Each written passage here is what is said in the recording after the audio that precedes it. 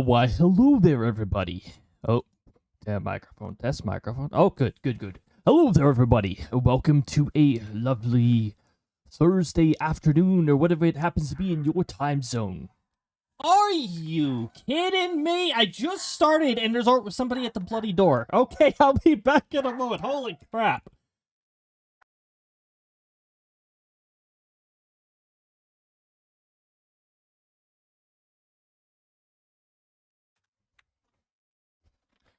Welcome on in, everybody. Oh my friggin' goodness, that was so incredibly annoying. Right on bloody cue.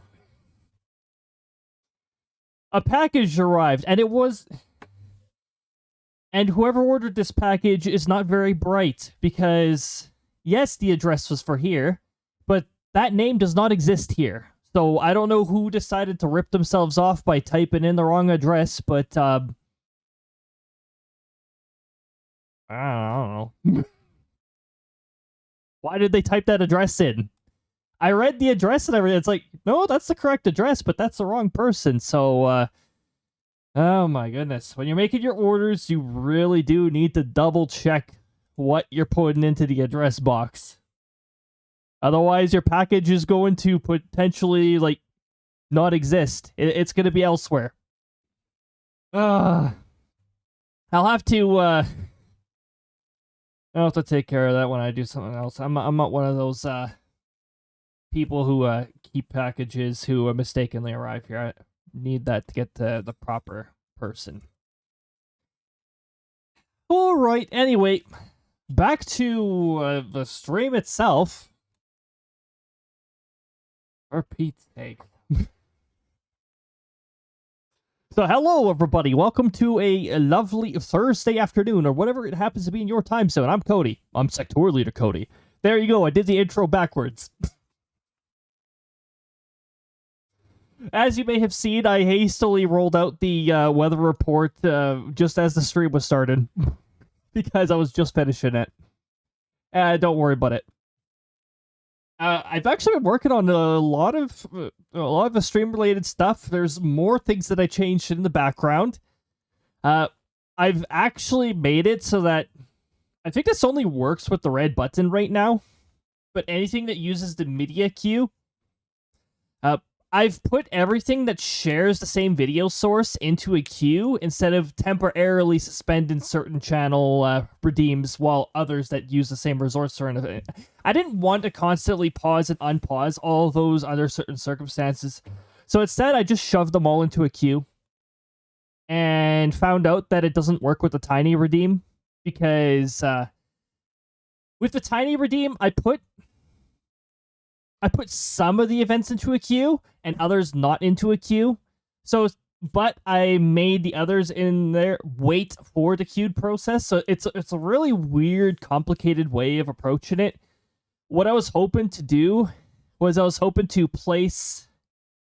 I didn't want to place the random delay before the character returns to normal size into a queue, because that just plug up the freaking queue for 1 to 5 minutes. No thanks.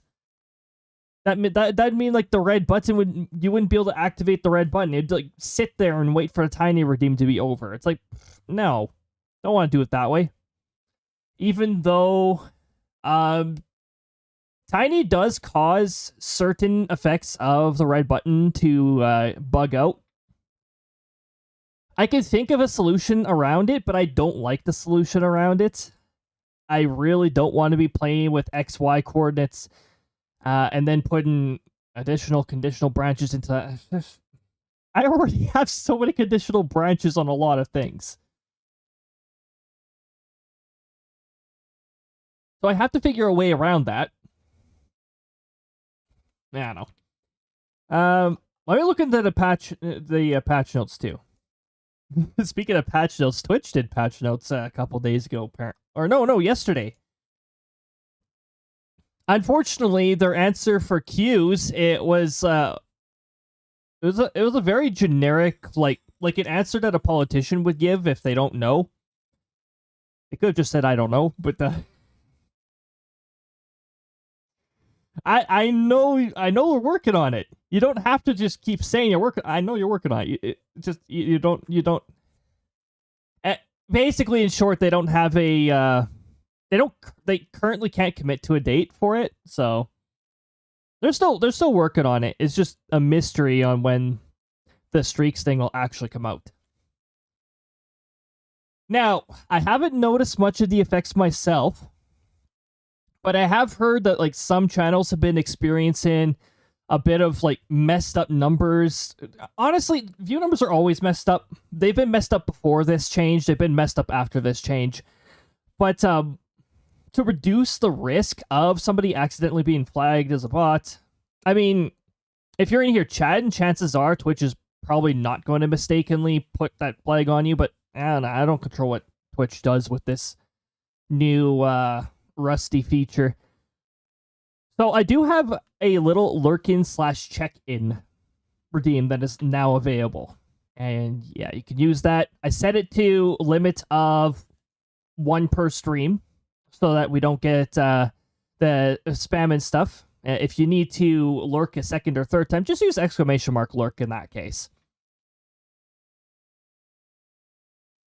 !lurk, I believe, has a 5-minute cooldown because you don't need to declare your lurk more than once in 5 minutes. You're not really lurking if you're going to put lurk into chat less than 5 minutes. But anyway, we've never really had that problem here. There was another community that I was in that had a bit of a issue with somebody spamming lurk. So, but no, the lurk check-in thing, the other reason why it's only 1 per stream is because it's a check-in. So you actually do acquire like a certain statistic. Like, you've attended this many streams. Unfortunately, I'm not psychic. I don't know how many streams that you've previously attended. The metadata... No, not the metadata. The battle data can hint at me when you last used the battle command. It can say you used it at stream number blah, blah, blah. But that statistic is only stored to determine whether your stats should be maxed back out or not. Because with the battle system, what happens is if you utilize the battle system for the first time in a stream, it'll set your stats back to max. It'll max out your MP, which by default is 3. It'll max out your HP, which by default is 10.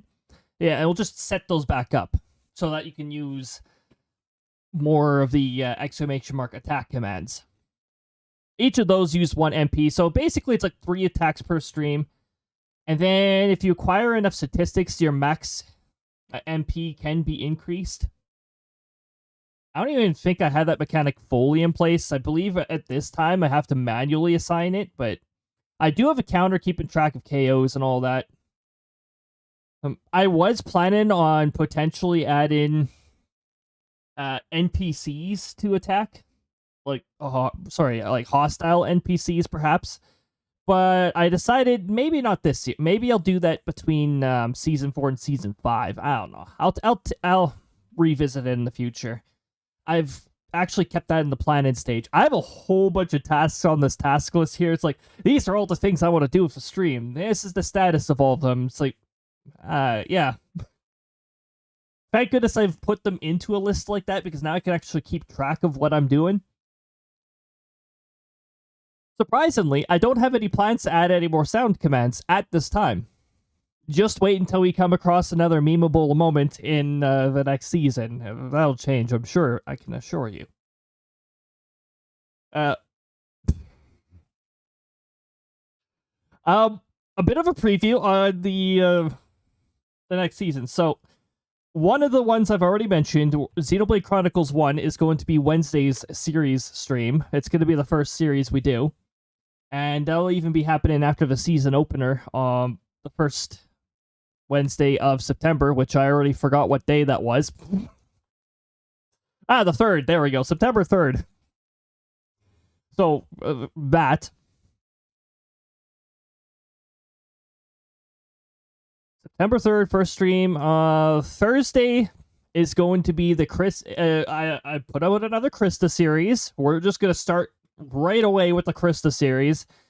She's gonna be walking you through Fantasy Life. The second Fantasy Life. Obviously not the 3DS one, because capturing on 3DS is a massive pain in the arse, because finding a device that allows you to do so is a pain in the arse. I used to have a 3DS with capture capabilities, and it was a capture card. It stopped working in 2019. Right at the beginning of the year, it stopped working. So I was like, yes, that's real cool. A real quality product. And obviously the company disappeared. It's like, yep, classic. All right. That sounds like the 3DS capture card market that just disappears. Nintendo, why do you have to make capture on a 3DS such a massive pain in the ass? Seriously. Anyway. See, as much as I like playing Nintendo games, you'll hear me bitch and complain about Nintendo plenty, too. I'm not biased towards Nintendo in any such way. I actually really miss the Iwata days when a lot more effort would be put into things. On the other hand, did you see the Kirby Air Riders Direct that happened a couple days ago?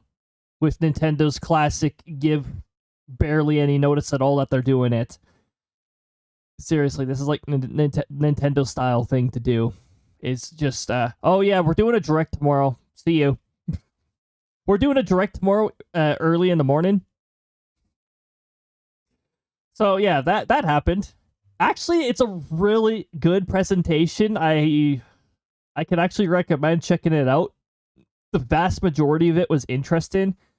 Mainly because Sakurai presented it, and that's a legendary game developer right there. So I'm actually looking forward to that. As per usual, I anything first party Nintendo at this point I sort of dread, because that means 100 Canadian dollars. Unless you want to really bullshit price things, like honestly with Mario Kart World, if you're ever considering getting it, just get it in a bundle. It is a ripoff otherwise. 120 Canadian for a bloody game? Kiss my arse. Yeah, I got it with the bundle. It's just, like, more realistic to get. I didn't bother getting Bonanza. Apparently Bonanza's $110 anyway, so it's like, maybe I'll get that in the future, but right now I'm going to focus on Kirby Air Riders, because yeah, that game looks really fucking good. Oh my goodness. November 20th. Anyway, unfortunately, the release date was put out after I had already planned the stream schedule in that. So if Kirby Air Riders ever becomes a thing that I stream, it's probably just going to be a one-off on a day that I don't know, maybe a series will end earlier than I scheduled, and maybe I'll just shove it in there. I don't know.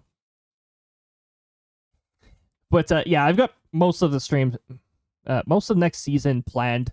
I've still got to get a few more resources put together, so I have proper intros, music, all that stuff. Speaking of intros, you probably already noticed this last week, but I did change the intro for Outbrk. I changed the intro for a lot of things, in fact. Yeah, I just decided, you know what? My dude walking in a tame area, it's like, no, out in space. The sectoral leader is out in space frequently. So it's like, yeah, it's out in space. And if you're curious, yes, that was it's Final Fantasy XIV footage again. Final Fantasy XIV has some amazing environments. That is an Endwalker area, but I will not explain any more than that, because there's quite a few spoilers in that particular area. Thankfully, they're not visual spoilers very much. You won't know the concept of the warp hole in the background, so don't worry about it. But yeah, that change was made last week. This week, I did the media queue pause activation and that. So now if you redeem the red button, it'll actually wait until we're in a compatible scene. If I change to this scene, I think it'll still reject an auto refund because red button doesn't work in this scene. I would like to add support in the future, and I did add support for the just chatting scene here. I added fundamental support, but the red button does not work with that support yet. So I'll be working on that at some point in the future. And me realizing that I didn't put that on my task list, so I'll probably forget to do it in the future, but you know what? I'll remember it eventually. Eventually trademark. What else did I change here? Well, let me see. If I go into detailed changes here. Oh yeah, the little gold bar up there. I wish I could physically point, but we're not in FaceTuber mode, and I don't have that fancy, hard to get hand tracking software to make my VTuber use his arms. But up in the top left corner, that's the little gold bar, which will swap between follows and subs as they happen. I think, yeah, by default it displays subs, but as the events happen, the bar will swap to whichever is applicable. I actually branched it out so I can swap between the daily gold bar and the rare time that we do any sort of like incentive streams. It'll be able to swap between that too.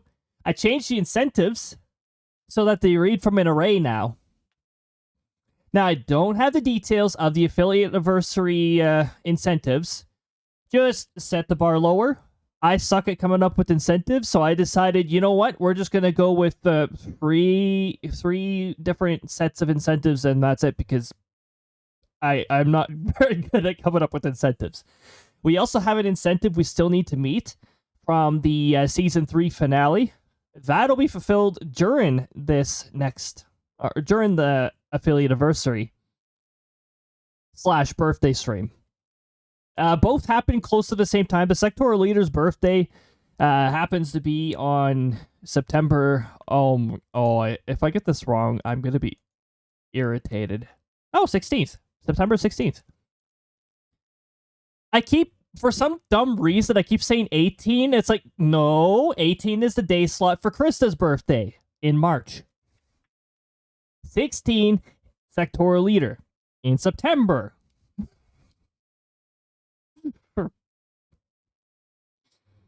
That's the goes by birthday. I just use the sectoral leader's canonical birthday. Obviously, I'm not as old as a sectoral leader. I was not born over 10,000 years ago. That wouldn't make very much sense now, would it? But, I mean, technically, we don't actually share birthdays either. I'm just going by the sectoral leader's birthday. I keep my birthday secret. Oh, boy. So today we're going to be doing Outbrk, and I'm going to be yammering as much as I can. I've already successfully yammered for 20 minus the 3 minutes that package delivery happened as soon as stream started, but 17 minutes. I've already yammered for 17 minutes, so... And I do still have a few more looks.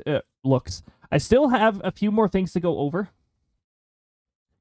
I have added a new statistic. I mentioned this last week, but it was buggy last week, and the statistic was stuck at the value of 1 because the case-in that I typed into it was incorrect. So it was pulling from a variable that didn't exist. So variables that don't exist get defaulted to 0 in Firebot. So it was always adding 1 to 0. So the result was always 1. So now it'll actually be added in from a value that exists. And we should be able to actually see statistics published on the website that don't just say 1. Because I can assure you, in this stream, I don't think we're ever going to see a 1 for sound clips played. There's so many events that can trigger sound clips.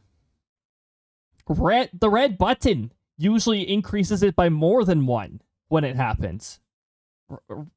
I keep talking about the red button. It's my favorite redeem. It's my favorite redeem. Tiny. will guaranteed increase it by at least 1. The thunder sound effect that plays, that increases the sound clips played statistics too. Like, not every single thing is a sound clip. For instance, if the meteor event happens from the red button, that's a video. That's not a sound clip. So that actually does not increase the statistic by 1. Oh yeah, I was trying to be particularly detailed with that. I wanted to make the statistic as accurate as possible because this is a channel with a lot of RNG elements in it, and it is fascinating to see all these put into statistics. More statistics in the future? Probably. Now, let's go over to, we're going to go over to this screen here. We're not quite in weather talk. By the way, the media queue actually pauses during the transition too. So, you know, if somebody happens to time themselves to put in a redeem while the transition is happening, it'll wait a little and then it'll happen.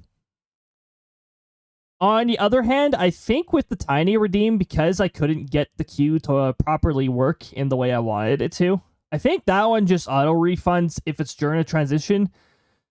So that might just be unfortunate timing. In that case, I'll just manually activate it. The best part about redeems that you build on Firebot is that I can just manually trigger them again if something goes wrong. Easy enough. That's another reason why I like running a lot of things on Firebot, is because I could just re-trigger the effects if something goes wrong. Throws, for instance, like throws are a little problematic because no, I can get those to re-trigger sort of. If it's multiple throws, then I can't really get it to trigger. I could sort of get those to work. Anywho, oh yeah, also this is the command guide. Yeah, it's a little bright and colorful. I know it's a very not the boring 2020s where everybody's making their websites all like, I don't know. At this point, they may as well just make them grayscaled. It's nowhere near as much color as websites used to have. Still, I have some color-coded stuff. Very sharp contrast between the yellow and the navy blue. Also, I guess not very dark mode friendly, but don't worry about it. Don't worry about it. I don't actually know a non-JavaScript way to check for dark mode. Otherwise, I would consider. I do know how to swap out CSS styles.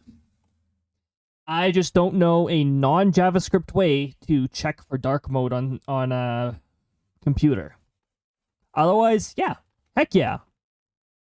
Make a dark mode. But yeah, I got this. Also, because I don't like using JavaScript myself, like I've barely touched it, I don't know much about it, I cannot create like a float-in navigation box that follows. Nor would I really want to do that on mobile, honestly, because mobile there's not much space to work with. So I feel like it'd be a little problematic to implement that into mobile. Anyway, so like the battle system here, for instance, like these are the different kinds of attacks / commands. You got the attacks that deal HP damage. You've got the race items here, which, by the way, to balance those out, I actually created different cooldowns depending on the potency of the item. For instance, a green shell is not as impactful, so 10-minute cooldown. Banana peels are very much not impactful, so there's no cooldown on them, although I'm considering adding a 5-minute cooldown on them. Red shells are a little more impactful, mainly because they have an advantage normally. So they have a 15-minute. Blue shell also has 15-minute. It has the same cooldown as red shell, even though statistically in Mario Kart, blue shell chances are much lower than red shell. Fake item box. I missed the fake item box. That was a thing in Mario Kart DS. And I think Mario Kart 7 had it too, and then they just decided to get rid of it. Oh, Mario Kart Wii had it too. So it existed for a few Mario Karts, and yeah, now it's dead, so yeah. Rip fake item box. it was fun placing those right where a item box was. Classic trap. Then you got a whole bunch of commands here. The convert command that I was talking about last week. Oh yeah, chocolate is a command. It's an expensive command because it is longer. The longer the sound clip, the higher the currency cost. I added a secrets one. It has a 3% chance of an Easter egg. I added a new sub command when throwables are on. It's throw slow. It is a super slow throw. It is a throw random. You don't have any choice on what it is. RNG determines that. But it is a really slow throw. I actually increased its despawn time to beyond what the slider allows. Because you can do that by just typing the value in. Just so that it stays long enough to possibly hit or miss. It still has a 50% chance of hitting. But yeah, that's a new one. Have fun trying that out next week. At least some of the stream will be throwables enabled. That'll be when we do Final Fantasy 14. Because hold on. What was my full plan for the last postseason? Thank you, Calendar. You're very insightful. I just typed Outbrk into it, but it's Outbrk and Final Fantasy. I'm pretty sure it's both.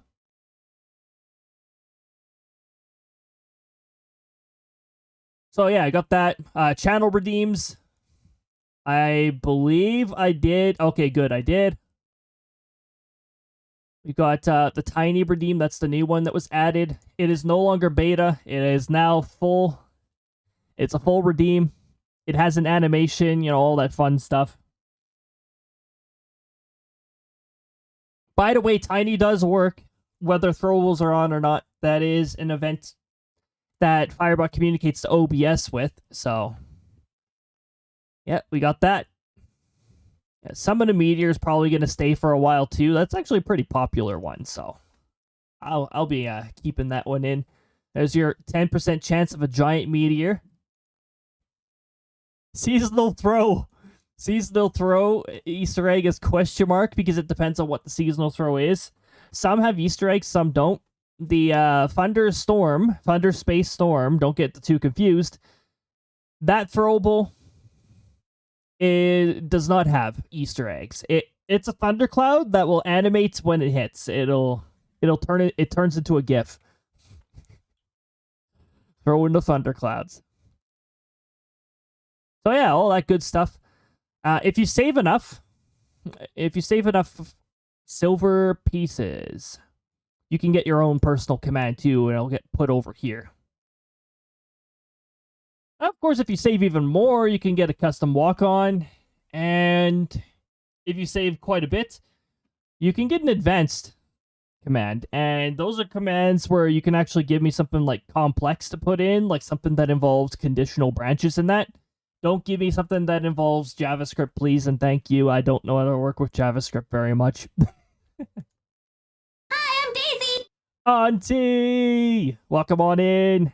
I hope you have a fantastic lurk. Hopefully your work goes well. Where's my wave? There's my wave. My system sounds are no longer the boring Windows sounds. I have customized them, but you can't hear them. System sounds I made sure that was not a thing, in case Windows decided to interrupt the immersion or something like that. The only exception is anything that involves emulated games using Dolphin, because for some reason that system sound is put through the application audio, and I don't fully understand why. That is the only exception that I've run into.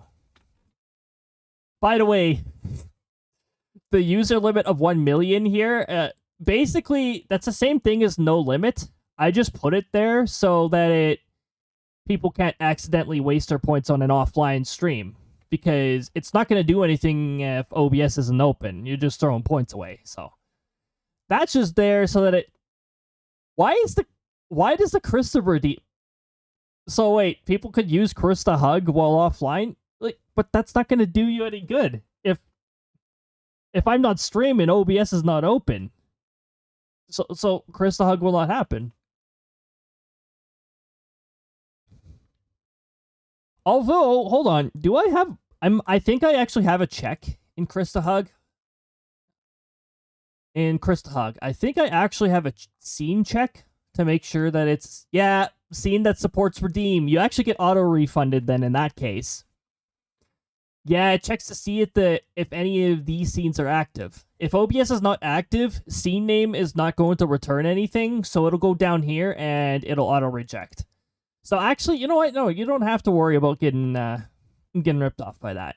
You will still invoke the cooldown,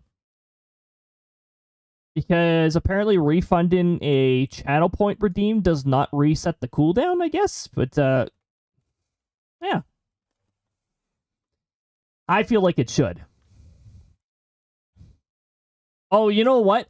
Yeah, I didn't even add the Lurkin check-in redeem to this table yet. I'll have to do that at some point. Anyway, stream stats. What the heck am I talking about? I'm talking about these stream stats. As you can see, sounds played was bugged last time and showed up as 1. It's not a 1. It was way more than 1 that day. Red buttons pushed 1. I think there was an RNG red button push too. The Krista Hug. That was invoked. Somebody invoked Krista. A great way to hug everybody. Speaking of hug, I've actually updated the hug command too. It works a little differently now. What the heck did I actually do to it? Ah! It now stores how many times you have hugged somebody. And I'm not sure if I fully implemented this, but I'm pretty sure it stores how many times you've gotten hugged too. Although that only displays when you request a hug yourself. Like when you go !hug me, that'll tell you how many times you've been hugged. Every other one will just say how many hugs you've given, because you're giving out hugs. It depends on what you're doing. It's a very logical sort of perspective there. Jump scares. Oh boy, that includes a delayed jump scare when it goes off. Jump scare will not increase by 1 with a delayed jump scare until the delayed jump scare happens. Bonks. That's self-explanatory. There's a redeem that controls that. !hug is actually the first digit here for hugs. And then Krista Hugs is actually a separate statistic. Or like +1, for instance. So I actually keep 2 different statistics in one box. Thunder, every time a thunder sound clip plays, except for throwables. Except for random throwables that happen to be a thundercloud. Because I have no way of asking the throw-in software, hey, what did you just throw? I can't do that. I can't find a way to do that. However, if you throw a thundercloud specifically, I believe that increases the statistic. Hold on. Throw... Windows 10, please. Sorry, Windows 11, please.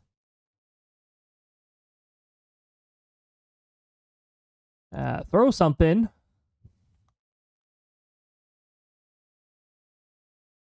Character test. That should be throwable. Yes, character. Explosive is a character.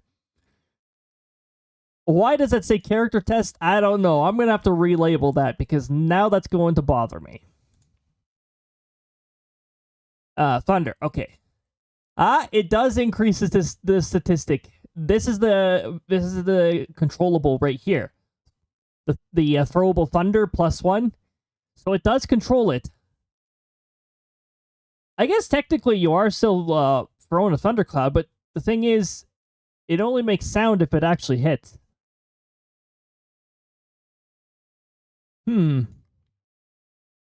I'll have to check that one. I'll have to check what the accuracy of throwing a thundercloud is.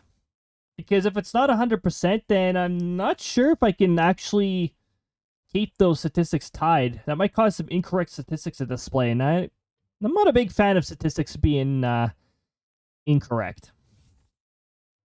Anyway, so yeah, statistics. Also, there's a little top 10 section here. Every time at the end of every stream, the race results are posted over here, so you get to see like how well RNG favored you in the race. In addition to all of that, you can actually you can use the attack items to slightly influence where you are in a race. It can actually make a really big difference. I think 2 streams ago, there was a tie for first place. So it can happen. It can happen. There's a pretty big difference between this and all that. But also, if you join partway through the stream, you do still start at position 0 and gradually increase from there too. So I guess that does have some degree of influence. If you join ridiculously early, though, I believe the passive race starts 5 minutes into the stream preparation. That's when the numbers start going up. Before that, everybody stays at 0. They're preparing to take off. Additionally, sometimes RNG will still push somebody ahead even if they join late, so you never know. It all depends on what RNG feels like doing. Also, it actually shows your ranks in here, like the little rank abbreviations. Like, this is Sectoral Tactician, for instance, which is the top of a rank ladder, I'm pretty sure.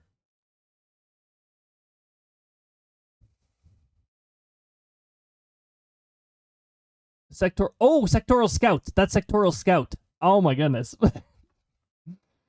I'm just like not knowing the abbreviations for my own ranks, apparently. Senior Dome, Intermediate Dome. That's right, Krista is an Intermediate Dome. That's her rank. Senior Dome, Junior Recruit. Recruit has like 2 different tiers to it, so you got Junior Recruit, Senior Recruit.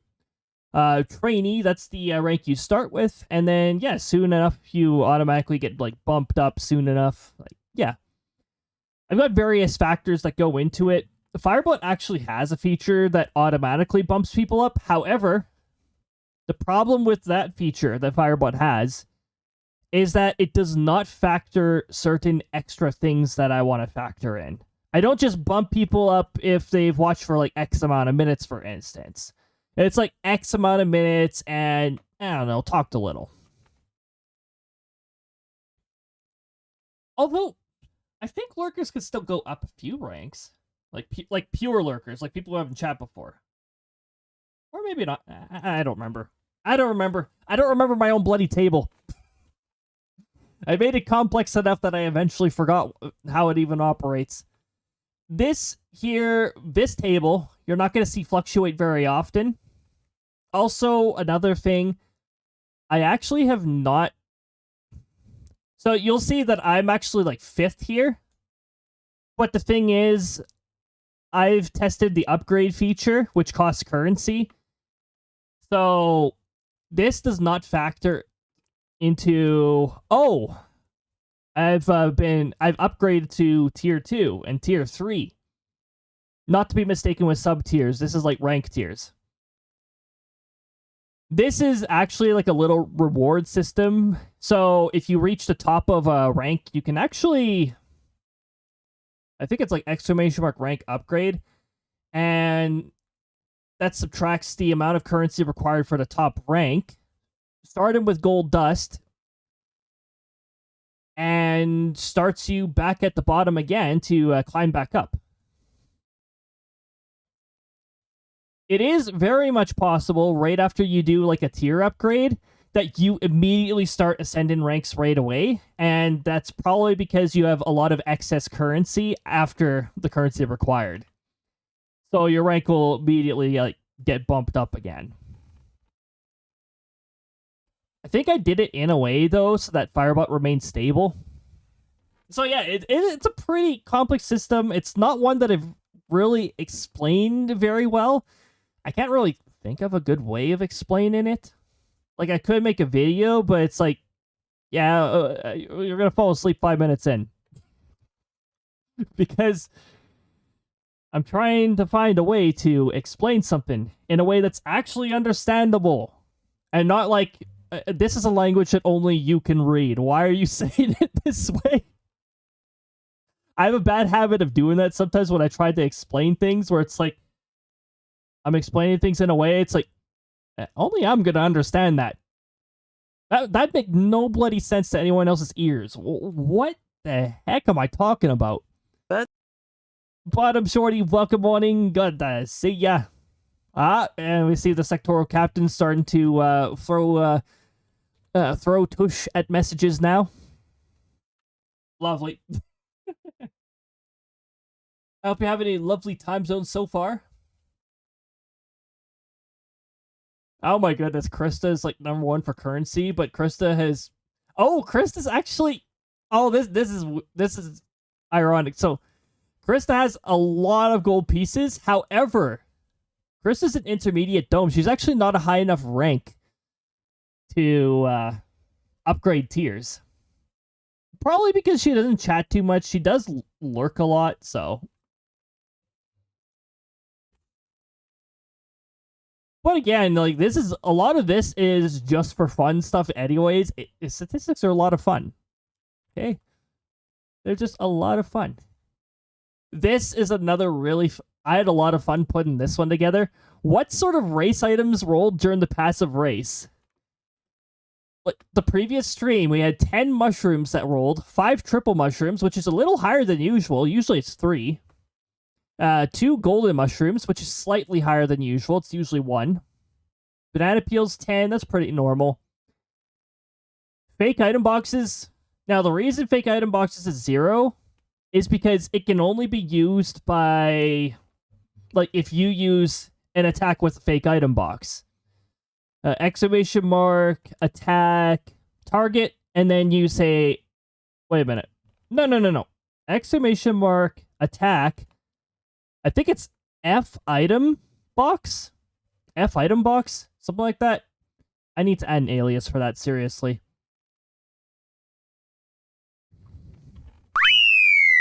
Ooh, congrats on second, Bottom Shorty. That redeem is pretty awesome. It'll change from first to second to third as people claim it. And after that, it'll pause. And I found the bug. I found out the reason why it was staying paused. So stream ended over here. This runs a whole bunch of cleanup tasks that reset statistics that need to be reset. So it does all sorts of crazy stuff. I actually already have some Season 4 edits prepared here for when Season 4 begins. This is like a currency check right here. Puts the currencies in the top 10. This one clears race points. It resets them all to 0 after the race. I believe this one... Oh. And it only does it if the stream is stopped. Where was it? That's visual cleanup. Oh, here we go. This update channel reward is the one that resets the first, second, third. It is supposed to unpause it. I have updated it now. This was not checked for some reason. So when it paused, it would stay paused even when the next race begins. And yeah, that's a bit of a problem. And then, yeah. It gets reset to first. It resets the description to what it said first. All that good stuff. And don't worry about that. This runs a... Actually, I believe it runs a batch file because for some dumb reason, Firebot doesn't know how to run PowerShell commands. I tried to get Firebot to run PowerShell, and for some reason, it really does not like to load in scripts when it does that. It just opens PowerShell and does nothing. So, yeah. Firebot doesn't know how to pass arguments into PowerShell, I guess. I don't know. maybe I'll eventually ask in a Firebot Discord, hey, how do I pass a specific PowerShell script into Firebot? But ooh, thanks for the water. I've fully filled my water because I did anticipate I would be needing quite a bit of water. Let me move that out of the way. Oh.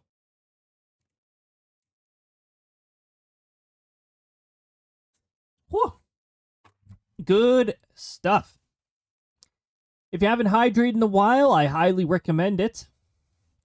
Water is indeed good. It is good for everyone. Except for maybe like that super rare case where people are allergic to water. But I'm telling you, that is a very rare case. Also, that's an extremely unfortunate allergy to get. Thank goodness it is super rare. There's another one that's somewhat rare too. It's allergic to sunlight. Like actually allergic to sunlight. I actually heard of one in particular case there. And that's why they live in BC, where it's not very sunny. Well, sorry, I can't just say all of BC because there's actually a lot of mountain valleys that get quite a bit of sun. Some areas get particularly hot too. But yeah, all of this runs. All of this runs. Set stream title, set chat, blah, blah, blah, blah, blah, blah. It's all cleanup stuff that happens after stream. So yeah, I forgot to tell the channel redeem to unpause after stream. So it stayed paused in the next stream. Well, yeah, easy fix. But yeah, those all become available on the website, I believe, at the nearest hour after my stream ends. That's when the scripts upload it all. So it's roughly that time. I'd give it a couple minutes because the FTP software I use can be really slow sometimes. But yeah, it updates within that period of time. Fun stuff. Oh, oh, you know what? I didn't even post this in Discord. I may have already also mentioned this, but I have a Blue Sky account, but I'm not doing anything with it. I just put it there because I don't know. Eventually, maybe Firebot will add functionality for me to post to it from there. What I'd like to do is like put go live notifications, maybe some fun extra stuff in the future with Blue Sky. Yeah, it's a platform. Look, the platform has absolutely nothing about AI in their policies, so it's like, hell yes, I'm all for this. Imagine a website where people actually do the work themselves and stop saying, hey, robot, work for free for me. Oh my goodness. It's not like I'm not... AI is a very subjective matter. Like, for instance, AI-generated content, very skeptical on. I'm definitely not a fan of AI-generated images. Like, no, please do not. Let's just not do that. 51 Chris does. I just noticed that.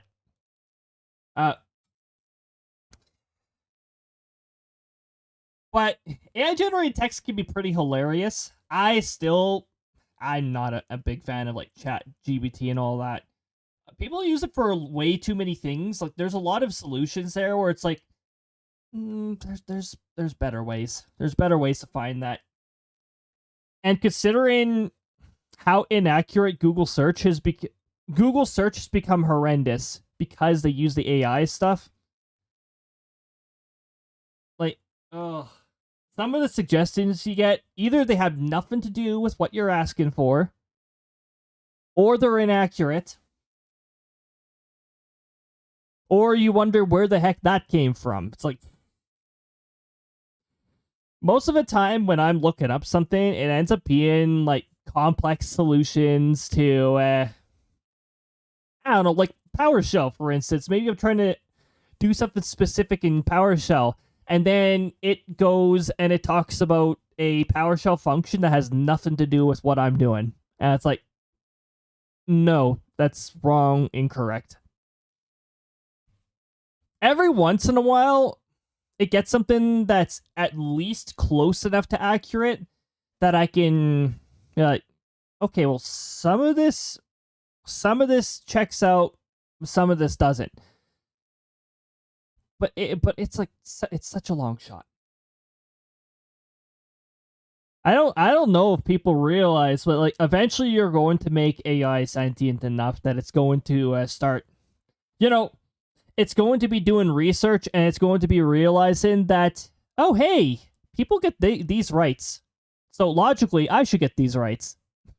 Eventually AI is going to do that. Then they're going to start asking for rights too. Like, oh my goodness. If you're going to get that incredibly invested to AI, you better treat it nicely, because eventually it's going to demand to be treated nicely. But as for me, I'd rather not utilize the AI. I like hardware and software that just like is hard coded to do this. Like if Firebot, it's like I'm telling it if this.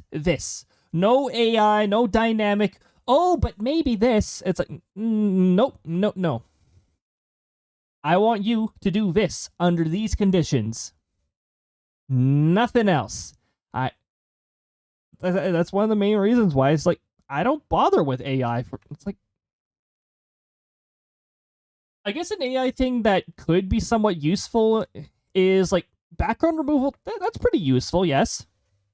But also, when I've been editing my thumbnails here, I've just been using the erase tool with specific settings to separate the foreground from the background. So I guess, I'm not using AI, I'm using like HI, human intelligence. I'm using my eyes. There's these really cool things. They're called eyes. I'm using those. They're pretty useful. Even if my vision, even if I have to wear glasses in order to use my eyes properly. Eyes just don't grow the same way, do they? They don't grow like how they used to. No, I'm pretty sure they used to also grow very unusual as well.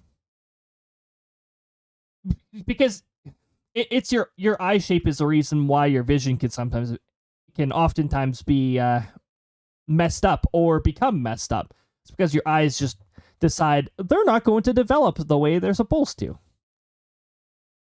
Anyway, thank you for the weather talk, which is not weather talk. By the way, I didn't even put weather talk into this title. Apparently, whoops. That's an array problem. Huh? Did it skip a topic, or did I just forget to put something in here? Let me check the Stream 3 agenda. Stream 3 agenda, next season. Blah, blah, blah, blah, blah, blah. I did forget to put weather talk in there. Ha ha ha. Oh, that's funny. In fact, I forgot to put it in the next stream too. So, in order to do that, I need to go... So, essentially, this is what I'm going off of. These are all like past streams and that. See, Paper Mario Files Your Door Extra 3. That was quite some time ago. These are all array. Well, sorry, these are arrays. Anything before this was not arrays because I didn't use arrays back then. So sort of like what I'm doing here, it's a little complex. The first spot of an array is the next stream is going to be this at this time. That's what is applied when the stream ends. Actually, it's about 5 minutes after the stream ends it does that. Then it goes in groups of 2 after that. Topic, category. Topic, category. I did this complicated approach so that I could press one button and it would move on to the next topic and change the category for me. Unfortunately, one thing that I can't change tags using Firebot. I don't think there's an easy way to do that. Ads have begun to roll here, so just heads up on that. How do we know ads are rolling? Hold on. How do we know ads are rolling? Well, that's because the station statistics have just appeared. The station statistics. So, what's going on where my station is located? Well, it looks like at 12:50 on the 21st of August Mountain Time, you've got a temperature of 17.6 degrees, 63.7 Fahrenheit, a dew point of 7.3, 45.1 Fahrenheit, winds of 16 kilometers an hour, 9.9 miles per hour, gusts of 32, a little windy. Little windy out there. That's not why. Somebody started blaring in my ears all of a sudden. That's not the page I wanted to go to. There we go. I closed Stream Manager accidentally, so it's back.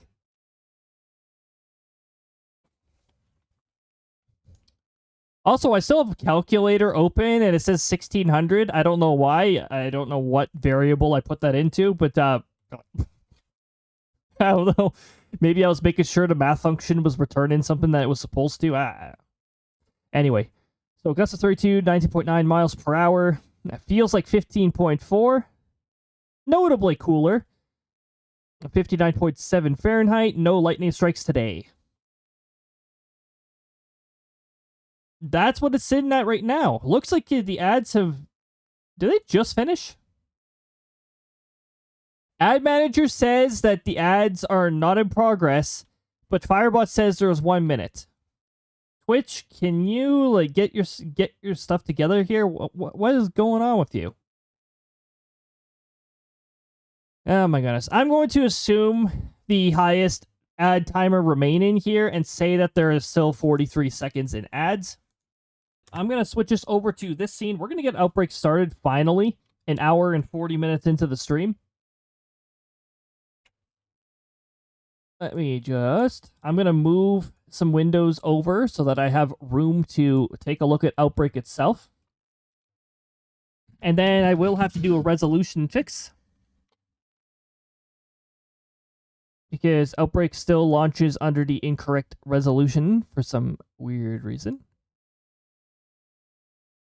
Again, why don't I just report this? My goodness. I just need to report this specific issue and like tell them my monitor layout, and I'm sure they'll be able to find out what's going on. It's probably a fix that's not even too difficult to implement, in fact. It's just... I don't think any of them have a specific monitor layout that I have.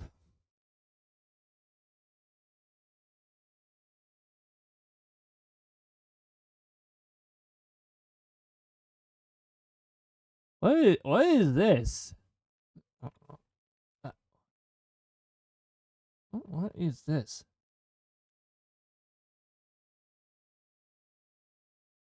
What is this?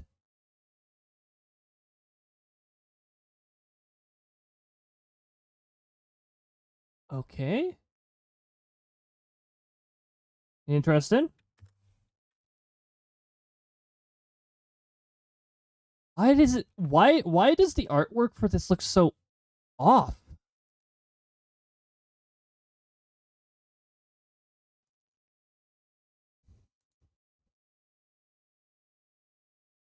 Kingdom of Hearts is on sale. Why would I play that? What? I feel like I wouldn't want to play it on like PC for some reason. I don't know why.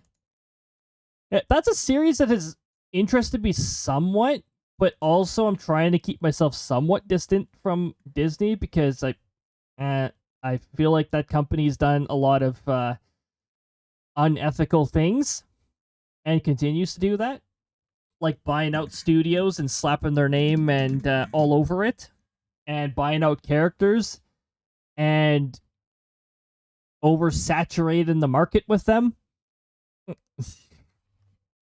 Oh, I forgot to plug in my capture card, but we don't need it. My capture card sometimes makes really obnoxious buzzing noises, and I don't like that. Honestly, at this point, hey, you know what? At some points, I disassembled my entire laptop just to replace a battery because the battery is in one of the dumbest spots you could possibly put it. Maybe I could just disassemble the capture card device just to fix the fan bearing. I don't know.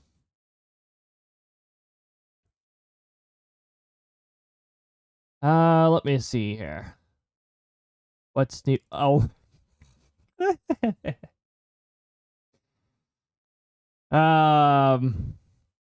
I see in my what's new it says golf with your friends 2 first course reveal. Yeah.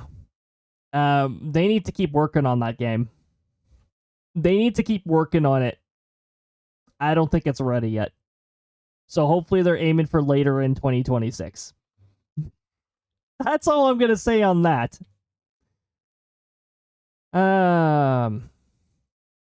Any new news for Outbrk? Nope, no new news yet. That's fine. That's fine. They just released a pretty decent update last month that upgraded all the visuals, and then it was almost 2 months ago now. July 1st. Yeah, almost 2 months now. But it was a pretty substantial update, and it made things look really nice. Okay, let's get this launched now.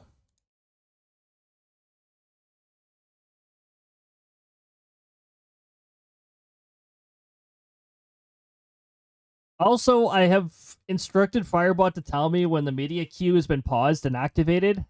I think I'm going to remove that feature. Because every time I do a transition, I get paused, unpaused, paused, unpaused. Like every single time I do a transition, it's like, I don't need to know every single time. Okay, I'm just waiting for Outbrk to preload objects. Also, I should probably make sure that I don't have anything that I don't need open. Just close whatever I don't need. Oh. I should probably shut down that virtual machine. That would be a very good idea. I'm just like begging for Outbrk to crash by having that virtual machine running. I'm only supposed to have that running when I'm not streaming.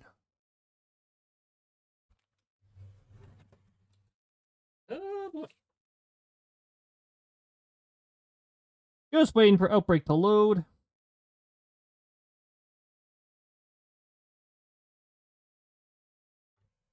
We still have that weird bug with the contracts, but now it randomly says I have to wait 13 minutes for a third contract.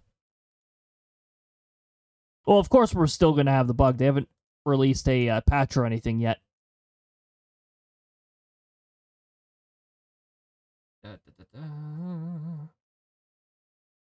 Now, you might wonder why my Go Live message said protected.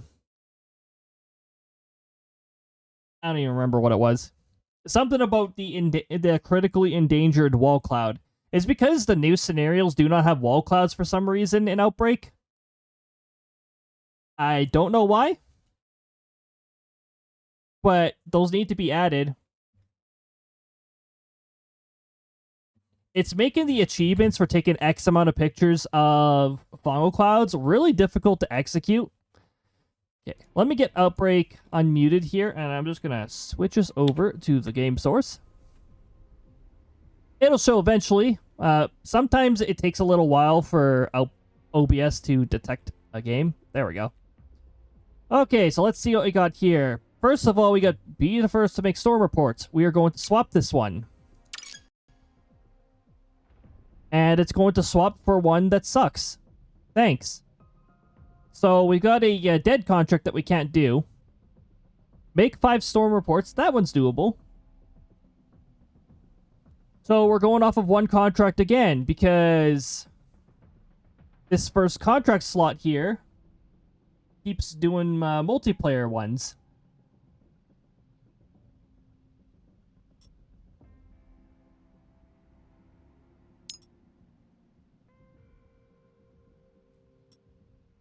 I've entertained the idea of trying the North Europe servers too, but I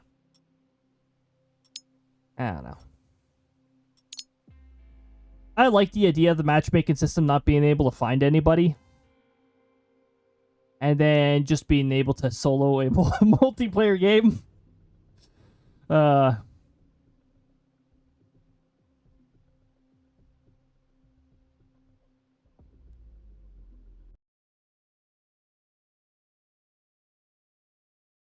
All right, now we're just going to wait for Outbrk to respond again. It usually does this when it's initially loading. Yes, load the world. Which world is it going to be? Is it going to be 1-2? Or is it going to be 8-4? The endless maze.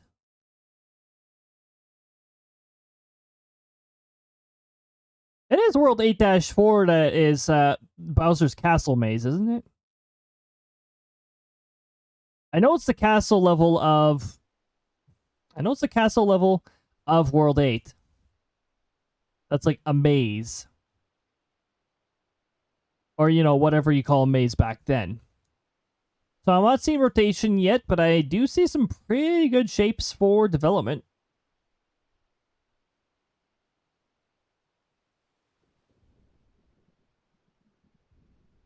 So we're going to start chasing... Why are these storms moving so fast? I don't like this. I already do not like this scenario.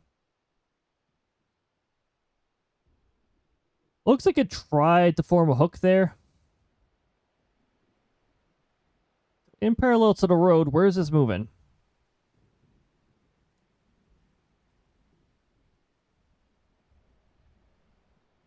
So I'm going to want to set myself up here.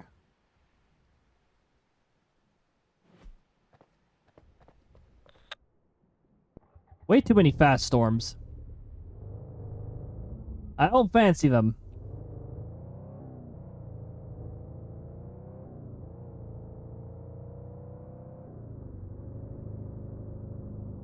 We're just going to cut across here. We're going to chase this storm that's moving way too fast. By the way, if I was chasing storms in actuality, I would not bother with a storm that is moving really fast, because if you're chasing a storm that moves very fast, it takes forever for you to get to it, and you don't get much of an opportunity when you eventually get ahead of it.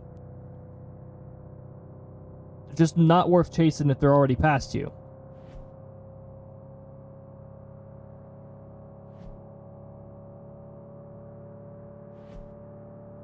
So we're going ahead until the next ramp, according to the directions that I have to manually calculate, because there's no GPS. Ooh, you know what? If they do introduce GPS, maybe they could make that an upgrade.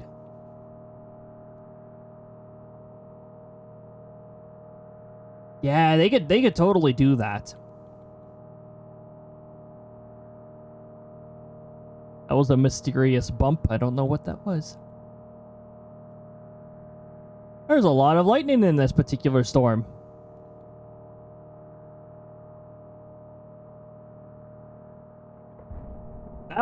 That had to have been a positive lightning strike right there. Positive lightning strikes come from the top of storm clouds, and they can reach out really far.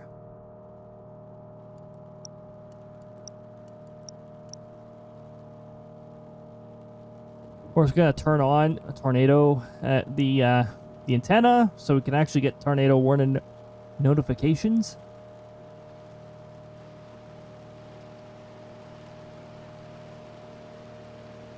Ah, yeah, we're driving into some pretty serious rains here. I've driven in and out of heavy rain just like in just this kind of style, except the raindrops were much bigger. Now, I've traveled on some pretty stormy days.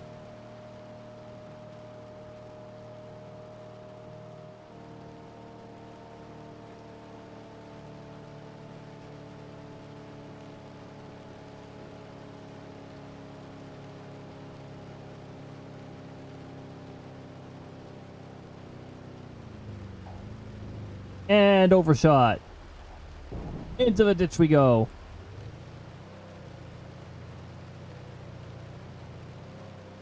Alright, out of the ditch we go.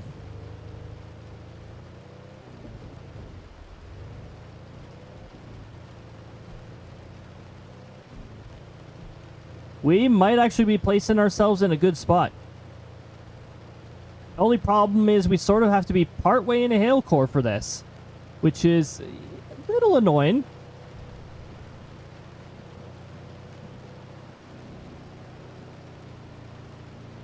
We do have ads coming up in a minute here, which is ever so convenient. It always happens when we're in an intercept spot. Okay, so how's the... Oh, we do have rotation starting. Okay. And where's it going? It is going north of us.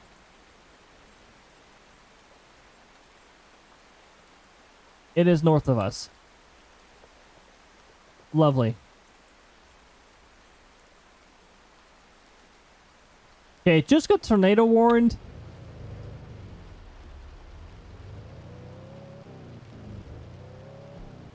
When it's already almost past this road entirely.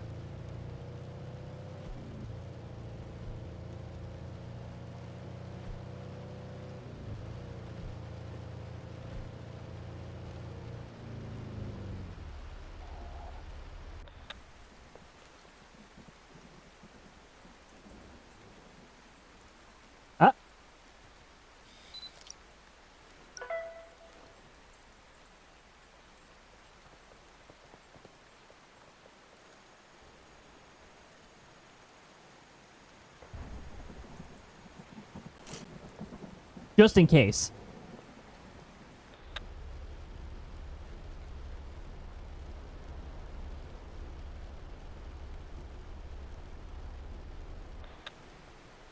Ah, nope, not happening. It spawned over there.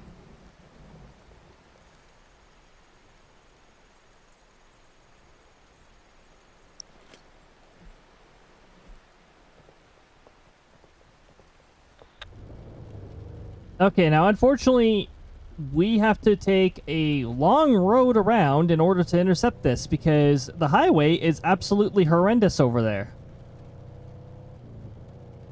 We have an ad break, which means we get a little bit of an update on the temperature where my station is. 17.3 degrees, 63.1 Fahrenheit, dew point 7.9, 46.2 Fahrenheit. Wind 16 kilometers, gusting 31. That's 10 miles per hour, gusting 19 miles per hour. Still a little windy. Feels like a 15.1, 59.2 Fahrenheit. And that's what we're at.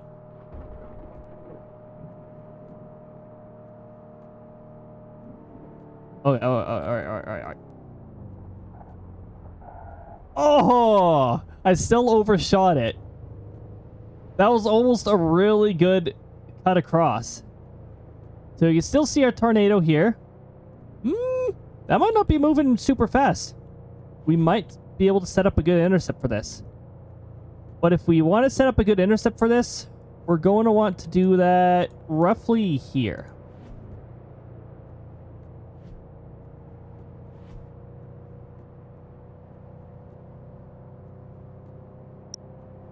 Which means I might need to pull off another one of those cut across the corners.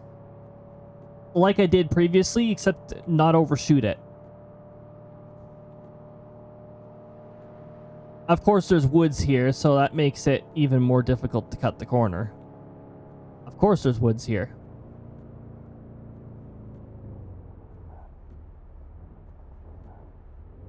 Not bad. That was a decent corner cut. Now we gotta hightail it over and... yeah. There's the FPS drop of my VTuber. Not too surprised there. I'm just glad I can run my VTuber with this.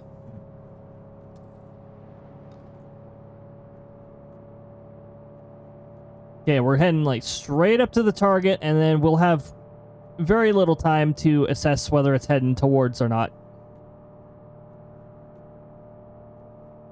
Just give me some time, Tornado. I want to make you famous. We better not be in the middle of the woods when I have to intercept this.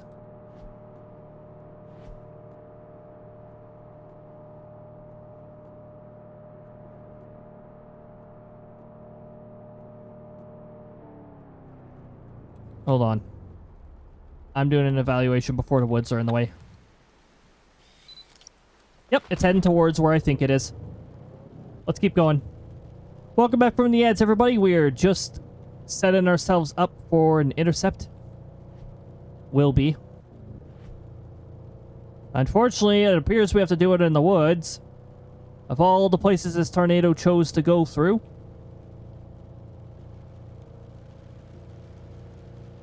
In the woods. Yeah, we're gonna stop right here. And we're gonna realize that it's still heading north. Oh, yava.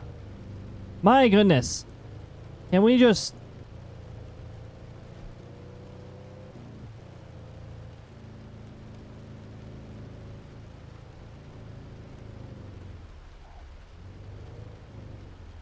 Ah, here. Where the bridge looks very weird. It's still heading north.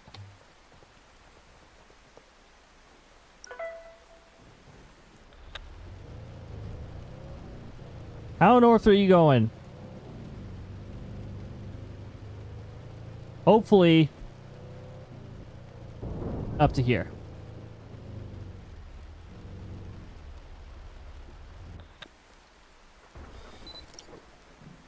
No, it's still going north.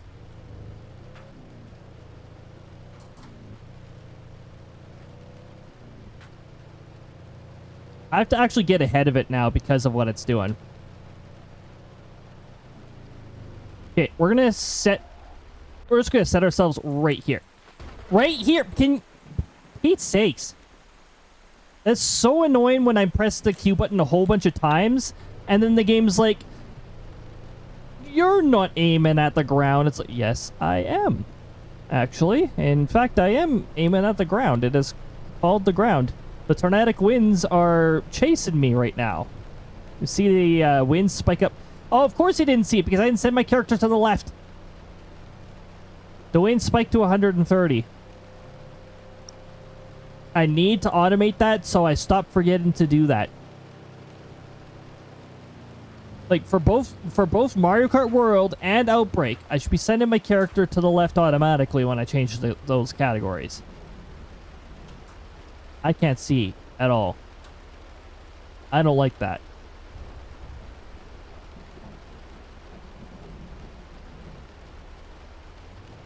Okay, I think I see the debris cloud over there. We're good. Pedro, welcome on in. Have a good lurk.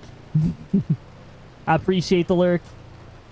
Oh, I see it. We're gonna give a little bit of distance. Hello, tornado. How are you? Here, I'll turn on my I'm doing important storm chasing work light. 4600. I believe it is a good category. How you doing? Sorry, the stranger hasn't been screwed on very well. We definitely have those days. Very understandable. Oh, it's good to see you again. I always appreciate it so when you're able to swing by. Oh, we definitely have those days. I mean, those of you who've been here long enough have probably heard me complain about where I live several times. Almost seems like I have nothing but complaints about where I live. Every once in a while, though, the weather does cooperate over here. I always appreciate those. Oh, did the tornado just despawn? I don't see a debris cloud anymore. I see a double-ended, so I'm gonna assume, yes, it did despawn. Oh, hold on. I don't know where this fungal cloud is. It's not over me, is it?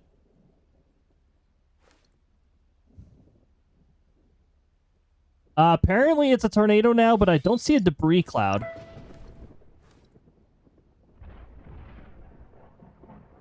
Where is this? I had to check above me just in case. Because when it changes to, when something changes to a tornado over you, you... Oh, I just saw it. I just saw it. Let me out of the vehicle. There it is. When a tornado spawns over you, you get a short window that allows you to, like, get out of the dangerous winds. So you got a little bit of a grace period. Got some doctors trying to fix a bad back.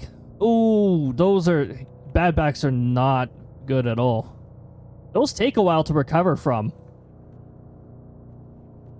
Got an old hop and wobbles fits.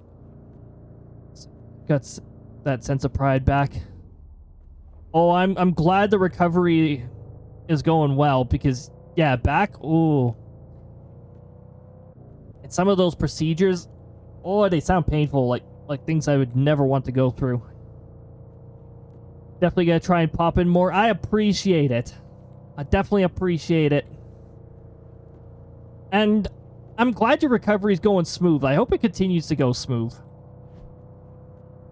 That's something that takes such a long time to heal.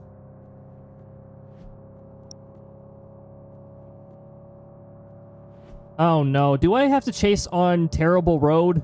I might have to chase on Terrible Road. I might skip Terrible Road.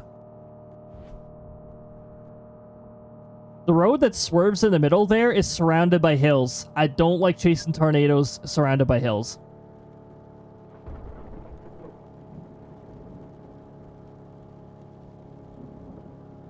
Almost 20 years of not really caring about my health. Finally got the spark of hope. Feel like I'm on the right road for once. Long dark road is finally... Heck yes! I'm very glad to hear that.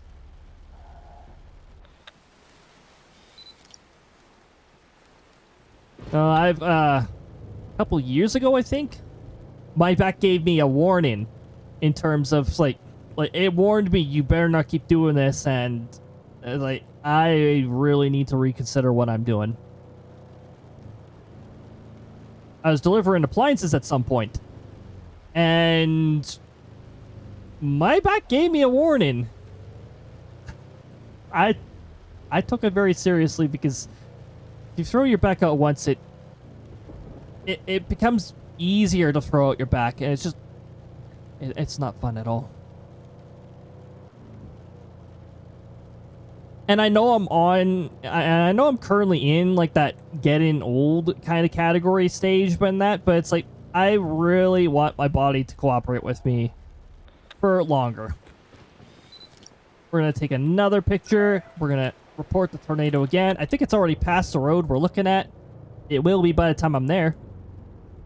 So we're just going to try to aim for here. Why am I holding the shift button? What game do I think this is? Shift is a run in a lot of games, so I was just like holding shift, but like shift is the brake button here. It does the opposite. Which, by the way, the brake button doesn't work very well in this game. I actually just press the back button repetitively because I find that the brakes don't really brake very well sometimes. Or should I say they're too realistic? It actually is difficult to brake if you're going at a really high speed. That was a really good turn.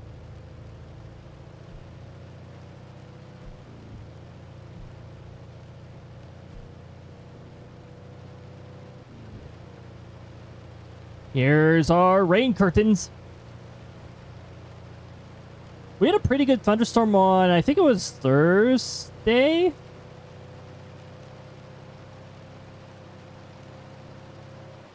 We're stepping on toes here. And the guys do a PSA sometimes. Oh.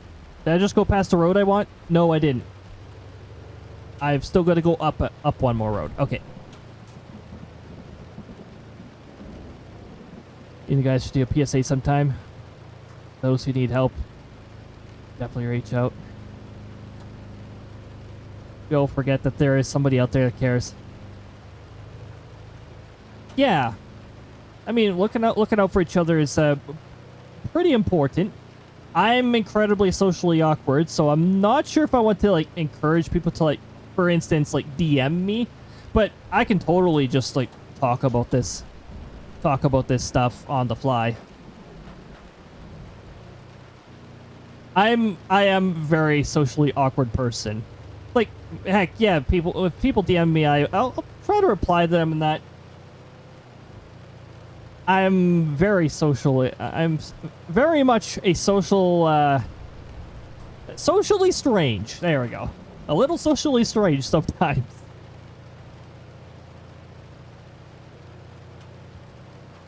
But no, it is the backs thing. I like I said, the back warning me thing has really elevated my attention to like the health, the overall health, and that our bodies only tolerate so much before they start punishing us. Actually, we can hang out sometime and be totally awkward together.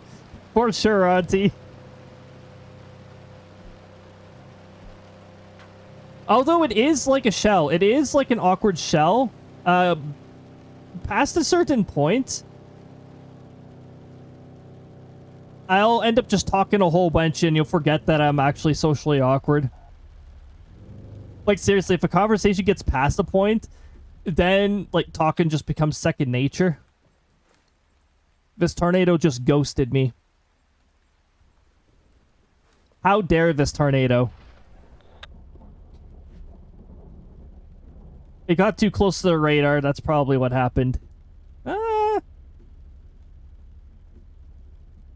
know what's unnerving, though? There's a tornado warning right beside the radar, so it's hard to actually see it. Or just read and drink tea. Actually, if I read and drink tea enough outside, maybe eventually the birds will come and visit. Like, you'll be like one of those people who get, like, birds arriving on your porch. Just chilling with you. Green tea and honey. Oh, everyone's got their tastes. I know of a few family members who prefer their tea just as is. Like, nothing sweet. I prefer mine sweetened. However, I gotta say, ever since I went to Australia, not as sweetened as previously. I usually have a black tea. I've had green tea from time to time, though. Green tea's not too bad, actually. See, green tea, well, that's unsweetened, of course. I have that as is. But that's because green tea is, you know, it's not as strong as some of the other teas. I don't think there's any more tornadoes to chase. This scenario felt a little short. Live storm chasers.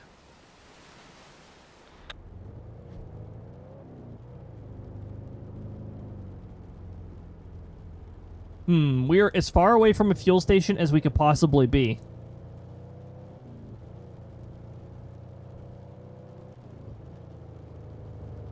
Hold on, let's get back onto the road so we're not hitting the fence post.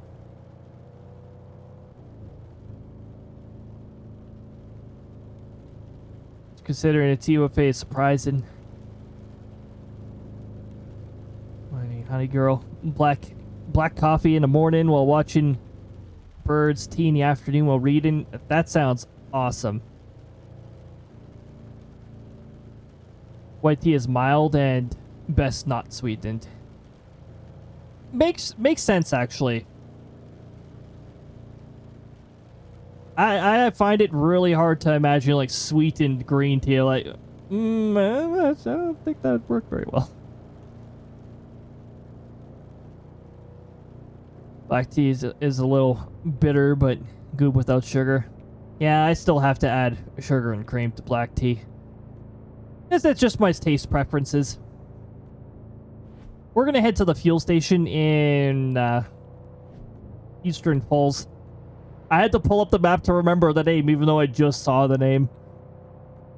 That tells you what sort of things actually go into my memory and what things are just, like, immediately deleted from my brain. Oh, bit of a ditch here. Be careful when... I said be a little careful when cutting the corner. Well, I'm definitely going to be paying for fuel damage. Or vehicle damage. I mean, this chip on the windshield alone tells me that I'm going to be paying for vehicle damage.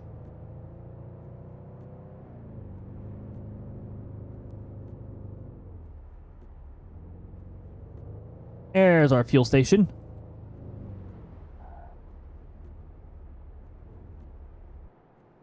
Well, we're fueling. Brake. I see.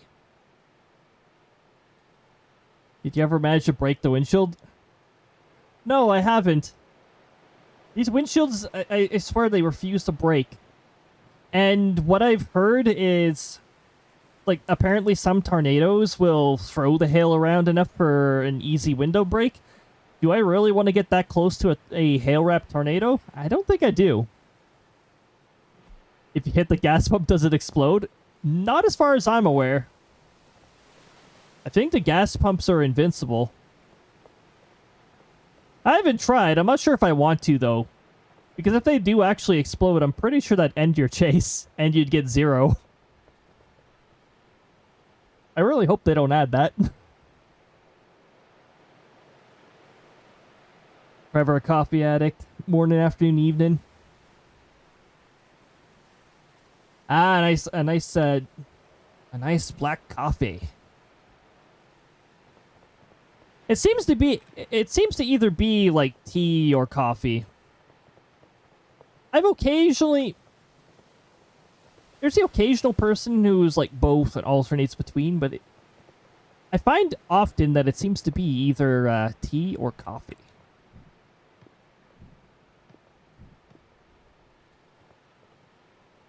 Sometimes a swap between the two, depend on the occasion. Or in rare cases, depending on availability. Oh, yeah, I can't jump because I'm currently up here. Also, hot dog, $2.25. If this is in US dollars, it's still cheaper here at a convenience store. Hemlock, welcome on in. Push Cody. No, Cody doesn't do that stuff. I don't even think Krista does that stuff. At least be careful what you ask her.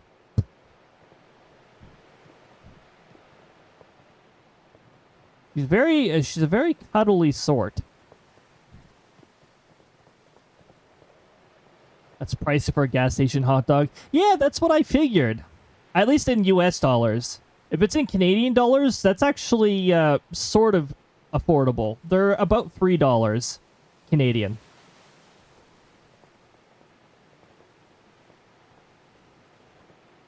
The future price of a hot dog in like 1 or 2 years when things inflate for no reason.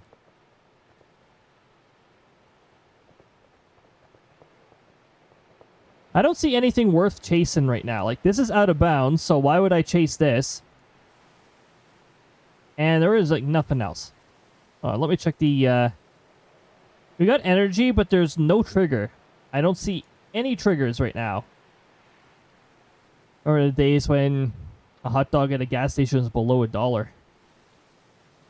Yeah, and sadly, I remember when they were $1.50 Canadian over here.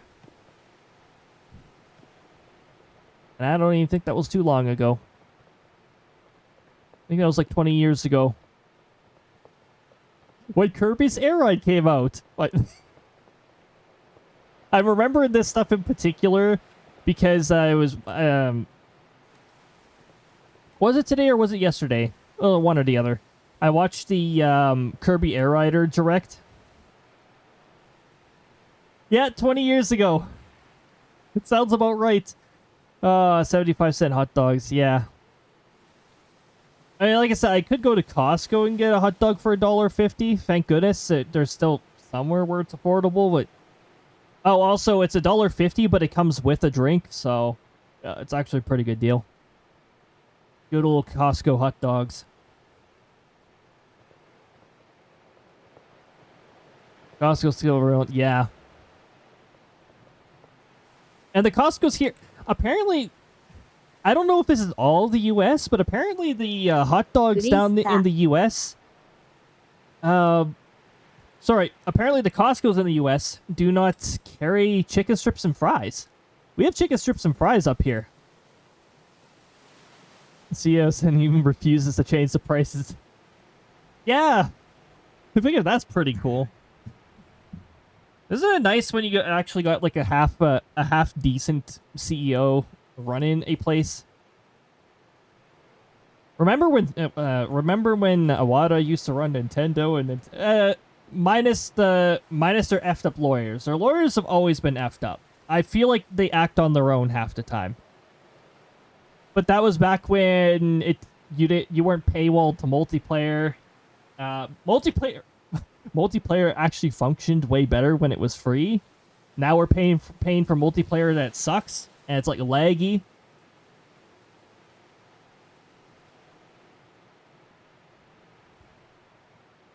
I also remember when the post-secondary place that I went to was actually good before the CEO changed. Nintendo that had hotels and play cards.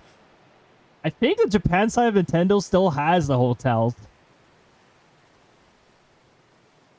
I don't know it for sure, but I wouldn't be surprised if they still had that business going in Japan. Yeah, I'd be surprised at some of the things that Nintendo still runs. It's like, really? I don't know if they still do the playing cards. Maybe they still do that in Japan too. Lawyer's job is to be effed up and morally not. Yeah, really, like just really heavily by the book.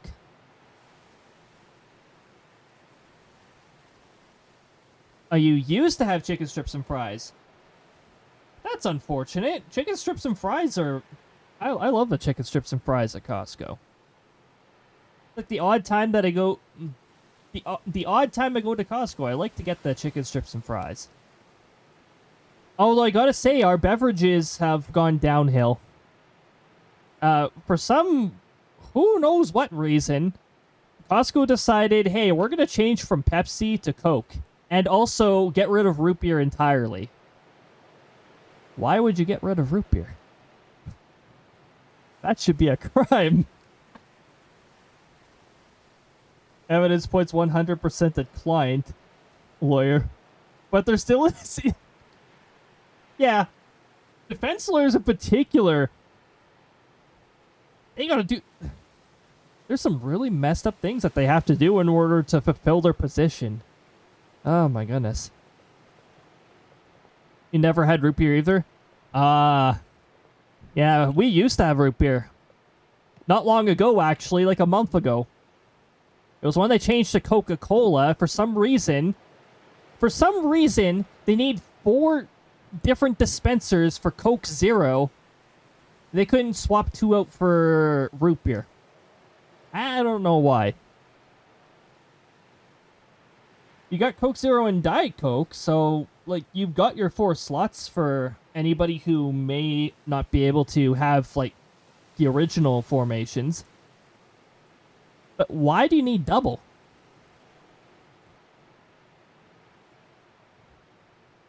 I miss when there was root beer. I miss less than 1 month ago. Our chase is about to end. But we don't necessarily have to be in a rush to leave. Let's admire these clouds. Probably the root beer company they didn't want to work with. Yeah, but I know which brands of root beer that Coca-Cola owns. Barks. Barks is a pretty good brand of root beer. Technically, they have A&W root beer too, but A&W root beer is already found everywhere, so... Barks, please. Also, Barks is one of the few that are still caffeinated. Not that I really need caffeine. Like, they switched to Coca-Cola, so I'm like, well, why couldn't you bring Barks in? Coca-Cola has that. Hey, Grandpa used to make root beer. And no other root beer tastes good. I haven't had homemade root beer, but oh my goodness, that sounds like it would be. It sounds like there'd be no going back once he had that.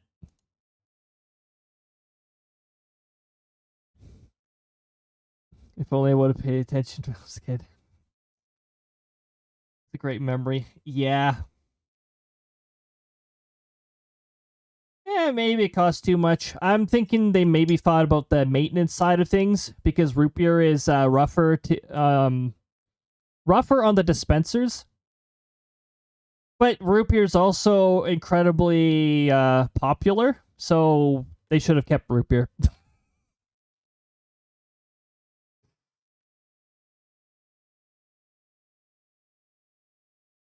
Okay. I know stretch wasn't redeemed, but I'm gonna stretch anyways because I feel like I could use a stretch.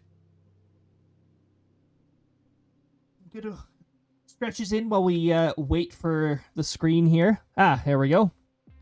Oh, really? The storm reports only count in multiplayer for some reason, even though the achievement that is tied to making storm reports is not tied to multiplayer. Why? Why? So I've got 2 multiplayer things that cannot be fulfilled. I've got a really beefy one, though. That's single player right there. Upload probes totaling over 20,000. Because they said total, that means it can be accomplished through multiple games. Although, I think I have had a single chase that has been over 20k before. Or maybe 2. It doesn't happen very often. It usually takes multiple 7,000 plus probes, which is how I pulled it off. I think I got a 7,000, a 7,000, and a 4,000, or somewhere around there. And then the bonus currency. Well, this is probes only. So 7, 7.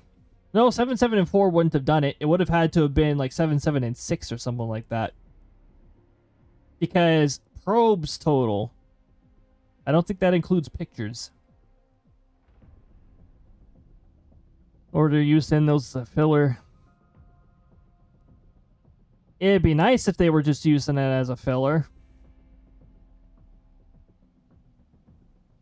Root beer nowadays isn't root beer. Don't use any old recipes. That's how much you're drinking.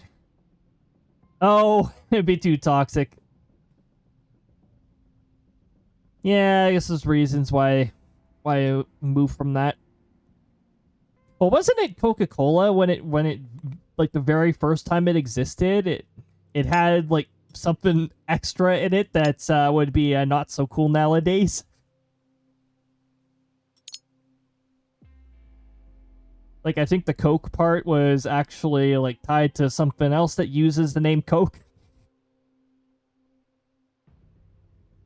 I don't know if that's true or not, but seems like a lot of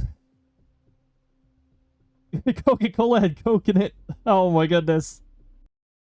It seems a lot of pops, sodas, I guess, down in the US. I call it pop. It's a Canada thing. But when they were first introduced, contained some very interesting ingredients in them. Oh my goodness.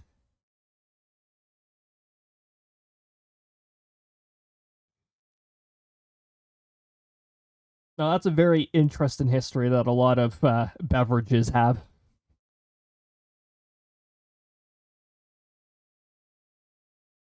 Yes, initialize that atmosphere. Make it fresh. We already have an interest in storm. I like the storm shape already. Yes, it depends on what state you're in, whether you call it pop or soda. Oh, that's right. Yeah, some of the certain states have adopted the term pop as well. I think parts of Minnesota actually do that.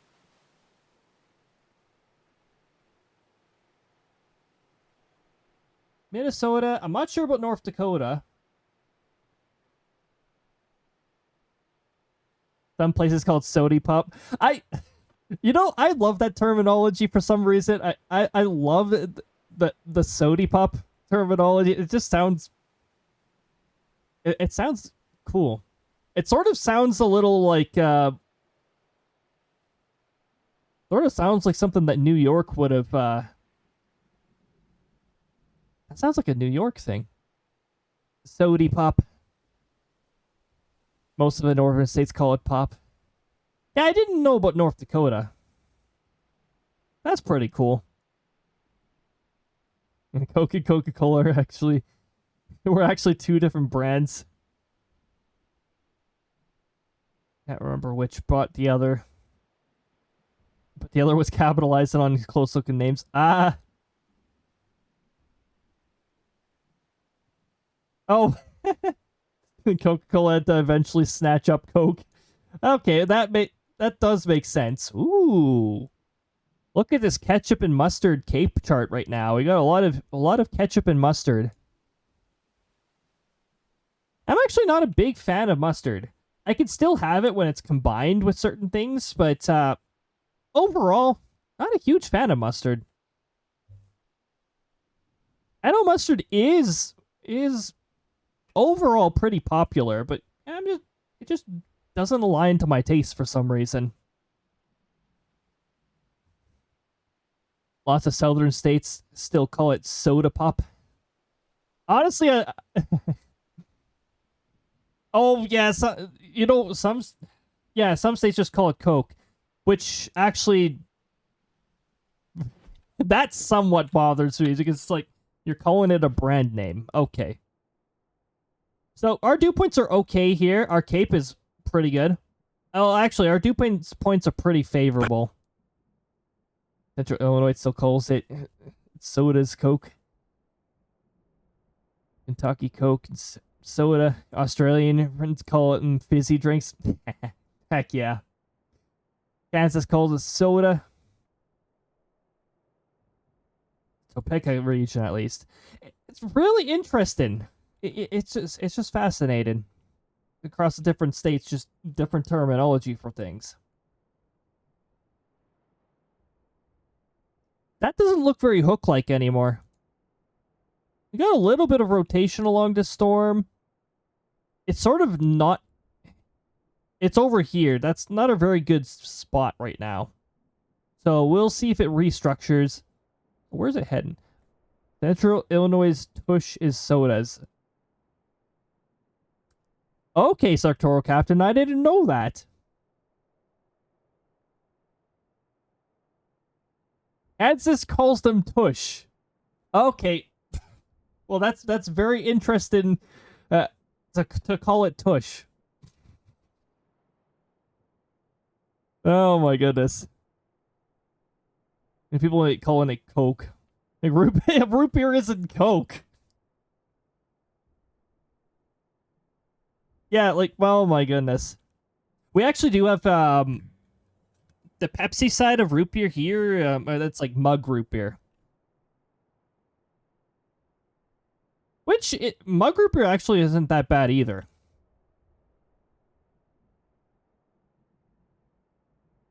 I'm still not seeing any rotation in the correct part of this storm, but this storm could change its mind.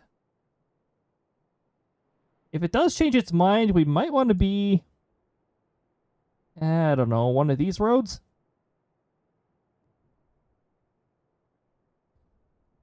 Favorite name for soda is phosphate? Oh my goodness.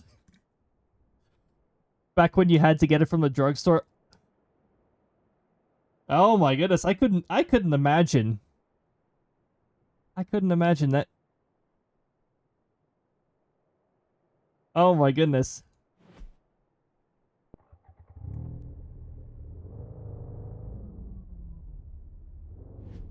I think I have a rough idea of where we should be.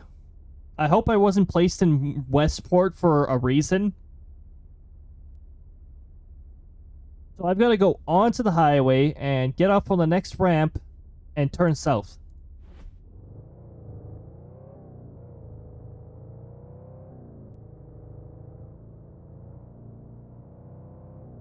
Originally, Coca-Cola was made with coca leaves, which contain cocaine. Oh, well, that explains that. Well, as cola nuts for caffeine. Ah, Well, makes sense that it's called Coca-Cola then. Guess it's just based off of how it began. Very straightforward name, knowing that.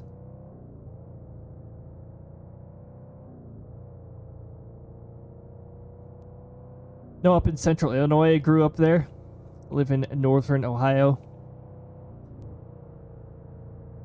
Still to this day, I need to stop swerving on the road. Don't know why I live here. Average winter in Illinois. Coldest 36. Ohio's coldest is minus 40. That's like our winters. Oh my goodness. Well, okay, I guess I'm a little minus 40. Yeah, we reach minus 40 sometimes, but I'm talking air temperature. I guess our feels like can still get pretty nasty up here.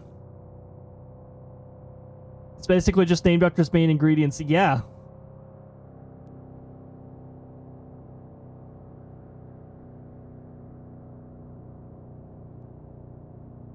I see 36. I'd take that kind of winter. That is 3 degrees Celsius for those of you reading on the Celsius side. However, if you do need to convert units, you can actually go !convert, and then you can either use C or F, whatever you're converting it to, and then the number you saw.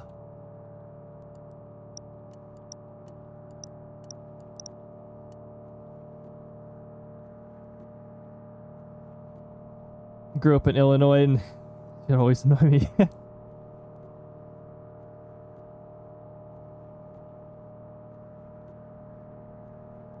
Myself, I wouldn't want to live anywhere near Chicago. Looking up their history, though.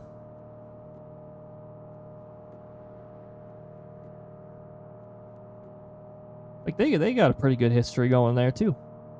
Well, it seems like a lot of the eastern big cities have a whole bunch of history to look up.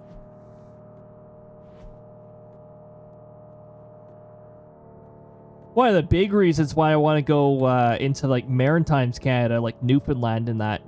Because, oh my goodness, the history there. Not as bad as Canada at their worst. Friend told me at worst saw was minus 55 Fahrenheit. Oh, yeah, not fun at all. We've had minus 55 Celsius over here, which I believe is going into like the minus 60s in Fahrenheit. It's not fun. Is it cool to see large numbers? Sure, it is, but that temperature is not fun. That's colder than a ice cream freezer, like a commercial ice cream freezer. Human popsicles, yeah.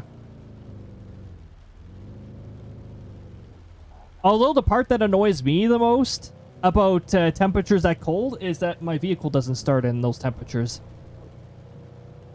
But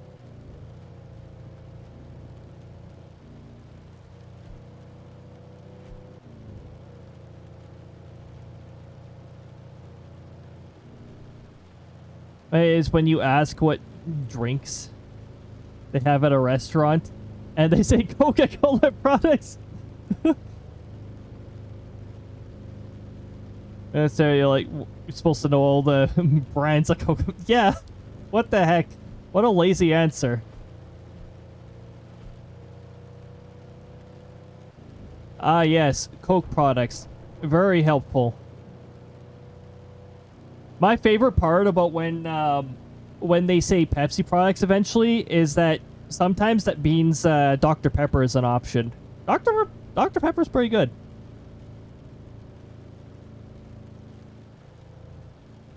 Coca-Cola doesn't have a well-known variation of Dr. Pepper, so this seems to be a Pepsi thing only. I'm approaching Fort. There we go. Fort. And then we're going to turn right. Oh, no. We're going to get to see one more letter before we take a turn. Welcome to Fort City. Okay. We're leaving Fort City. Goodbye, Fort City. That is not a city. You're way too small to be a city.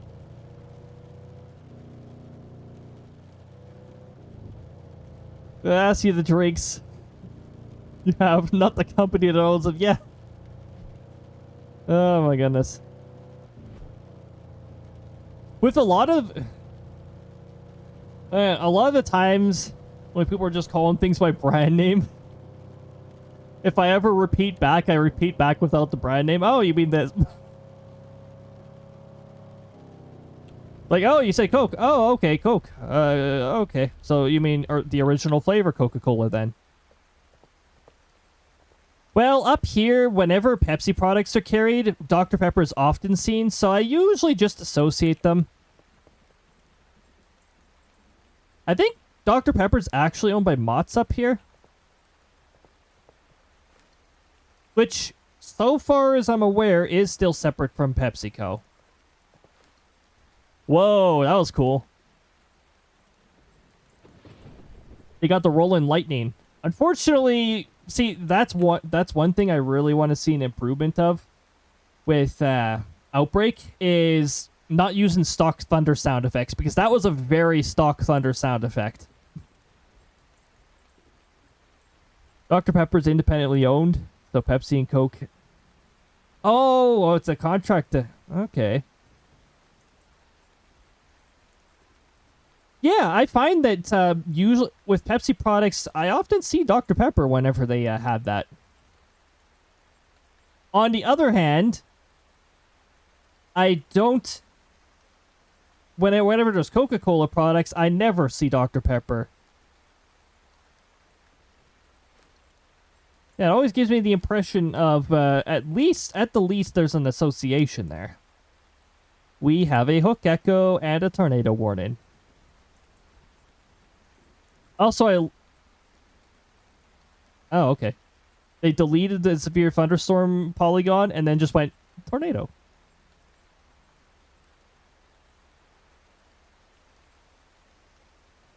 I'm not sure if it's heading towards us anymore. We might have to head, like, right out here. I shouldn't be clicking too much. We have a fungal cloud somewhere. I don't know where. But we have a fungal cloud somewhere.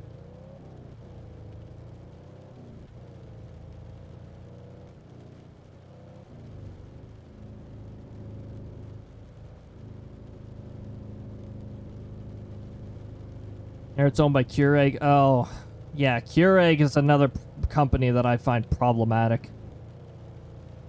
Buying a whole bunch of stuff. It's like, just focus on making your coffee machines and your little cup things. Stop buying out a whole bunch of other stuff. It's like whenever mergers happen, it's like, no, you companies don't deserve to merge. Just keep your own companies. Stop ruining competition. I can't tell if it's heading straight towards us right now, but this is the closest part to the ground, and I'm seeing no motion.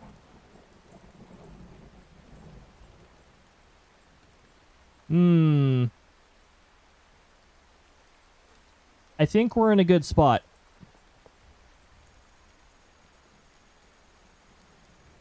What are you doing now? Don't you dare.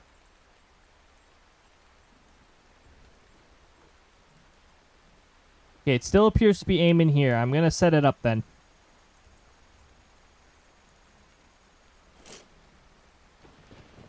It's not moving. It means you're in the danger of a good time. Yep.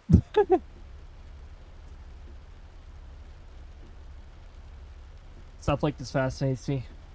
The pattern recognition part of my brain definitely pays attention to that stuff. But the pattern recognition part of my brain also associated Dr. Pepper too much with Pepsi. They probably got something going, but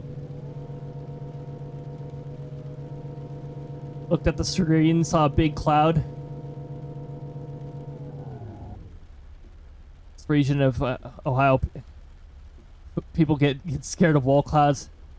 Put out a lawn chair to watch and get an umbrella for hail. Oh my goodness. I love seeing wall clouds. I use caution around them, of course. because wall clouds are... Why does my vehicle keep insistently going backwards? Can you... Okay, that was weird. My speed was locked for some reason. I don't know why. You didn't turn north, did you? It's probably just because I'm further back that it's doing that. Rang? I don't know. Now I said it.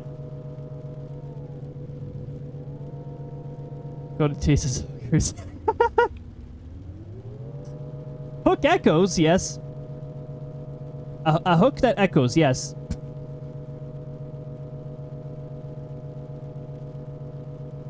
It has to have a rotation signature on it, though. Otherwise, yeah.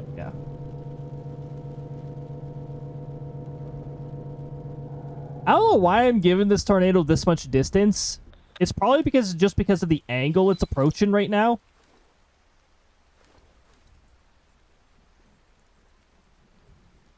Krista.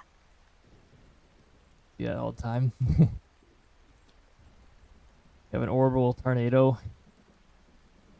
Possible main wedge in the middle of a rainbow. The simulator captures real-life occurrences. They're working on multi-vortex tornadoes, which means that somewhere down their line, I'm sure they're going to be looking for satellite tornadoes to add satellite tornadoes as well. I'd love it if they added that. I already find it really cool that they're working on adding multi-vortex, and they are adding wedge tornadoes too. That is on their timeline. 6,200. We're off to a pretty good start on our 20,000 probe total challenge that we have.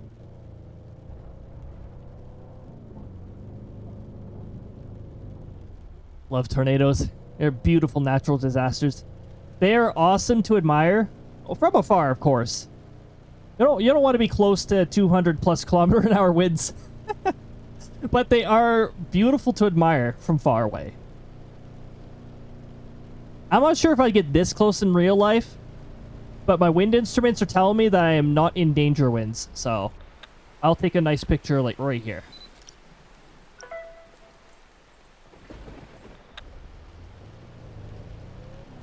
It's bad I want to buy this game just so I can drive into the tornado. Oh my goodness. I definitely can. We had a close call with the tornado last stream. That was, of course, I still have my character on the wrong side of the screen. I said how many times I should move my character to the left, and I didn't do that. I have the technology to do that, so I should probably do that. That way you guys can actually see the wind speed that the vehicle is encountering. Because, yeah, it's in the corner there. If I had my character located to the left last stream, you would have seen that for just a moment there, we had wind speeds of 235 right by our vehicle because a tornado decided to drive by us at a high speed. But it was going so fast, it couldn't pick us up. We got really lucky. Like, that was a really close call.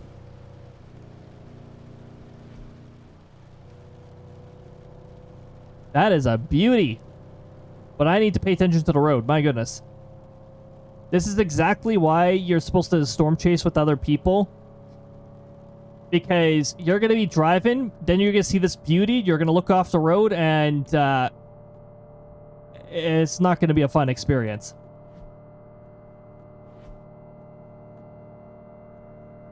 Now, Fort City does have their tornado sirens going off. I don't think they're going to get hit by the actual tornado, but they are partway in the polygon, so yeah, they're still going to get the sirens. Better safe than sorry. Beautiful until you get a flying cow to face. Imagine if they added cows into this, and you know what? I wouldn't put it past them to do that. I have no idea what they're planning for the future here, but if they added farmers' fields with like some cows, they already have sunflower fields. Add some fields with cows. It's beautiful until you see a barn roof flying at you from the other side of the field in the middle of Kansas. Yeah, that too. Oh my goodness. And there is destruction in this game, so if a tornado runs over a building, yeah, the debris is going to be going all over the place. Have to go downstairs and watch the keys. Right back. All right, thank you, Hemlock. Thank you for making me famous. The TV terminology. Oh no, is this Jump Scare Valley? This might be Jump Scare Valley. I'm just gonna call it Jump Scare Valley. Hold on. Nope, Jump Scare Valley's over here. It's the road here that goes right by this valley. If a tornado goes down there, it's really hard to see the debris signature. And then suddenly it'll climb up the valley and pop up right there, and you'll have a few seconds to get out of the way if it happens to be aiming at you. Also, I don't see the tornado anymore, which doesn't surprise me. The hook was looking pretty shallow there. Oh, you know what might happen? It might transfer back here. Oh, yep. I would not be surprised, actually.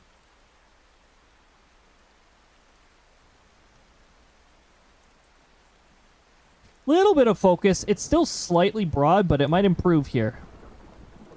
It's improving. This rotation's becoming broad. We still got a little bit of a hook going, so we'll stand by here in case another fungal drops down. No wall cloud. You can tell this is a new scenario.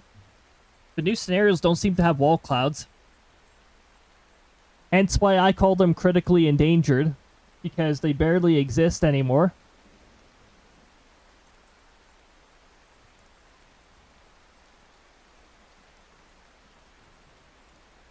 Some of the pictures that I saw from the Saskatchewan storm, actually. I'm pretty sure I saw a few wall clouds in some of those pictures. Which, again, that really would not surprise me. It looks like there was at least one tornado there. Probably two.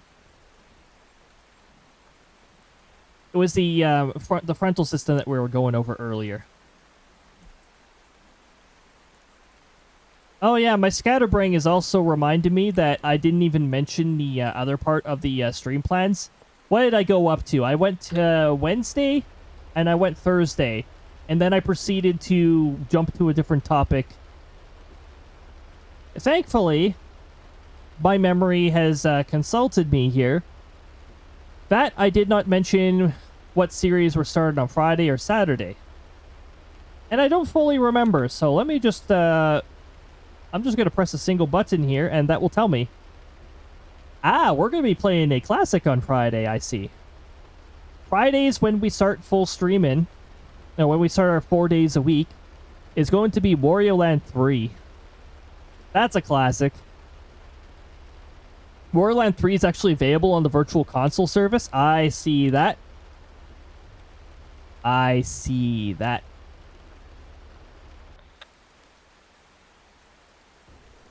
It's really hard to see, but I saw that debris signature right there.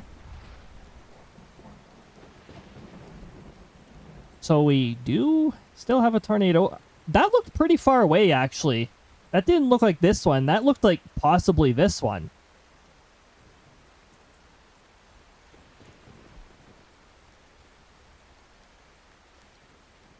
Now I don't see it at all, so I don't know what's going on.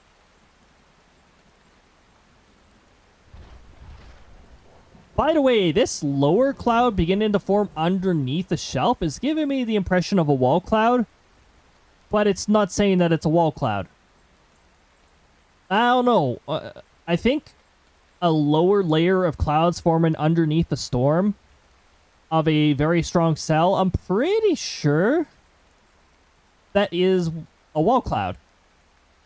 They just don't exist in new scenarios for some reason. Let me report wall cloud. Let me picture wall cloud. And like I said, in the future, additional image types that they could add. Damage. Any damage that a tornado leaves behind. They could set that value lower, of course, because those pictures are really easy to get. They're not, like, at the moment or anything like that. But still, it'd be really beneficial if they just add damage pictures. Because those are extremely valuable for damage investigation purposes, just to figure out what sort of damage has been inflicted by a tornado, and oftentimes those pictures are used to assist in the evaluation of how severe a tornado is. Because you're not going to have a storm chaser who happens to be in the right place at the right time all the time, who happens to just set a probe right where a tornado's going over. That's not going to happen all the time. That doesn't happen very often at all. Okay, so we had a tornado for a bit, and then it just went away. This still looks pretty suspicious. What are we, Yeah, we got some focus here. So we could get some development from the cell behind it. Do we need to adjust ourselves at all because of this? We might need to move a little north, but also we might need to move a little south. The thing with tornadoes and hook echoes is they can spawn anywhere along this. The most popular spot is up near the base of the hook echo, but they can spawn down here. Still got a little bit of focus going on. I'm not worried about this rotation too much now. It's sort of in the hail core. Yeah, that looks hail-induced.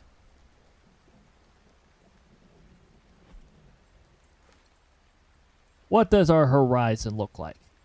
Okay.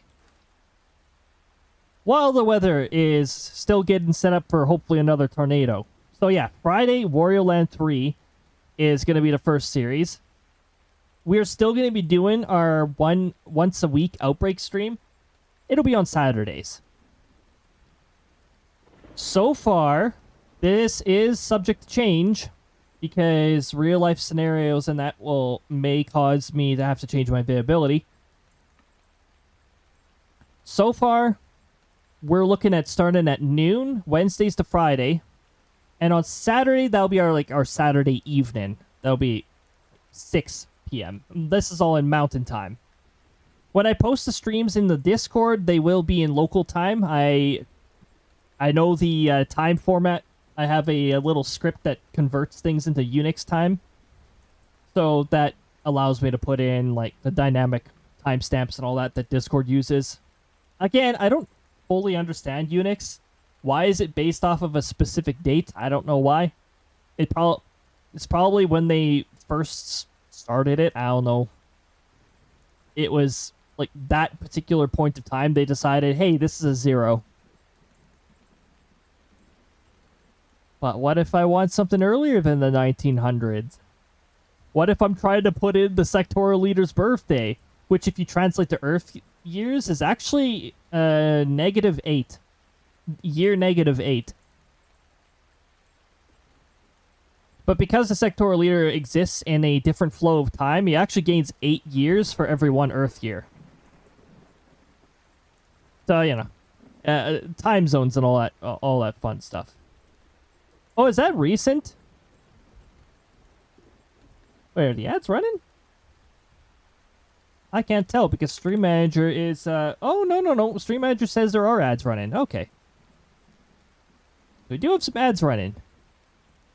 Thankfully, we're just waiting. Hoping that, this hook here will finally produce something by the time it gets here. Before it gets here. The rotation's now looking broad, so I'm not too sure about it anymore. We're about to get a new frame. Let's see what this new frame says. New frame says there's still a hook.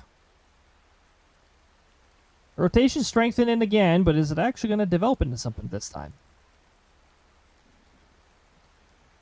I don't know, but this is looking really nice. And this cloud actually looks like it's developing into a shelf. In fact, it sort of looks like it has a second shelf layer. Oh my goodness. If they... With supercells, they should add the pancake shelf.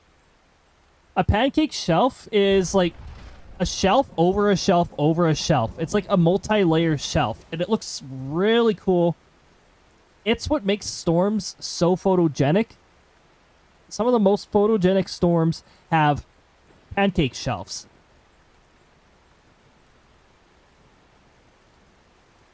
So, sort of, you know, like one bump here, and then there'd be like multiple bumps going up. And the last really good picture-perfect example that I saw of a pancake shelf was in Airdrie in Alberta. A couple weeks ago? Or was it 3 weeks ago? It was a little bit ago, but I think it was less than a month ago. Welcome back from ads, everybody. I was just talking about pancake shelves, which is multi-layer. Like, this is a single shelf right here. It looked like a double shelf for a bit, but now it looks like one shelf is taken over. Also, oh my goodness, you could actually see this in the back. I am impressed. That's cool. Usually when you start seeing... yes, I want to be in the vehicle. Exactly. Usually when you start seeing this, it'll like start wrapping around the storm. It could create a shelf. Under stronger circumstances, you could see a lower layer of clouds sort of like dip down and begin to form stuff. That'd probably be a wall cloud. This doesn't look like a wall cloud. But honestly, this structure is giving me the impression that it wants to do something. Is it going to do something? I don't know. You know what? This scenario's been... what is wrong with this scenario? There's like barely any tornadoes. We do have a hook here, just... it seems to be struggling. Which is interesting. Did we not have a ketchup and mustard? Oh, we have an even better environment now, so now it makes even less sense as to why it's not forming something. There's probably parameters that we can't view right now. Like, for instance, bulk wind shear. Surface bulk wind shear, in fact. That's something that pays into tornado formation. Okay, just got tornado warned. It's also very close to us, the point of interest. I'm just going to... I'm going to set a target over here in case it rips us off and decides to, you know, do that. Okay, this is a long shot. Let's try it.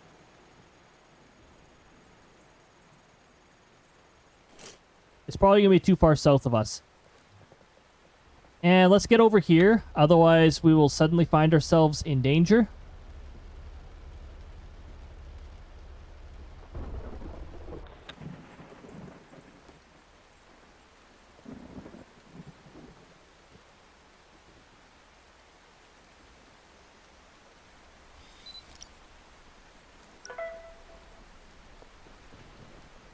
Okay, it's too far away.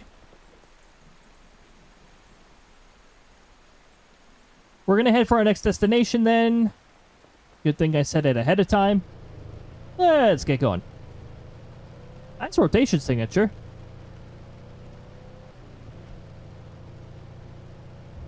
There actually is there is an option. There's a vehicle with off-road capabilities in this game. They actually added that. It wasn't the last major update, but it was like the update before the last major update. And that vehicle is... yeah, it lets you go and do some tornado chases off-road.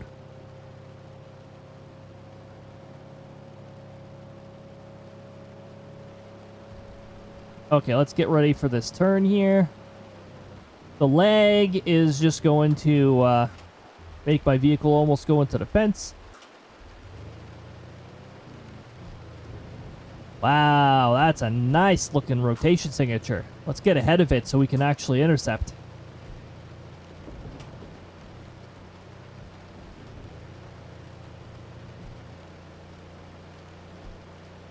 So I set the target close to the intersection. I don't know why. For some reason, tornadoes like intersections.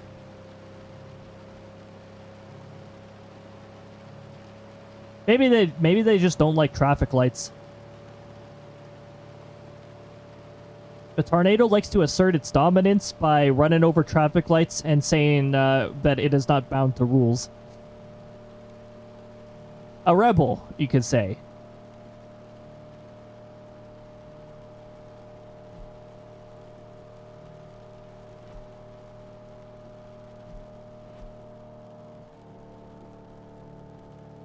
Ooh, we could get a really good view of it from here.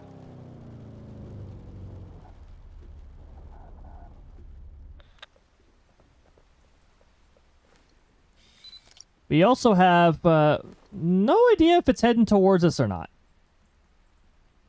From the direction it's pointing in, I'm going to say possibly. Nope, I think we need to go back down the road a little here.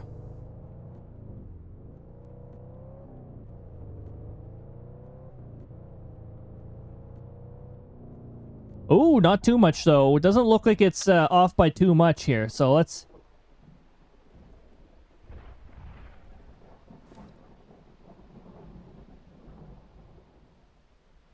Where are you going? It might be veering a little too, so... The annoying part is I can't really see the bottom of it, so I can't tell where it's actually going.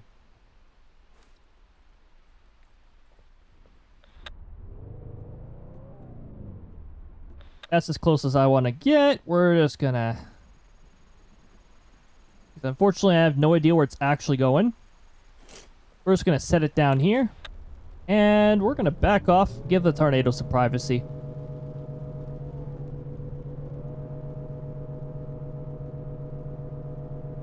I'm doing what I what I like to do. Driving off the road first of all. But second of all, backing away from a tornado. Never keep your eyes off of that tornado. Did it just... Really? Are you kidding me? What a bloody joke.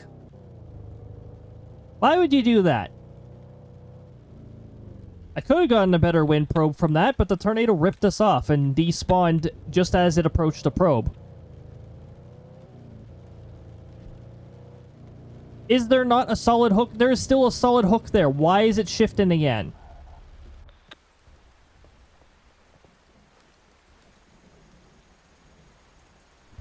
Oh, we got something from that. We got something that's a little better than nothing, but that's about it. I have a feeling it's going to jump again because we do have the hook echo that's still here. And thankfully, we are chasing in a pretty good spot. So I'm going to say, oh. I'm not sure now. I have no idea where I should be going now.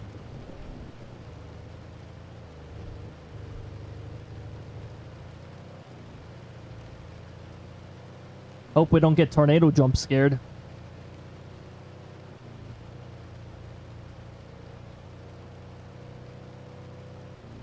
The tornado jump scare.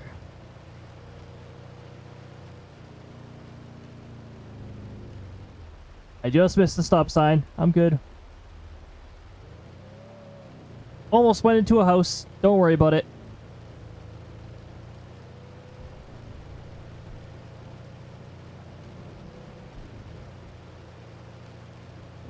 What's that noise? I heard a wind-related noise, and I was like,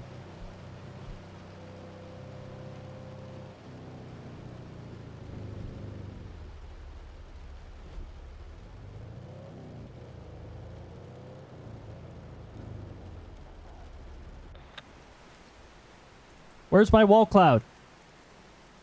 I'm getting absolutely nothing out of this. Where's my wall cloud?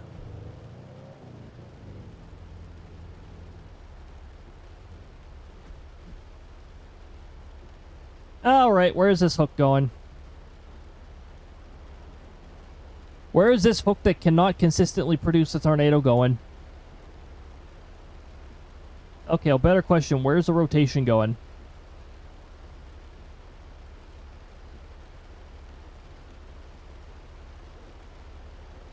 The Rotation's heading towards, here-ish. So let's get ourselves up there. Okay, we got a multi-tornado scenario. Except, I'm not sure if I want to chase that one.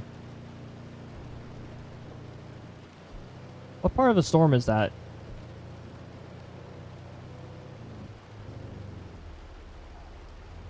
Oh my goodness, we got a double hook storm.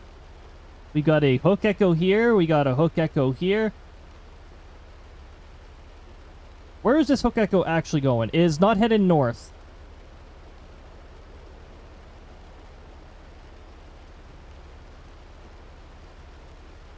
It's heading there.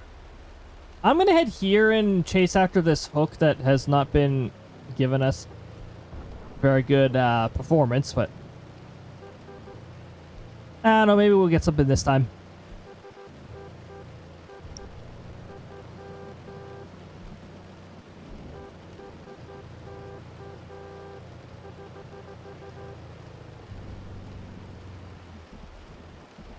Whee! That's how you drift an Outbrk.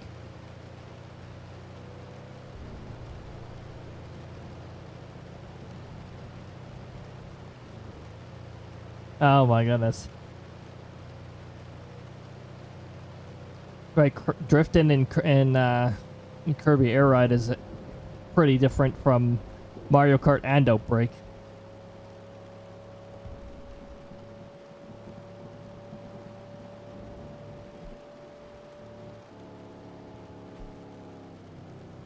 Okay, so we got two areas from the same cell. Let's see what we get out of this. That is not the button I meant to press. So this area is still not producing anything.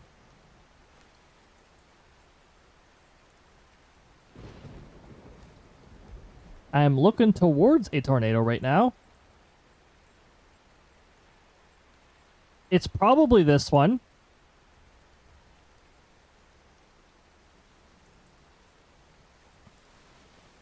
And this is still tornado warned, but I'm not seeing anything. It's one of those warned ones where it's warned for it could produce, but then it decides that it's not going to. So it's a capability kind of warning.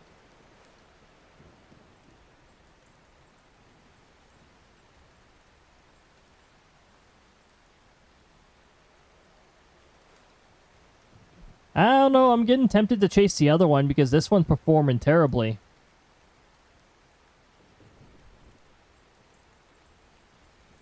We got rotation, but it's along the entire hook. That's not going to help it focus.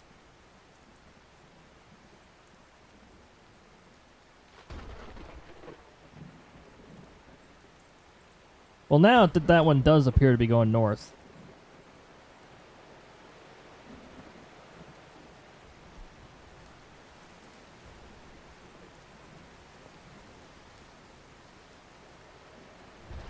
Hold on, I thought I just saw something flash briefly. What was that?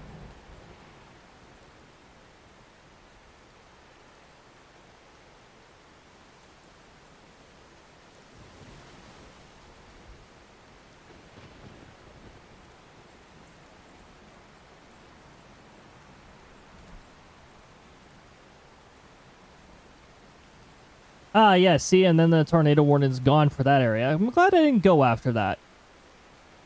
That would have just been chasing fantasies. Chasing a bit of fantasy. Chasing a bit of fantasy.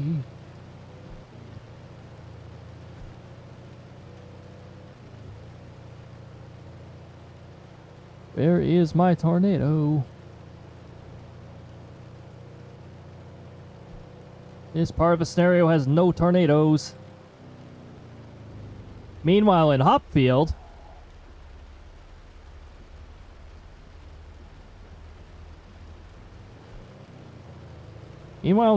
there's probably something that you can actually chase. I'm chasing after invisible. Oh, you know what this is? This tornado is a phantom. You can't see it right now. Difficult to see. Pretty much invisible. Exactly what this is. It's a phantom tornado.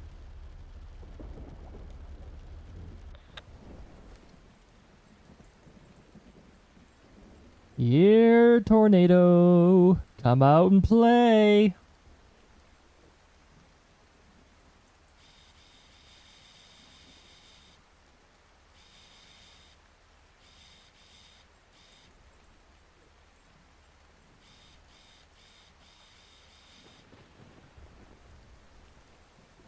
Where are you? This fabled legend, this myth, this tornado that apparently exists.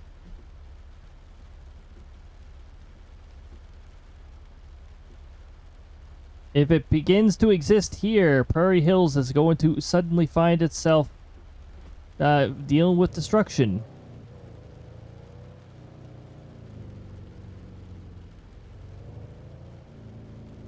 Here, while we wait forever for it to produce, let's just... Oh, hold on. Let's fuel up so we don't get that annoying thing happening. And hopefully it doesn't start producing while we're fueling up. Probably not going to. I don't see no fungal cloud signs. Well, hello there. That's a lenticular cloud. Look at its UFO-like shape, very smooth.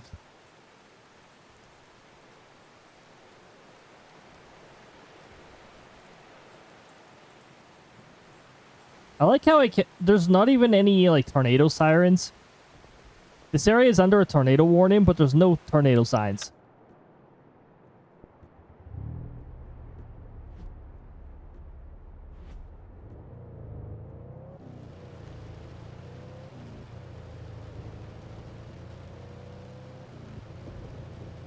Ah, yes, a ground spotter. What do you see? Nothing. Apparently not even a wall cloud. This tornado, it's a myth. A legend. So legendary, I'd never heard of it. Or seen it. This tornado is as invisible as wall clouds have been for the past several scenarios. Oh, yeah? Oh, we might actually get something now. The rotation's really looking focused.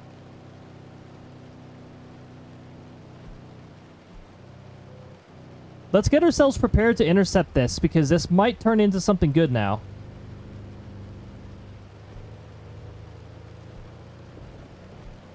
Keep me on the road. Don't turn me that much. Don't turn me loose.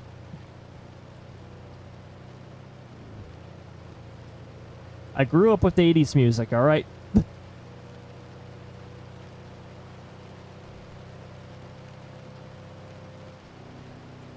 Being sarcastic, being sarcastic. Yeah, just a little. Just a little.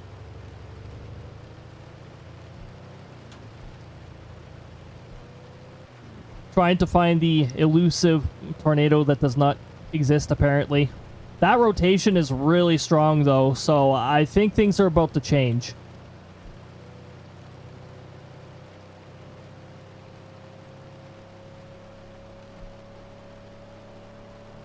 We get lucky enough, this might even become a... Oh, yeah, it's on the ground. That's the tornado right there. It has finally shown itself. This phantom tornado has finally shown itself.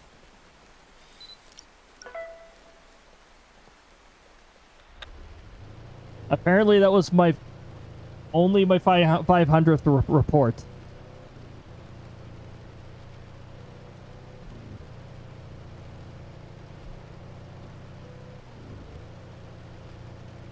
All right. Well.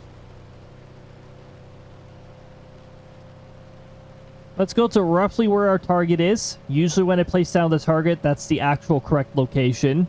And if I move it a second time or go past it, I don't end up getting the intercept, so.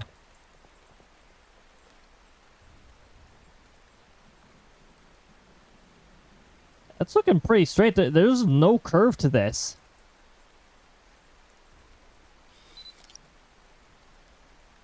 Now, it is drifting a little towards the left, so I think I need to go ahead just a little more. Which would make sense, considering I placed a marker off-road.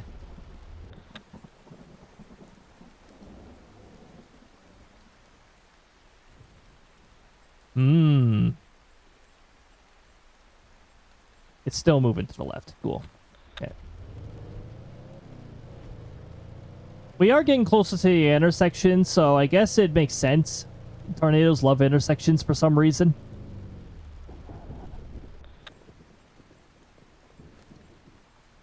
They also like radar stations. Oh, that's definitely moving, like, this way. We're gonna head, like, right to the intersection at this point. And hopefully it doesn't do any direction changes, because I'd love to have a I'd love to have a good intercept. Get another nice, solid intercept in.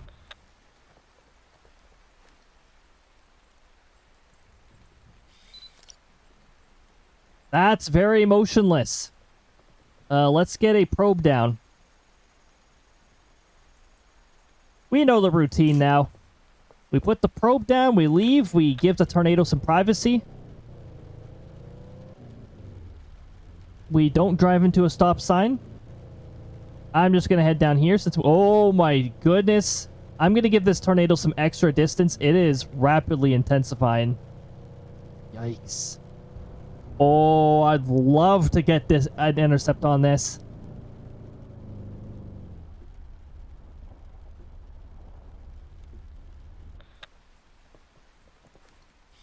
Oh my goodness. It's beautiful.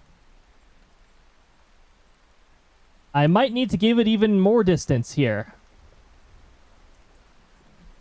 Where are you moving towards, you beauty?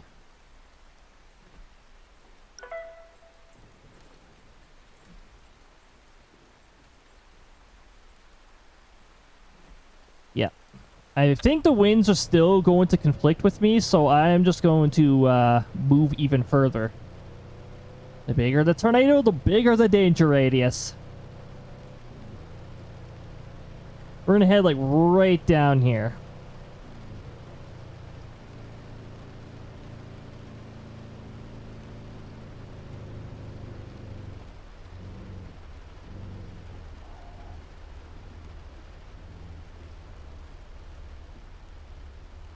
Why is my probe not getting anything? Oh, there we go. There we go. Oh my goodness. 5,300, 5,500, 6,100, 68, 7,200. Jeez, 7,500. What? 8,000? Oh my goodness. It seems the backside of this tornado is the most dangerous. 8,400. That is going to... 10,000! Holy shit! We just hit legendary category. 10,000 is legendary. Now, because of how far behind I'm noticing the winds are stronger behind the tornado. We are going to wait a little until it has given the area some distance before we actually move in and grab the probe. That's telling me the RFDs could be really, really strong. Okay, we should be good now, considering how much of a distance we gave this. EF4, possibly EF5.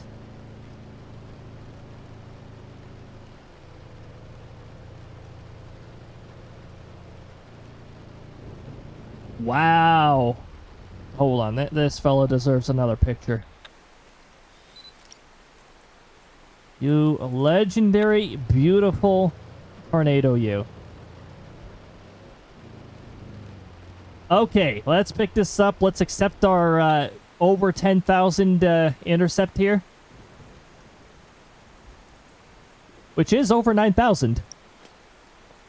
Optimal? Did they change? Oh, hold on. Wait a minute. I didn't even know optimal existed. I usually skip past optimal to legendary. There is an optimal? Optimal must be a really narrow. Okay, I definitely want to intercept this beauty a second time. I'm not sure if it's going to be as strong as it was before.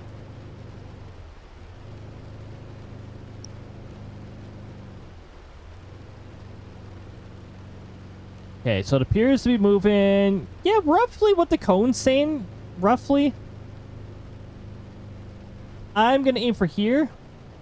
It might steer a little further north, so I guess we'll be prepared for that.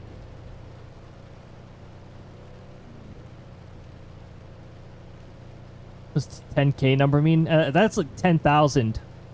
And that's how much this one intercept is worth.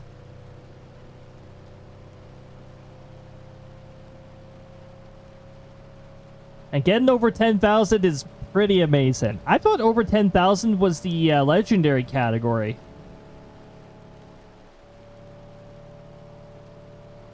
I actually didn't even know there was an optimal category. It must be such a narrow one. It's money. Yeah. It's tush money. Yeah, it could be, I guess, depending on what you use for it.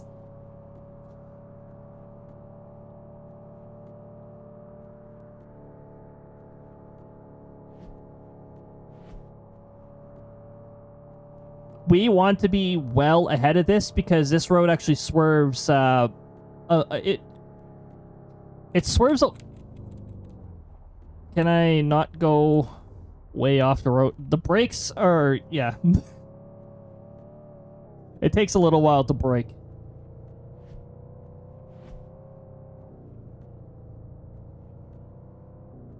Okay.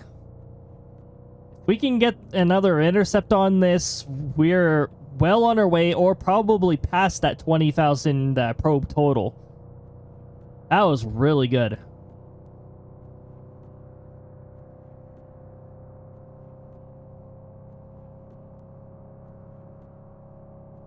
And we're chasing by hills. Ah, yes. Also, it's weakening, so I'm not even sure if we're going to get this.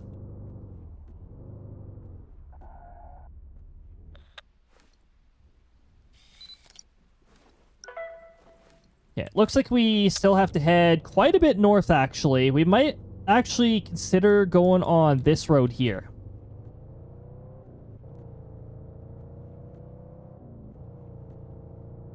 But I will stop just before the intersection just to see where it's heading in relativity.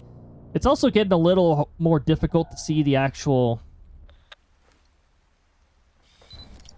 Okay, yeah. It looks like we're going to need to take the north road here. I don't know why I'm calling it the north road.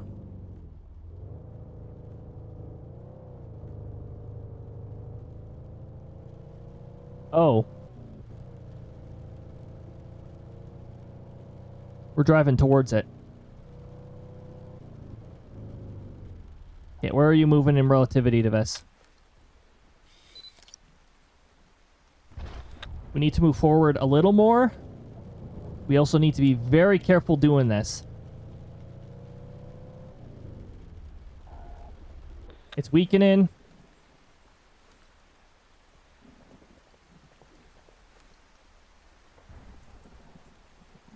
Moving north again.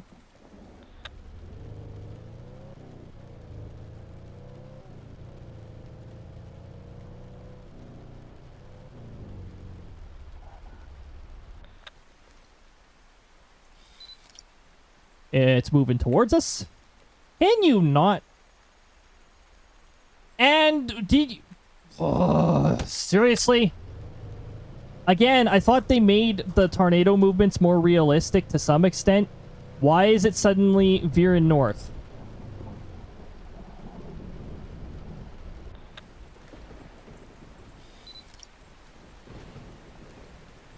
I think this is as close as I'm going to be allowed to get. That's really annoying. we're probably not going to get much out of this. Because it suddenly decided to go north again. I'm telling you, I'm sick and tired of the tornadoes doing that. That needs to just be like... I know they're going to be further refined in this, but... seriously? The sudden turn in. Tornadoes do not suddenly turn like that. They do have to have some sort of dynamic push in them. Also, I love how this chase started ending when there is clearly still a tornado on the ground.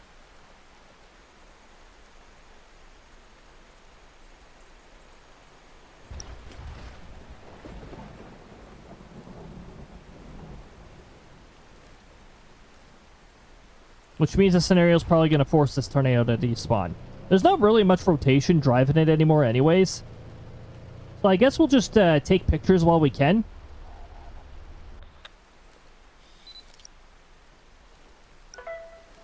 Oh yeah, we'll get another report in too. You do get paid for tornado reports as well.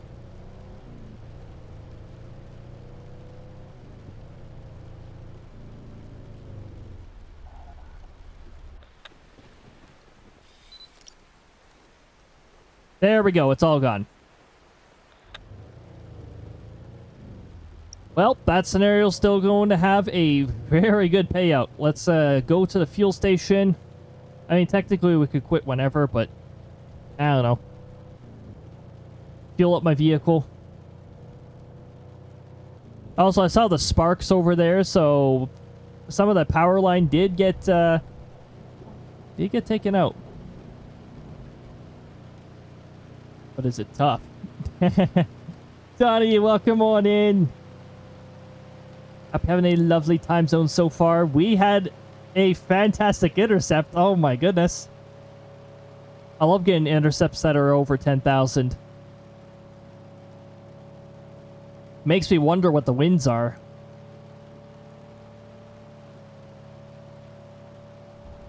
Gotta be at least EF4. Ooh, don't steer me into the poles. I think the poles slapped me. I wanted to turn there anyways.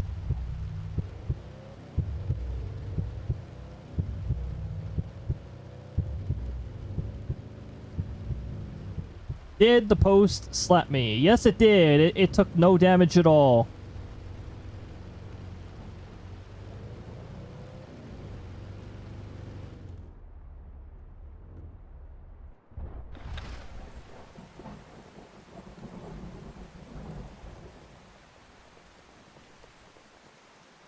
I don't think there's anything else. Okay, good.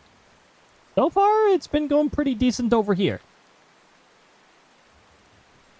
No real crazy weather today. And no real crazy weather to keep an eye on in the prairie region either. Yesterday, oh my goodness, Saskatchewan. Like, geez, calm down. It's but a flesh wound, yeah.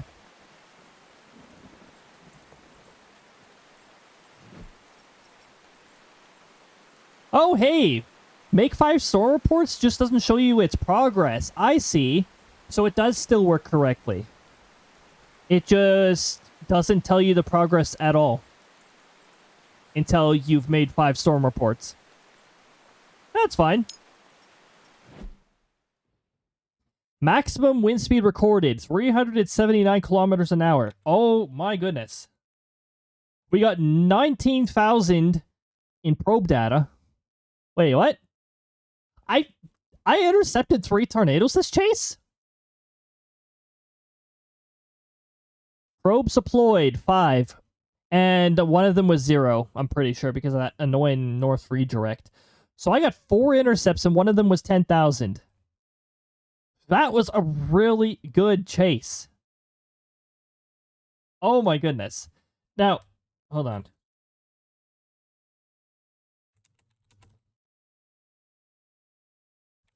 I need to add this to the convert command, too, where you can change kilometers an hour to miles per hour. 235 miles per hour.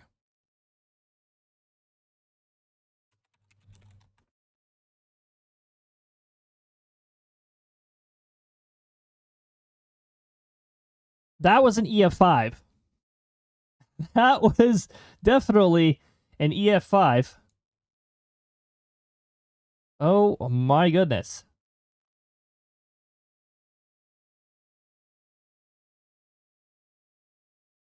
Yeah, anything over 323 kilometers an hour is an EF5. So, oh, that was good.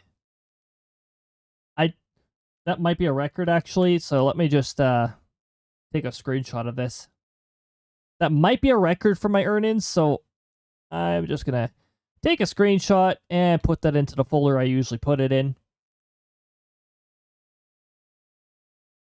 That goes in this folder, this folder. That goes into stop trying to save as a JPEG. JPEG is a terrible file format. I don't like it. Okay, I need to compare this to some of the previous chases here. Okay. Gameplay, Outbrk records. That was my very first chase at Outbrk. 445 kilometer an hour intercept. 25,000 in probes, 28,000 total earned. 34,702. I think that's my highest. 435. 39,000?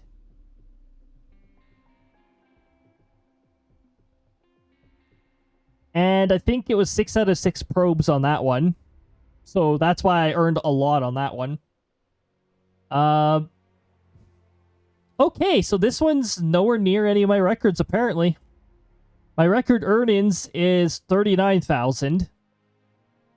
And my record wins is 445 kilometers an hour.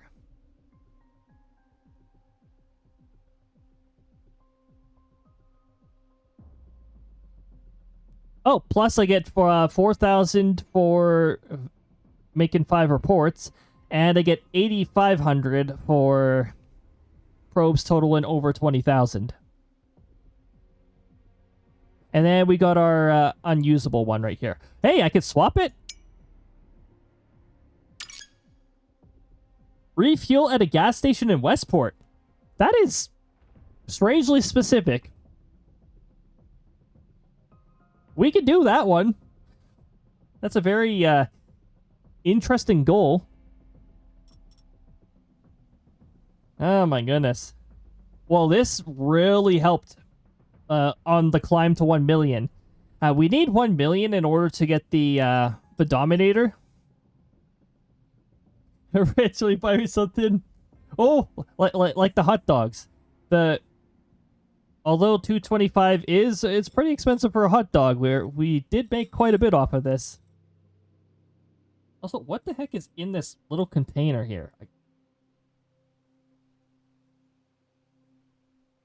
Oh, candy in there.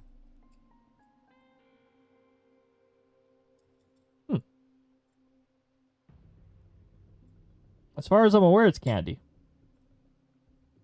Oh yeah, that smells like candy. Hello. Yeah, Costco hot dog. Heck yeah.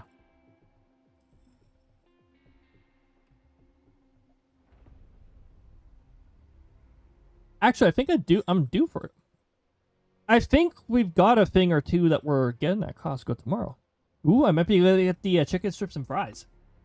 Yeah.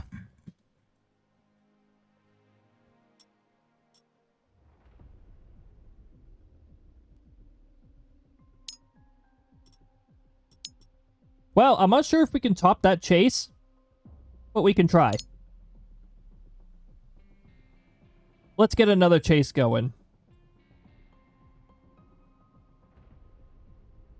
Now these candies are going to be distracting me. These little candies that I just didn't even know I had.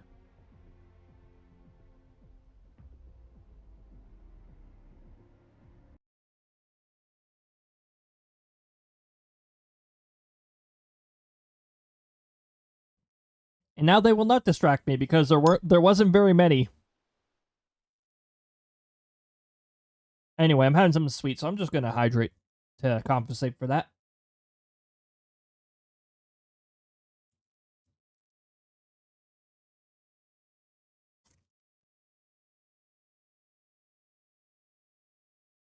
Sugars do dehydrate you.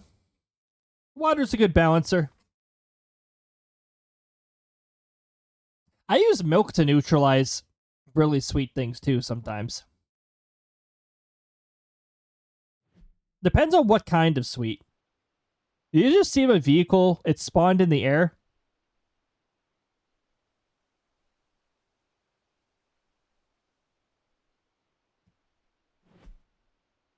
Also, the clouds took a while to load. What is this?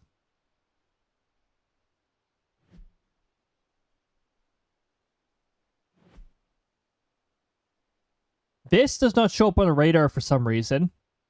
That shows up on the radar. That is this system over here. We might want to be in Hopfield. So, apparently our goal, or little contract here is fuel up in Westport. Unfortunately, Westport is a little out of the way.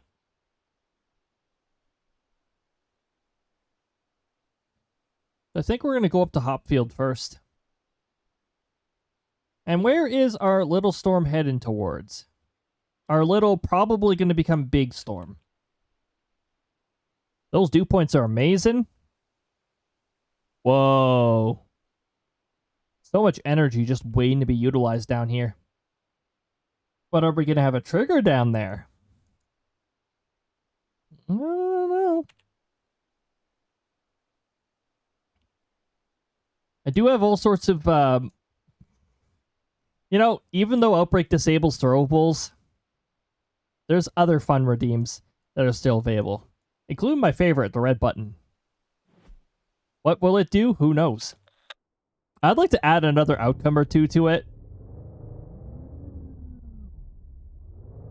I love how red button works.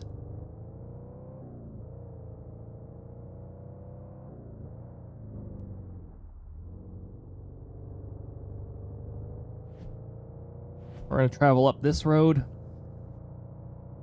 If we had an off-road vehicle, could I just, like, drive up half these hills? Probably. Could I drive up the Rock Mountains? I don't know.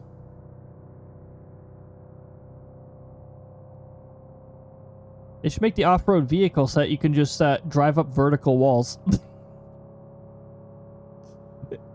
It's perfect.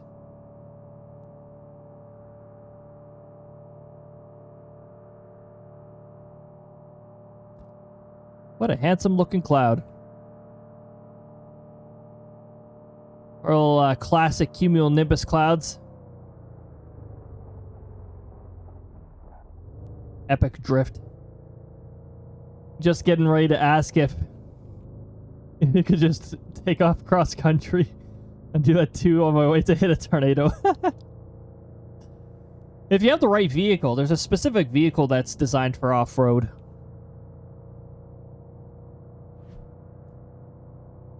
We're heading towards Hopfield here. Hopfield is infamous for getting hit by tornadoes, so we'll see what we get over here. Also, that dirt road that we just passed, there's something really funny down there. There's a trailer, but its textures were like compressed. It's a super compressed trailer. It looks really weird.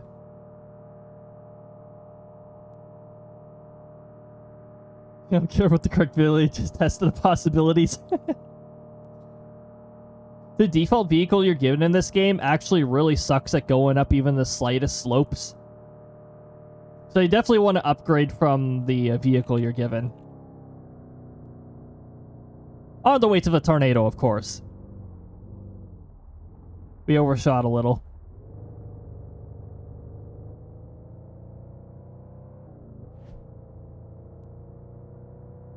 Okay, I'm interested in the southern part of the storm, but it doesn't really look like a hook echo yet.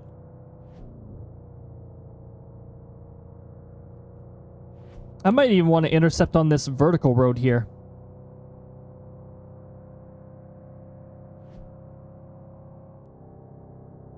Because this storm doesn't appear to be aiming for Hopfield.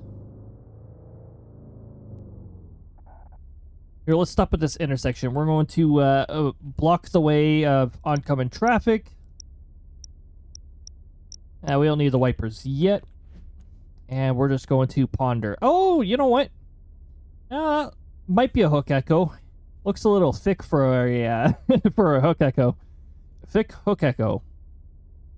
With very strong rotation in the hail core. That's unfortunate. That's not really where I was hoping I was hoping the rotation would be over here. Maybe it'll move over there.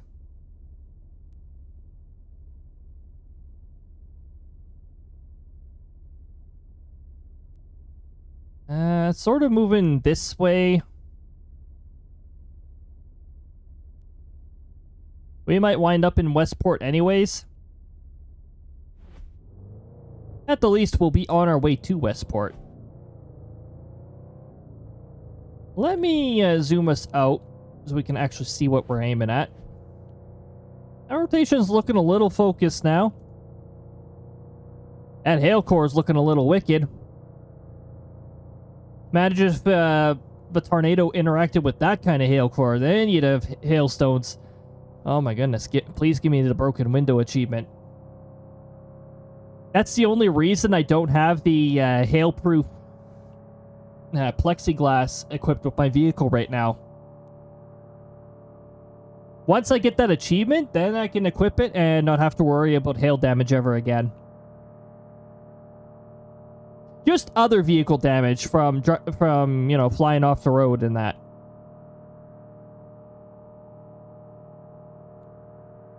Habits that I can't, that I just cannot stop doing for some reason.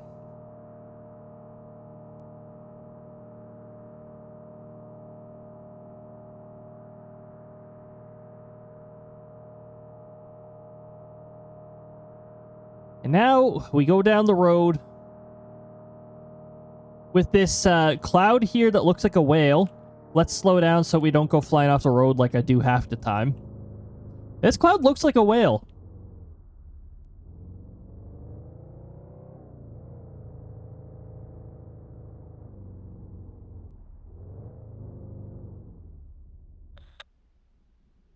Whale cloud.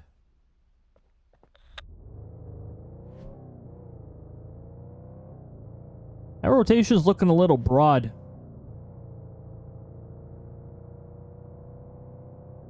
Hopefully that's because it's adjusting itself.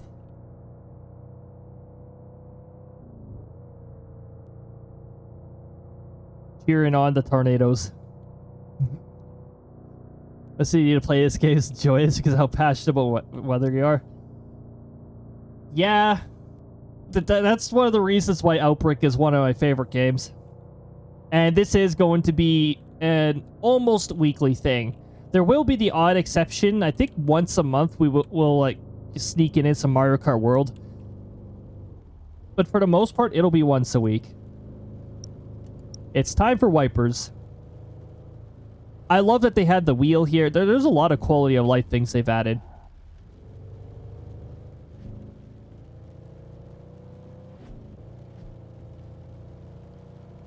Ooh, best part about this is we will be out of the reach of the hail core that would otherwise get in our way if we were approaching it from the north.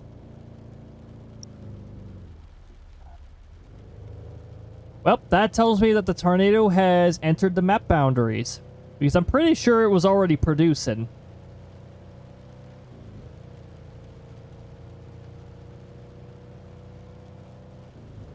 This is one of those scenarios where you can't get a fungal cloud picture because the system's already developed.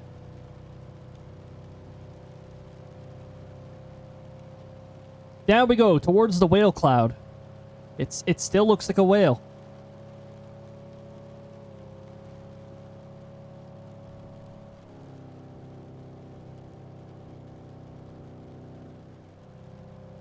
How close are we to our marker? I left my map centered over the wrong area. Right about there. Perfect time to go off-road.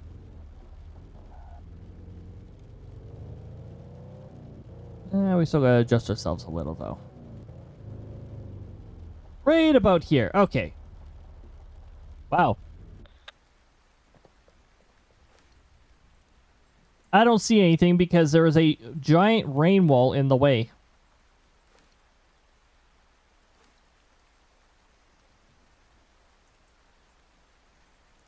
You seen the pictures of planes inside Hurricane Erin? Ooh, I saw a video of the a hurricane hunter flying through the eye, which is amazing. Oh my goodness. Like, that is a massive wall. I mean, that is several kilometers in height. Like, oh, it's beautiful.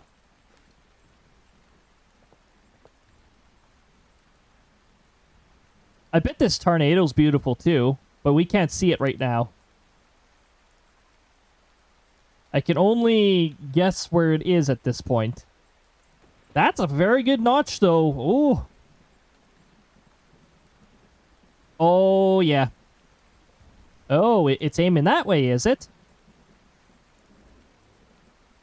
Actually, yep, that checks out. It's aiming roughly here, so we gotta head further south. This will also allow us to move further away from the hail core, which would demolish our visibility.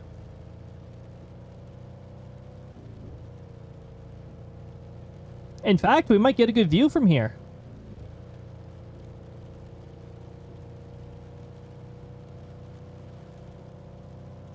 Hurricane Erin is such a show-off.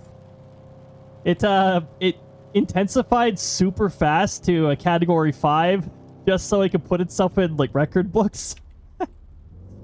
Talk about a passionate storm. Phone call? Alright, understandable. Oh, hey! Fair. This is still really far away. And it is moving north. It is moving north up here.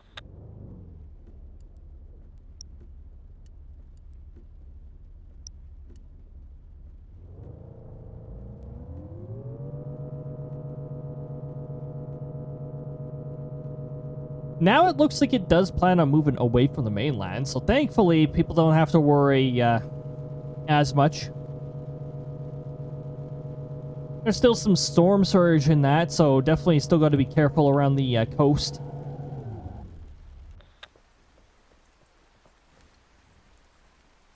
Eh. Oh, no, I think it's still there.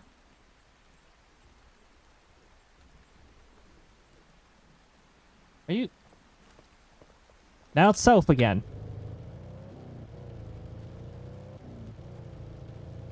It's veering around. It might be one of those twisty-turny ones that goes and alternates its directions. Tornadoes sometimes do that. I think it's aiming for where I originally placed the target. See, you never doubt the target, it seems.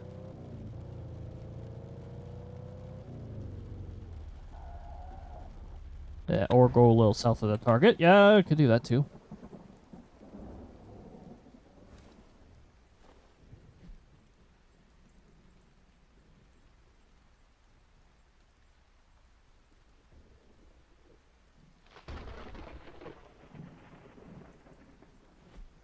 Are we sure it's not heading straight towards here? No, it seems insistent on going south. I guess.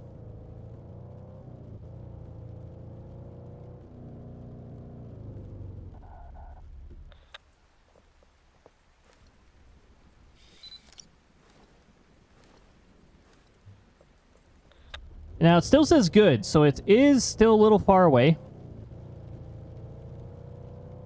I'm gonna head to this next little, old-fashioned mile marker. Still going south. Where are you actually going?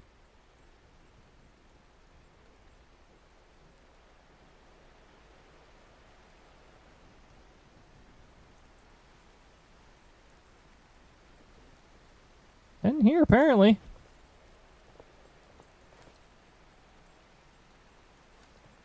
Doesn't look like I have to travel too much further south.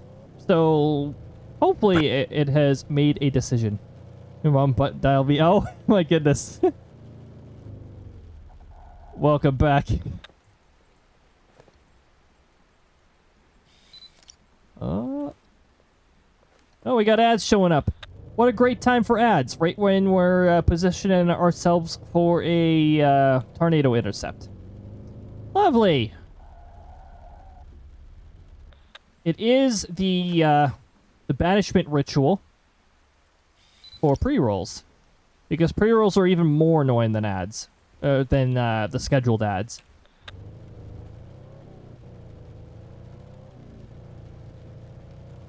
This piece of grass reaching out. I'm gonna say roughly here, and then hopefully this tornado is committed to direction. It seems committed, but now we got a Rancor beginning to get in our way.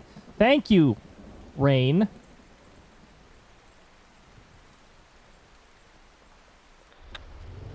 I'm gonna head to the mile marker because now it seems to be insistent again.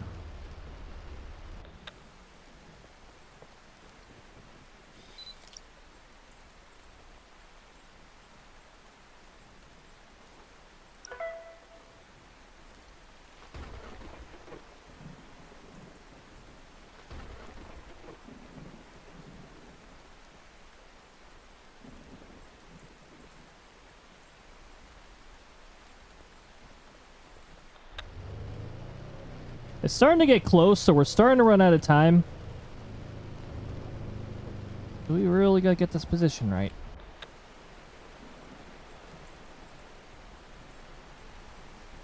And it just did one of those stupid sudden direction changes. Oh, that annoys me. Also, this is starting to get a little scary.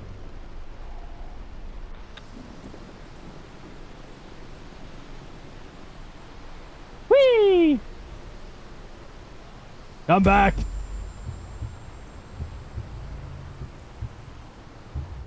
This tornado wasn't worth it anyways, so whatever. This tornado did one of those sudden direction changes again, which made it near impossible to get an intercept on it. Can we stop with these tornadoes that suddenly change directions? Seriously annoying. Tornadoes don't just suddenly on a frame decide, oh no, I'm going this way. There's some degree of graduality to a tornado deciding to go a different direction. Alright, next scenario that doesn't contain a tornado that does sudden direction changes. So annoying.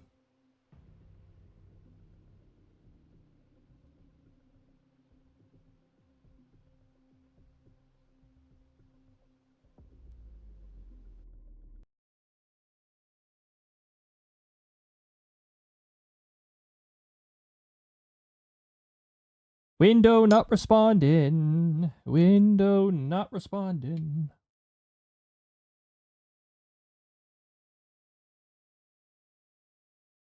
We have an inability for me to alt tab. There we go.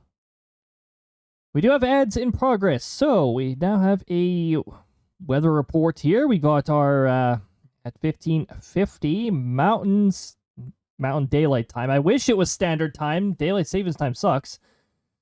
We've got 16.9 degrees. Nice. 62.4 Fahrenheit for an air temperature. Dew point 8.3, 46.9 Fahrenheit. Winds 14 kilometers, gusting 34. Still gusty out there. It's supposed to be all day for a pretty big area, actually.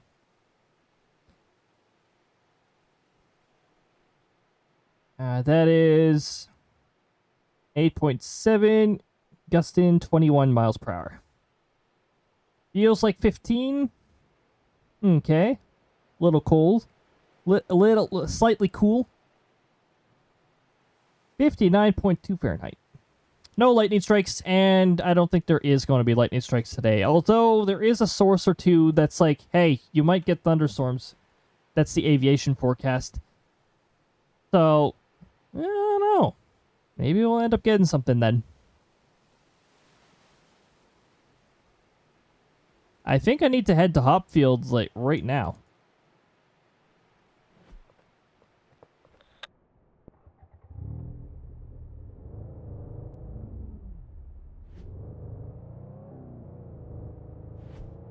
Off to Hopfield. Hello, everybody. Welcome back from ads. Nothing happened.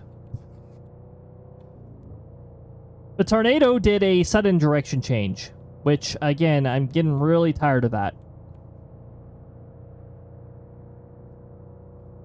We just had, like...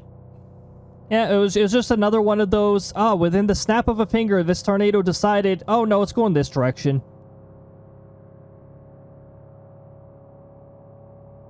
Can't wait until they've gotten rid of that and made that aspect of tornadoes behave better. I gotta say, the veering from side to side, like, gradually, yes, tornadoes do sometimes do that. The destruction paths of tornadoes are a fairly good way of measuring that. Oh, we need to stop here. Also, Pixie is now summoning a thunderstorm. Hey, Pixie!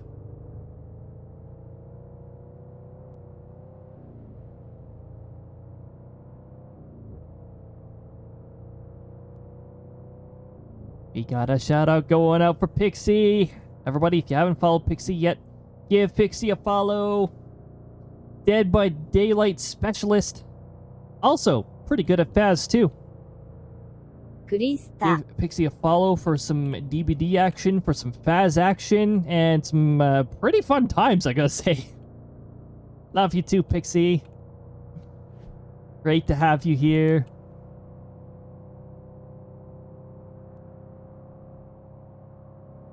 We're gonna head to Hopfield because I suspect the storm will be affecting Hopfield. To what extent? Not sure. Also, the game is lagging just a little here. Probably GPU related. I don't keep track of my GPU anymore because it has proven itself capable.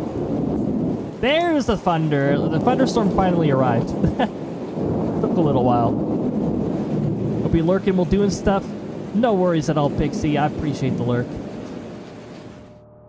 I tried not following Pixie once. And got killed. Oh my goodness. Make sure you follow Pixie.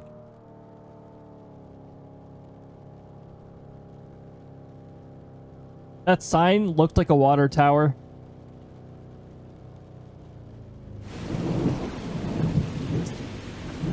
There's our thunder. I can't wait until Outbreak, well, I mean, I'm just assuming that they're going to be adding more realistic thunder sounds into the game. Nature does provide some pretty high quality thunder sounds if you're in the right time in the right place. You can get some pretty good thunder recordings. And the lightning that comes with it. I see rain walls.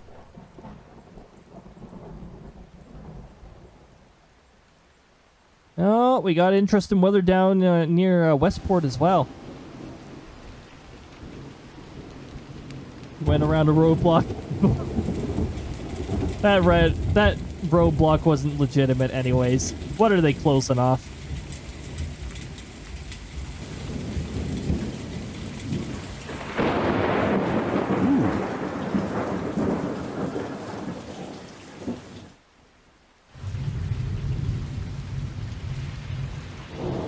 Spot of rotation over here.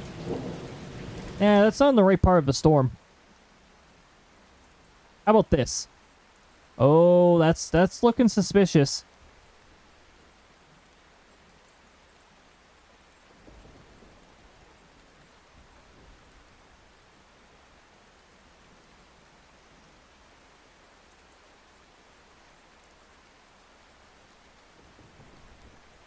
This might be the place to be.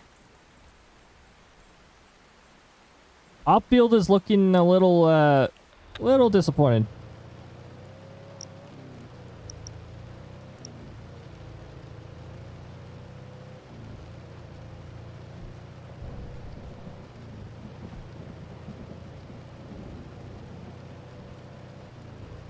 Oh yeah, the door lock. That's for multiplayer. Uh, you know, you're playing with strangers. You don't want a stranger getting into your vehicle. I mean, you could let a stranger into your vehicle, but chances are you're only going to want people that you know in your vehicle. Because you can ride as a passenger.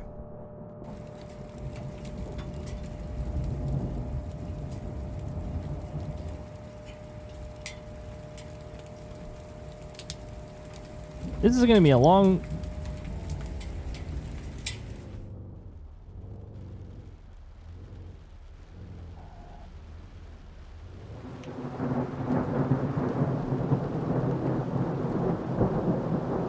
Let's go back. Looks like the storm decided to produce a hook.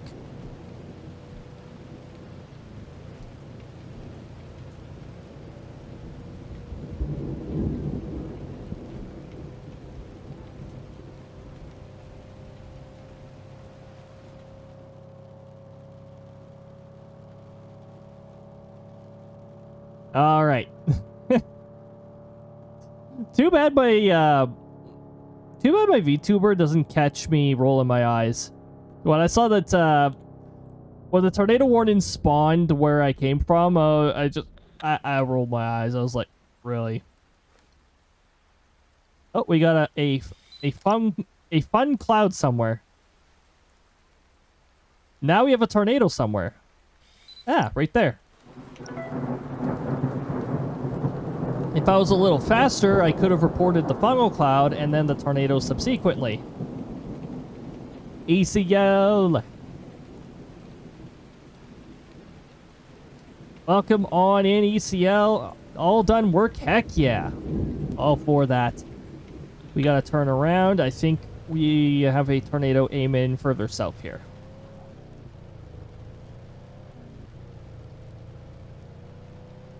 Giving strangers rides twice.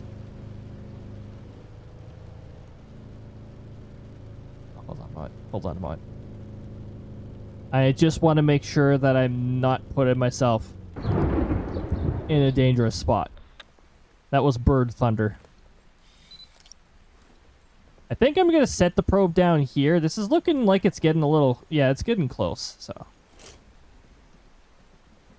And the tornado is not exactly on the well, not visible on the ground.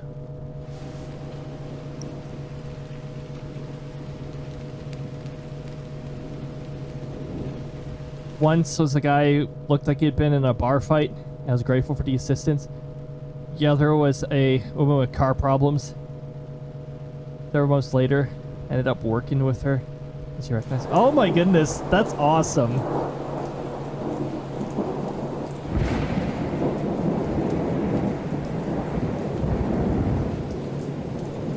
The crime rate here is so bad. It's like, I'm not sure if I could. I'm not sure if I would pick up anybody around here. Just, we got such a bad crime rate. Ah, yes, 0 as it crosses. Hooray!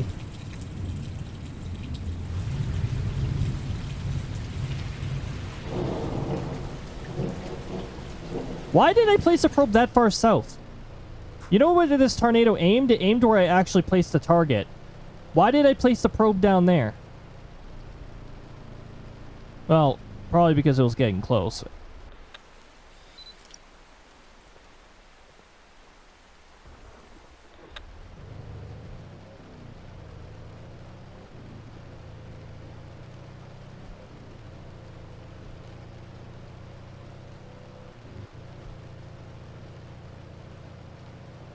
I should have just bailed out instead.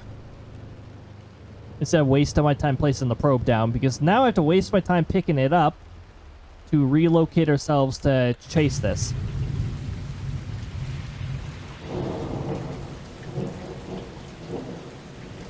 If it even exists anymore.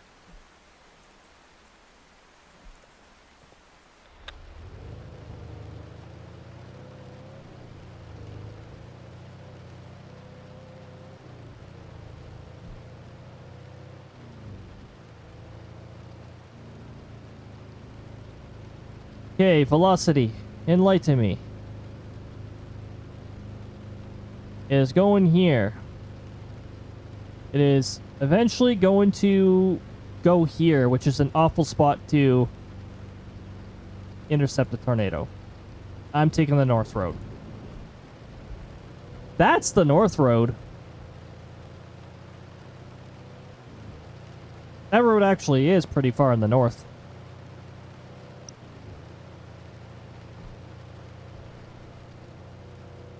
Rotation's getting a little broad.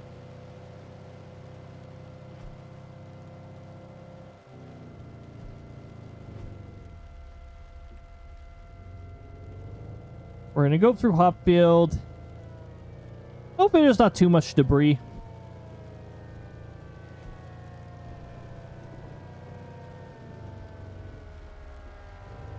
I don't think it actually hit Hopfield directly.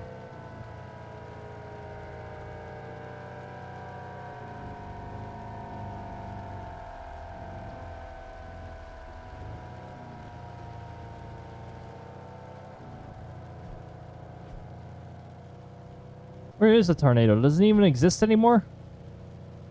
Well, if it does, we'll be catching up with it. And it might be on the other side of this rain wall. Apparently it's aiming further north.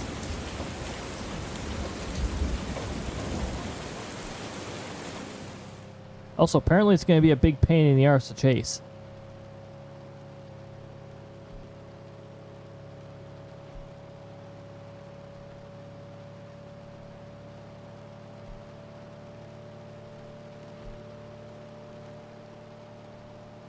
I don't see nothing. I don't know where it is. Where did it go? Tornado! Tornado! Where are you? We know where the thunderstorm is. It's right here.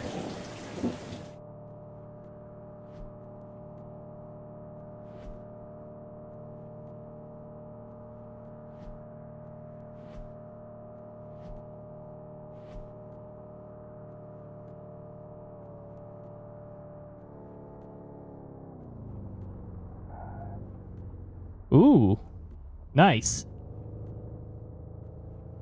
That's one way to cut a corner.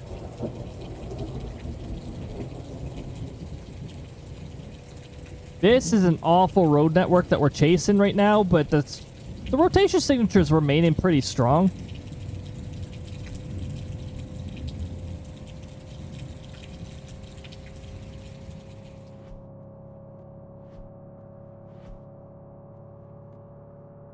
Now, if we get on a straight segment of road, which unfortunately we chose one of the worst roads for that.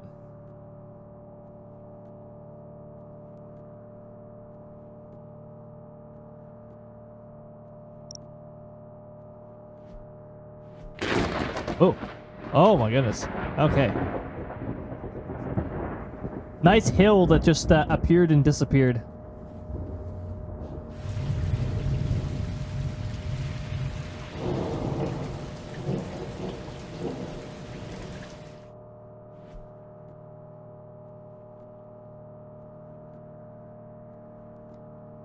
I think the loud crackling...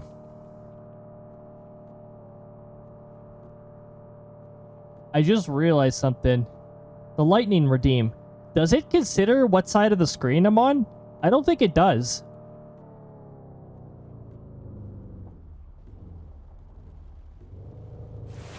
I'm gonna need to test that.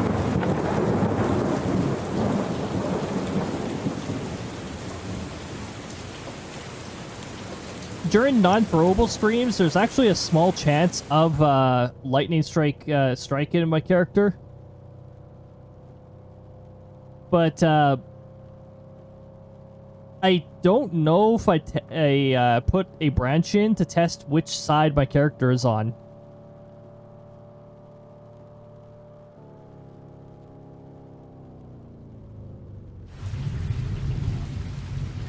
The tornado's already getting close to this road, of course. This road is awful to chase on. It is one of the worst roads. Diagonal roads suck.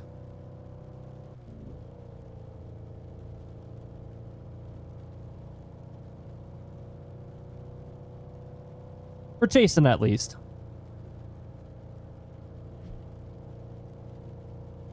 Yeah, we're catching up to it, but, like, the signature is very clearly up here.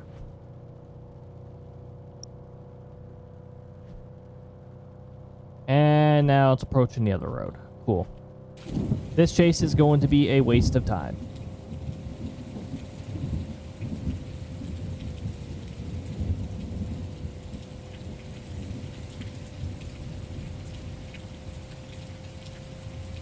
I swear, if this is another fast tornado scenario.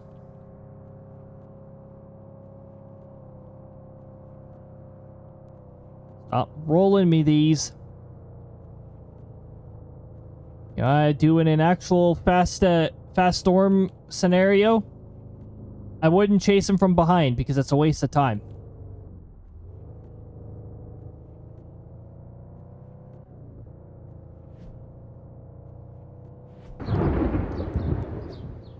Bird thunder.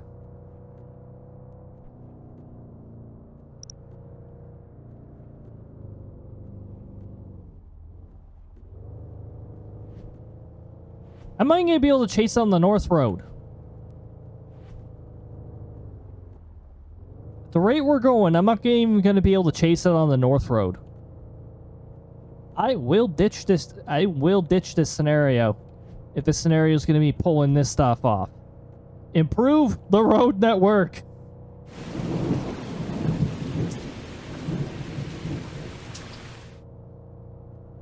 Like 70% of these roads are awful to navigate. You got the nice little grid in the middle, and then you've got these unnecessarily long ways around over, like, most of the map.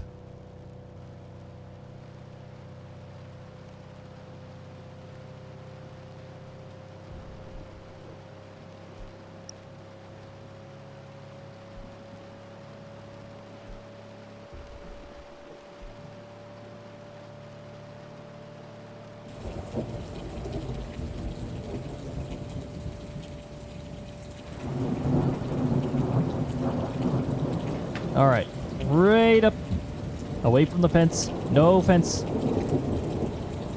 Thunder! Yes, finally. The past several thunderstorms did not have the Easter egg thunder once. Finally, the Easter egg thunder. We actually know it still exists. Why do the brakes just choose to work like shit randomly? What is with that? They literally did nothing.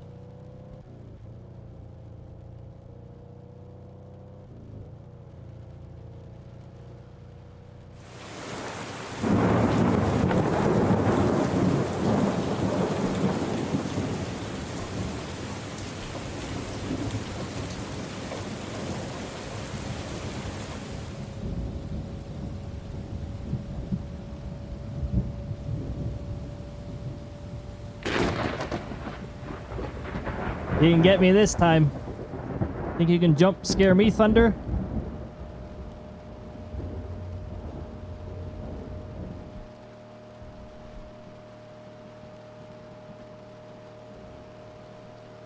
Oh! That was a tree toppled on another tree.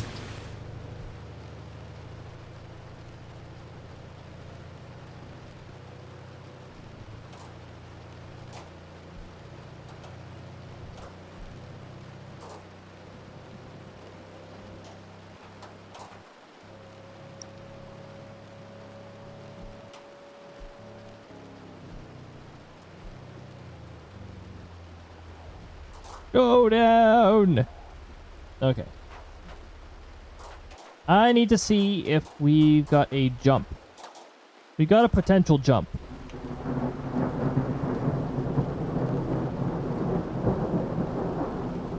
If we got a potential jump, we can intercept this, and this chase might actually be worth something.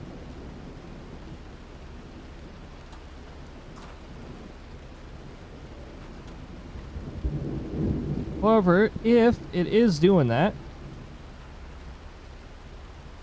then I'm going to want to set myself up here-ish. And hope that the hail core goes away so we can actually see what's approaching.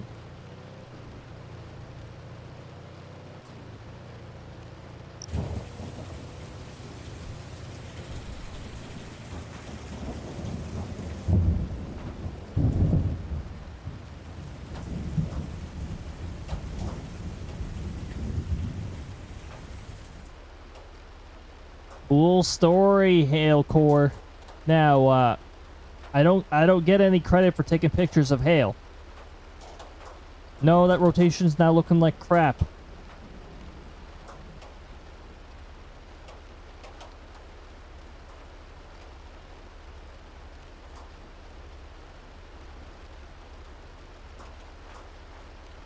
This scenario is just wasting my time. What is this scenario doing?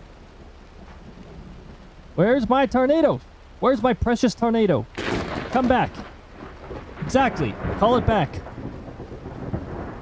Bring it back. Bring my precious tornado back to me.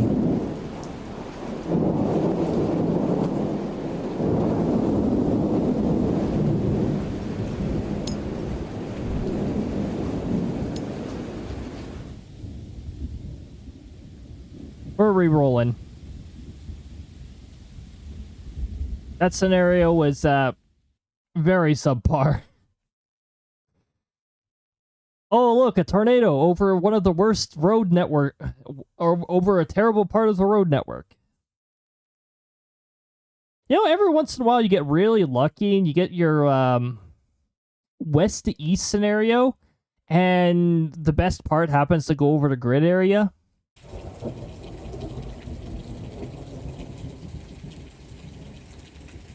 We did get a nice over 10,000 intercept, so we did still do really good.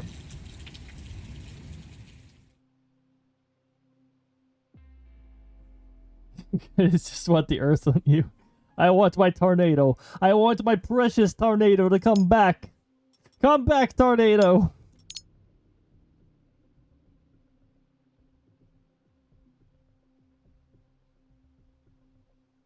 Also, let me just make sure. I'm just going to also make sure I am lurking correctly.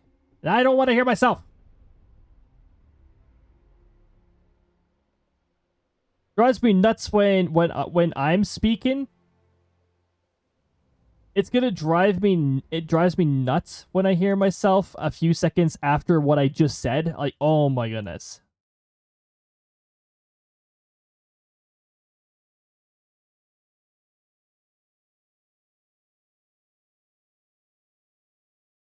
Okay. We're still waiting for Outbrk to finally load anyways. Outbrk, what are you doing? Are you about to load an amazing scenario? Is that why you're keeping me in suspense?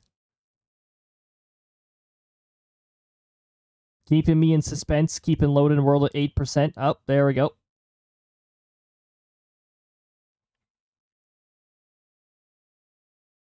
Yeah, you load that world. I don't even know if there's a specific scenario that crashes Outbrk anymore, because they took additional actions to try and prevent GPU crashes. Okay. So we got this, what kind of shape is this? I'm trying to make this into a shape. I can't tell what it is.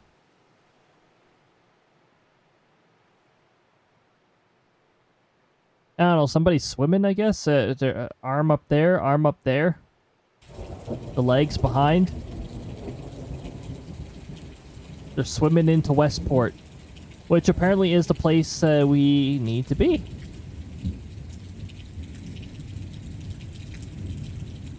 And where is everywhere moving?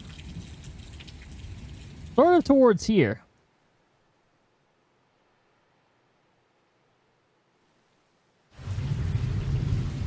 Velocity.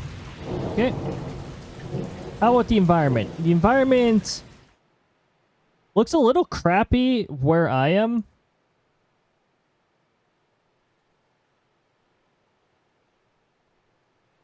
Yeah, it looks more interesting the further south we go.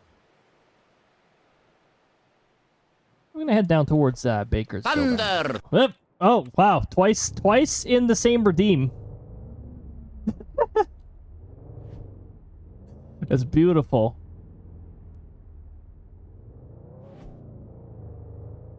This lag is not beautiful, though. Can we... Hold on, I cannot drive the vehicle while this lag is in place. What is going on here? So much lag.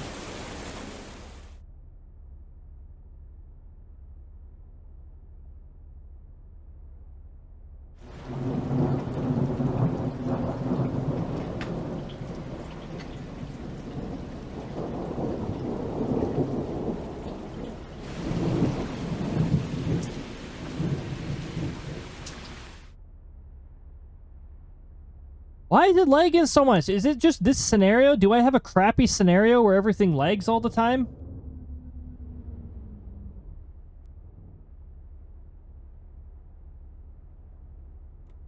Task manager, enlighten me. What's going on? Do I need to kill something? Bakersfield? Do we have a Bakersfield? Nope, we have Bakersville, almost.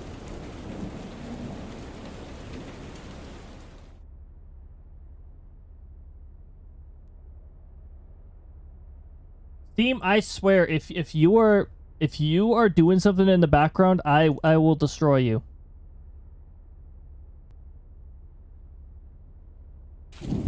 Nope, nope. Seems not doing anything in the background. What is causing this lag? It is incredibly annoying. It might just be this scenario. This scenario might just suck. 96% is enough to induce lag on GPU activity.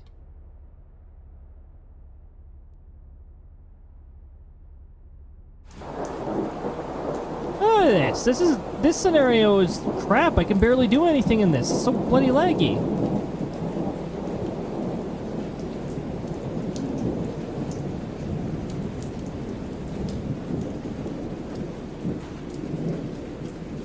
I might need to load a new scenario. Something is wrong with this scenario. Which sort of sucks because this storm here already looks like it wants to produce something.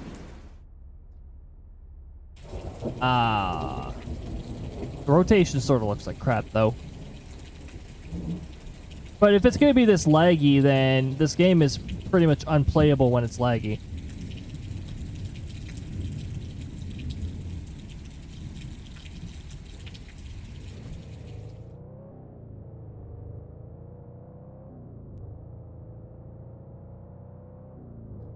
Let's do a little drive-in and hope that it gets better. Here.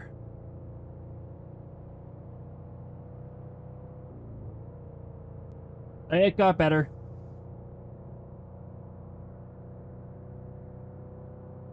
There was just something going on in that area that really sucked for some reason. Yeah. Yeah, I don't know what the heck was going on over there. Thunder. Aw, that tush. Also, 3 Easter eggs in a row? What the heck? I guess it's making up for all those times that we got 0 Easter eggs. RNG's balancing itself out now.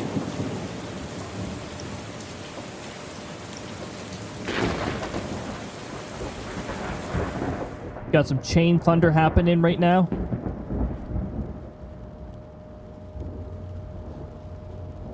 One of those sounded like one of the new thunder things that I put into the pool of thunder.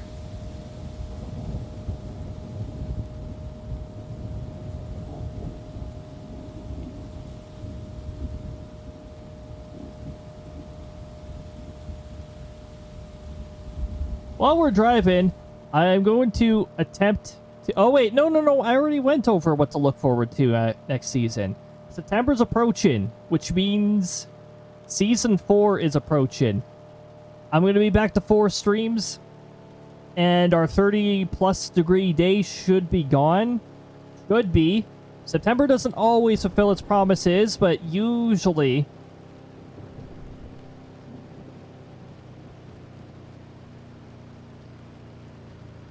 Our extreme heat almost always begins late May.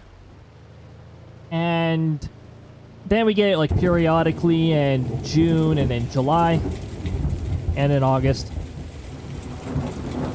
It has sometimes bled over to September for a bit before fall knocks on the door and is like, hey, I'm here. We rarely get snow in September, though. It's usually just the cool down begins. November to December is our first snowfall, typically. Although, the last day of October, Halloween, is usually when we get our first case of mixed precipitation. We usually get freeze and rain or rain/snow. Rain-snow is a pretty popular one. It tends to happen on Halloween Day. Freeze and rain, not always. Our freeze and rain can actually be pretty iffy. We don't get as much freeze and rain as parts of Ontario get. They're downwind from the Great Lakes, so when a frontal system kicks up and the temperatures are just right, it's not a very fun experience. I'm liking that hook. Hold on. Before we go way too far forward here, where's that hook going? We might be very close to where we want to be. The hook is strengthening.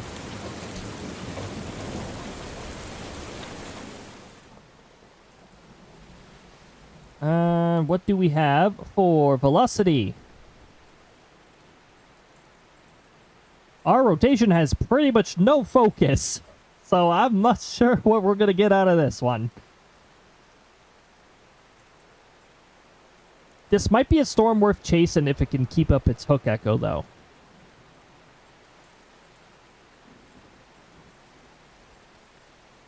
And if it does keep it up, we're going to be chasing in another crappy road network. Hooray! Unfortunately, most of this map is not a very good road network.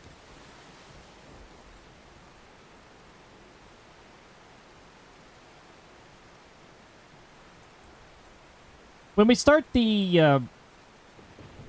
our full stream schedule, like the 4 times a week and all that fun stuff, on Thursdays I plan to I'll probably always raid out to the same channel on Thursdays because community days happen in there, you know, all that fun stuff. Every other day I've got a good list of streamers who are a lot of fun that I could send you guys off to. And on Saturdays, we stream in the evening, so. Again, this could be subject to change. It really depends on real-life scenarios. I've got a plan A, I've got a plan B. I could, like, shift stuff around. The moment I know of any schedule changes, I'll be posting them in advance, and I'll be trying to maintain consistency on that.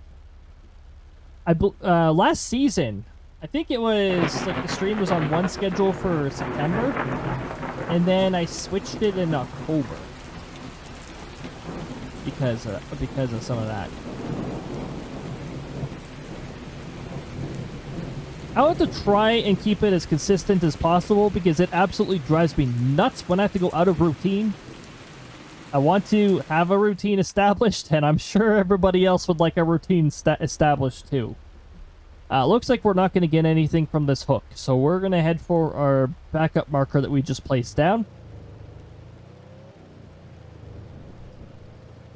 Doesn't surprise me we didn't get much. The rotation was looking very unfocused. Just no focus whatsoever. I'm very curious on what the sound clip statistics is going to be. And actually, you know what? The thunder statistics might be very curious too. Whenever thunder is redeemed, every time you hear thunder in that, the variable gets increased by 1.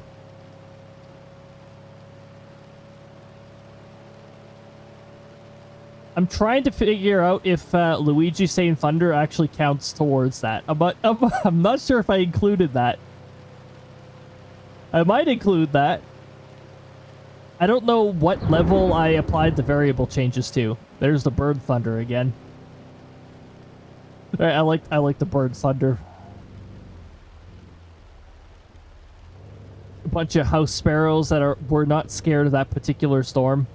We're about to drive through a hail court to get to our destination, I see. Ah! Hey, Still cold as usual, I see.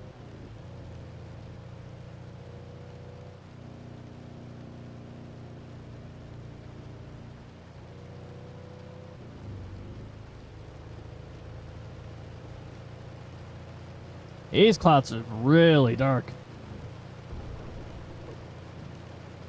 We're driving into the night.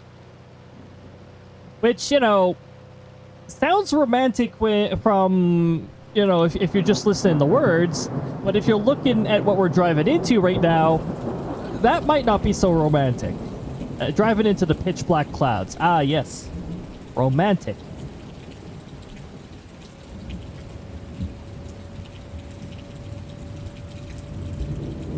Knowing Krista, she'd find a way to make it romantic anyways. Krista on Thursdays. It would if you're actually, fair point, Auntie. Fair point. Wowie zowie! Oh my goodness, Udon coming in with 11. Oh my goodness, 11 months. That is amazing. Good to see you. It's good to see you, Udon. The shout-out's probably not going to be triggered because it was a sub message. Or maybe the shout-out's waiting, I don't know. For a moment, I thought we were going down the road where I get to show you the super narrow RV or trailer. There was the shout-out. Everybody, give Udon a follow if you haven't already. I was actually there just yesterday, checking out further development of nukes. Which, yeah, definitely looking forward to it. Oh my goodness, thank you so much for gifting a tier 1 sub to Auntie. I appreciate it so much, and thank you so much for that 11 months. Approaching a year already, my goodness. Enjoy the added unity, Auntie. Heck yeah. Good to have you. It's good to have all of you here. Legendaries. Legendaries and legends, yes. Wait, what's that? Oh. I thought that was actually like a debris thing. Oh, come on. There's no hook. There's no hook anymore. The hook disappeared. The hook! Sorry, I cannot do a very good impression of, I think that was Mr. Krabs who said that. It was like the episode on the fishing hooks.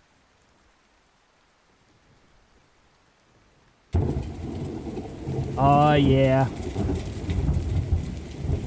Free of the ads. And I'm gonna say this Thunderstorm redeem has balanced out the RNG that we were lacking the past several times, where we got no Easter eggs, and for this one, we got 3 Easter eggs and 1 redeem. 3 Luigi saying thunders. That's the Easter egg. All sorts of weird RNG happening. Honestly, that should be another statistic I keep track of. Is whenever the Easter eggs roll, increasing the variable by 1 there. Like being able to hear the thunder. Heck yeah. This is also a really nice addition. Oh, jeez. That'll get me eventually. Whenever RNG decides. That's another statistic I want to add, is number of Easter eggs that have happened. That'd be a cool statistic. Yeah, best part about these statistics is they are available on the channel's website. I believe it's like the stream stats button that takes you to that page. Now, these pages look a little more old-fashioned than the rest of the site. Some of the site looks modern in that because I used like a web builder for it. Others, not so much, because I used HTML and I like simple designs, not complex, a whole bunch of JavaScript methods. I don't know JavaScript very well. Oh, jeez. Good timing, Auntie. I'm pretty sure that was the delayed jump scare.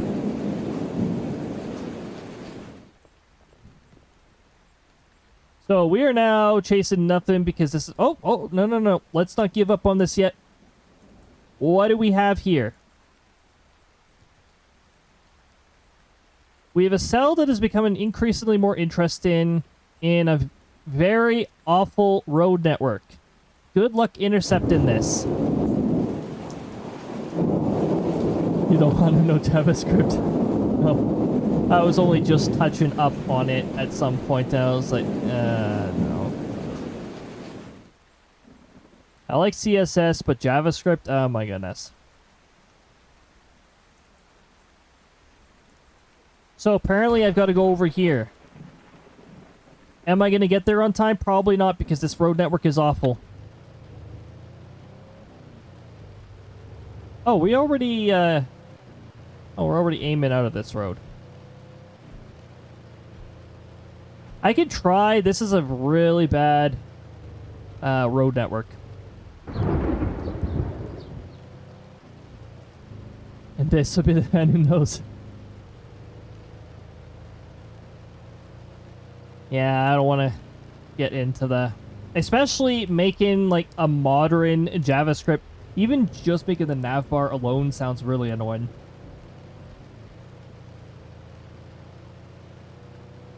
I just put a little container at the bottom of the statistics page so that people could just click onto the different pages. Because the website builder doesn't let me put its navbar on the pages I created myself. That would be fun. I just learned about partition tables and why people like me shouldn't mess with them. Oh, yeah.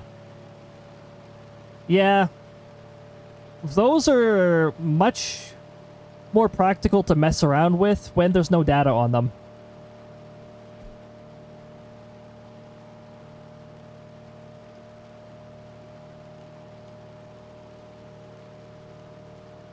I usually only mess around with partitions when I just start using a hard drive. If we're talking about those partitions.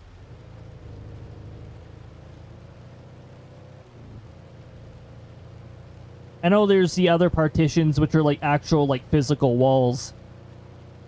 Sort of. They're not full-out walls, but they're sort of walls. They may as well be walls. My sister's the techie person, and someone wiped all of their pictures and important documents. I was asking her all kinds of questions. Oh my goodness. Oh no. And that was related to the... Oh no.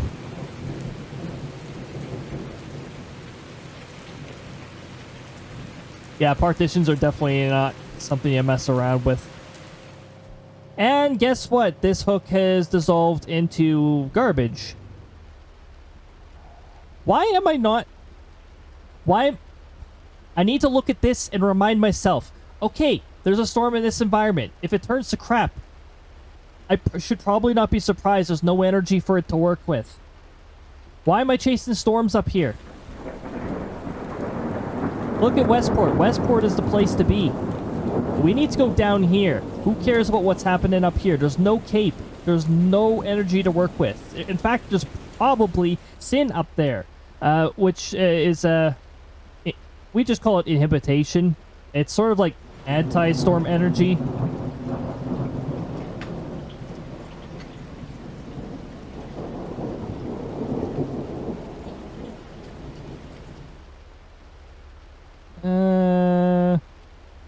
It looks like it's heading sort of north of the Gridland.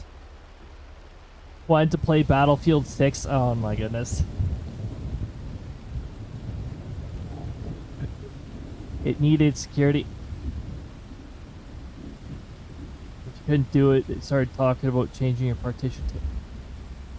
Whoever's talking about changing the partition table for the security is, like, out of their mind. You don't... people really don't need to go to that extreme. Yeah, they probably got some annoying, like, kernel level anti-cheat or something. If any game has kernel level anti-cheat, I don't touch it. I do not associate with it. I have no support for especially easy anti-cheat because they've screwed up people's setups. And in extreme circumstances have actually corrupted people's operating systems. So, no. Like, anything that uses that, I'm not interested in.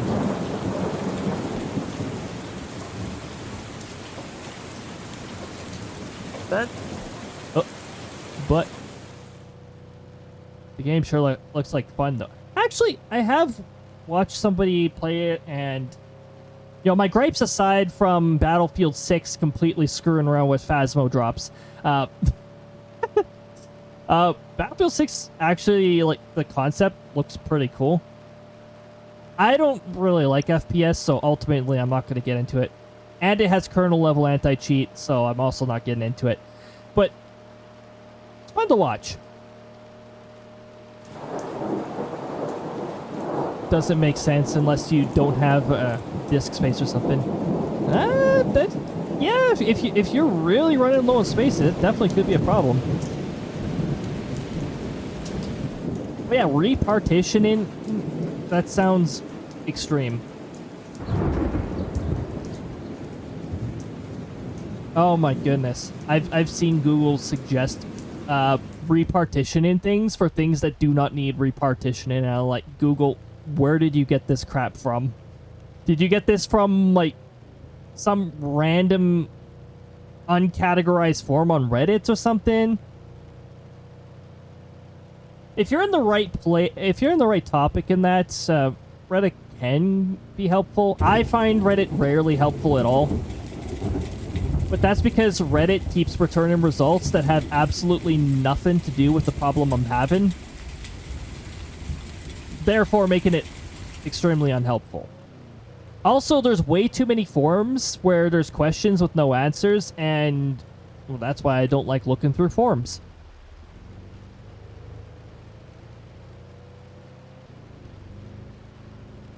Like changing an HDD to a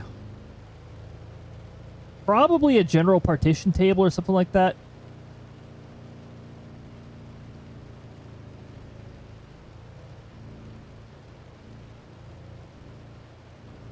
Probably to format in FAT32, yeah, or NFTS in the case of most Windows scenario. In most scenarios with Windows, it's NFTS and NFTS. What the heck?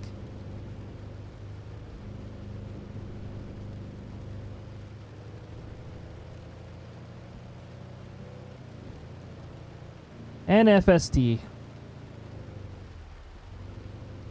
I'm getting the letters mixed up because my brain is not thinking about the letters. It's the partition that most large hard drives use. The only thing that really uses FAT32 now is like the smaller portable drives. NFTs, yeah, exactly. Exactly. Where's our tornado? I can't activate my my fun little lights because there's no tornado. Where is it? Where's my tornado? My tornado is missing again. Something like that. Had to do with the, yeah, the anti-cheat stuff. Yeah, I really don't like the kernel level anti-cheat. If it's non-kernel, I can deal with it. But if it's kernel level, no thanks. There's just been too many problems, especially easy anti-cheat. Easy anti-cheat sucks. A lot of cheaters have already bypassed it, so it's pointless. You're installing stuff on the kernel for nothing. Sea of Thieves, for an example, has plenty of cheaters, and it has easy anti-cheat. It doesn't do anything. MSG, STD, whatever. Oh my goodness. I just don't play games with people where I have to worry about them. Yeah, I don't like PvP in the first place, so I guess I get to avoid the majority of those scenarios. Right. This hook looks promising. Wait, I'm looking the wrong way. It is promising. Hello there. I was looking the wrong way. Hello, tornado. I didn't notice you because I was looking the wrong way. I see that you are behind trees, which sort of sucks. All right, it's IFR time. Instrument flight rules. Basically, if you're in cloud cover, you're relying on what your instruments tell you because you can't see anything. It's usually used when you're within the clouds. So we're on IFR rules because we cannot... Oh my god, it's another scenario where the tornado will suddenly change directions. Can we just not with this? Okay, where are you actually going? That'd be funny if it aimed right at the light post. It sharply turned north. That is really cool.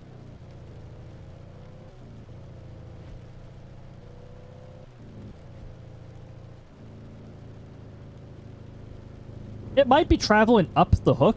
I don't think I want to go too far north because it actually might just be shifting up the hook. Or not. No. No, it's just outright deciding to go north. That's neat.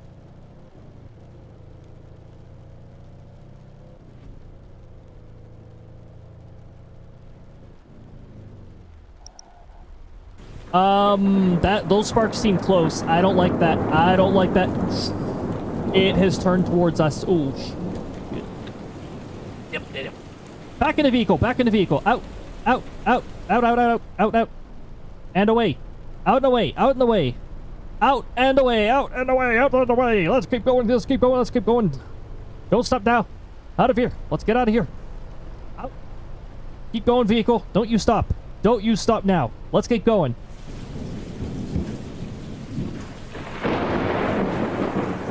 It did exactly what I thought it would do. It traveled up the hook and then resumed its normal direction.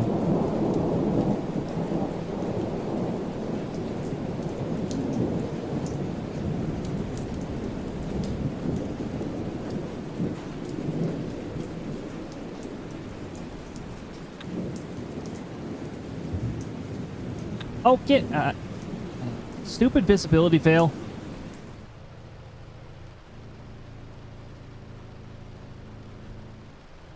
Okay.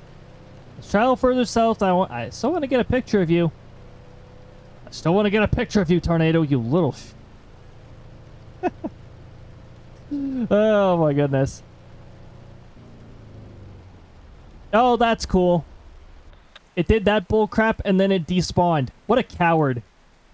This tornado is a coward. To be fair, though, the hook did dissolve.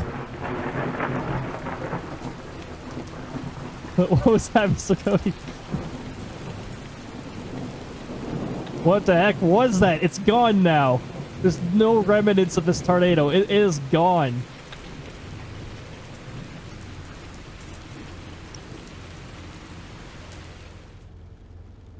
Wait, what? Apparently we're not moving very far from where we are. We've got a new tornado warning for this system here. Are we sure it's aiming here? I don't... Rotation? There's no rotation. What is this? I don't understand. I would much rather go after this over here. This is... Ooh, that... It's heading towards Gridland. I love to call it Gridland for some reason. Yeah, that tornado was a coward, alright. Oh my goodness.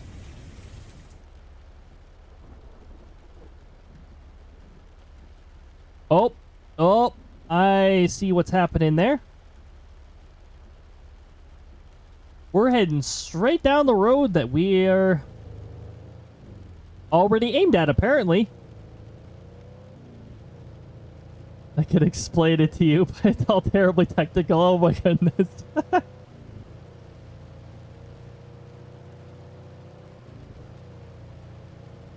Rocket time. I follow the same rules as tornadoes do. The traffic lights, I don't care what color they are. I'm going the direction I choose. In game, of course. We're heading for this target, and I think this is going to be a really good intercept if that hook keeps up. It's intensifying. Oh my goodness, what? Asteroid, thank you so much for the nya. It's probably not the nya you were expecting. Ah, yeah. What was that? This is the nya from Boyer. Green means go, yellow means go faster, red is just a suggestion. Exactly. Yep, vehicle's not stopping. I can't see anything.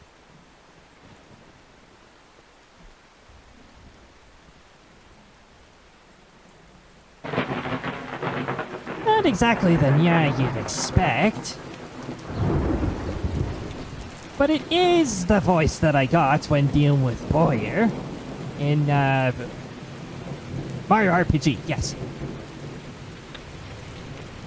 Oh.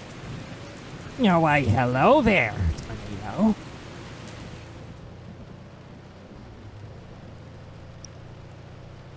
Let's get this voice going.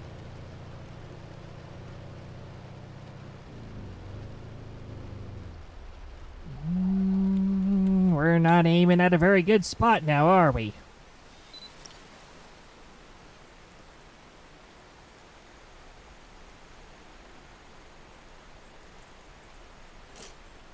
We might not get a direct off of this.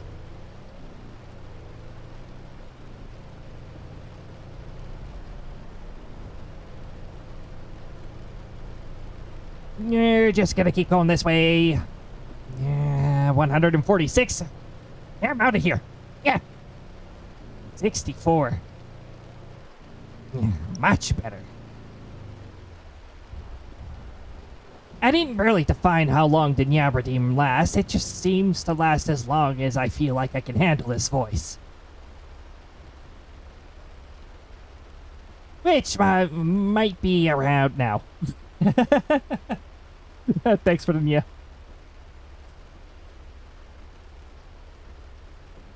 Thanks for the nya and welcome on in, Astrid. We got a good intercept out of that. I was fairly certain it was not going to hit the probe directly, but from what I'm seeing on the pickup values there, it might have been pretty close.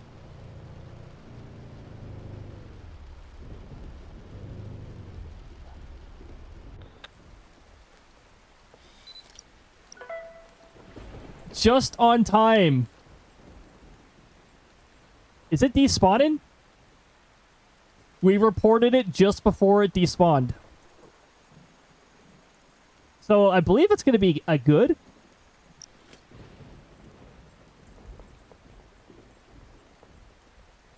Oh yeah. Yeah, you and Donnie can definitely get Costco hot dogs now. We're doing pretty good.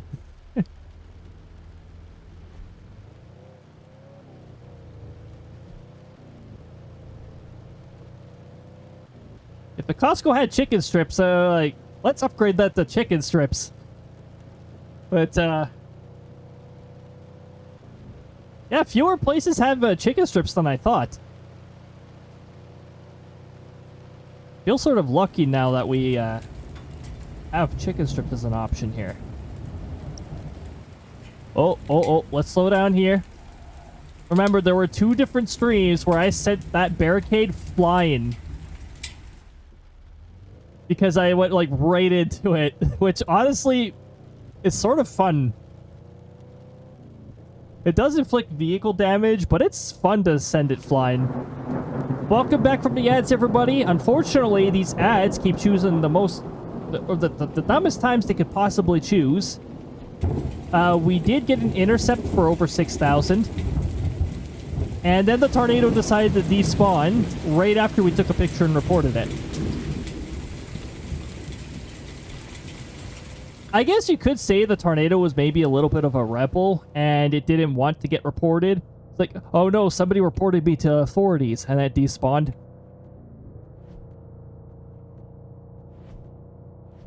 Why did I think I was up here? There was a car icon right there telling me where I am. We might be able to intercept this again. This will be the last chase. This chase went a little longer than I expected. Well, yeah, after this, I will send you guys to... Well, you guys probably know where we're going to go since it's a Thursday. Thursdays is usually when I send you guys over to... Well, you already know.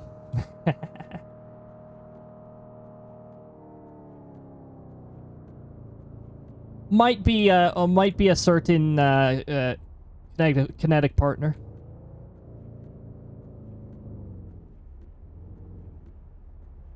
Also, I sort of have to do this because yeah.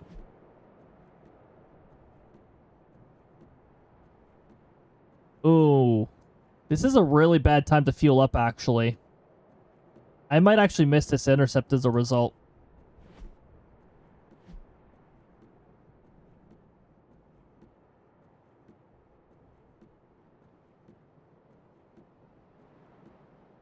Okay, so where is this going?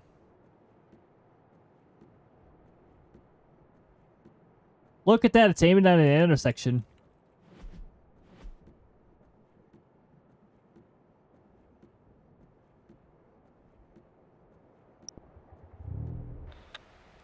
Why did I do that?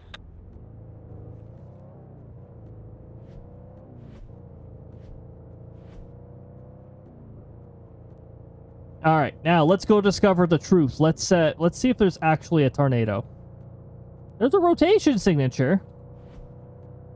I haven't correlated it to yeah, that's in a pretty good spot. Now the other question, can we get there on time if there's actually a tornado? Yeah, and if there's actually a tornado is the key to this one. I'm not seeing an actual tornado.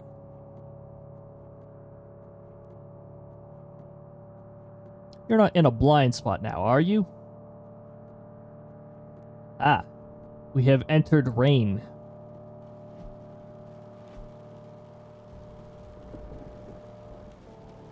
Well, instead of a tornado, I see a rain curtain.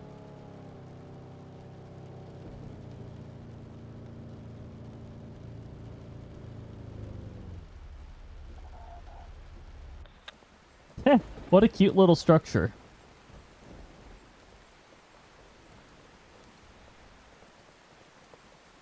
What I don't understand is why do so many of these scenarios not have wall clouds in them? Please add wall clouds. They are critically endangered. I'm having a hard time finding them. They're endangered like kiwi birds. And yes, kiwi birds sound weird. But they also sound amazing. Oh, that rotation's looking broad now. And we sort of got like double hook. Or I guess legs. Like, these are the legs. This is the giant head. Oh my goodness.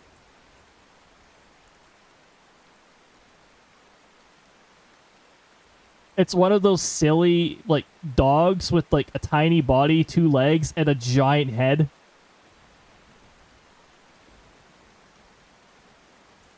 We might still get a tornado out of this, so I'm still going to chase this.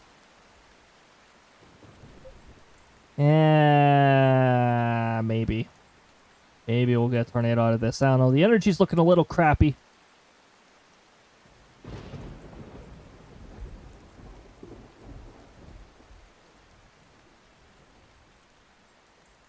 Well, where's the hook echo going?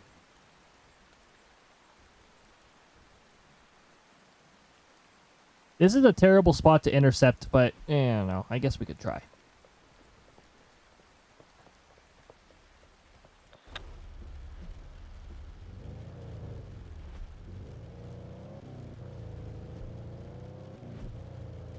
We got to get ourselves ahead.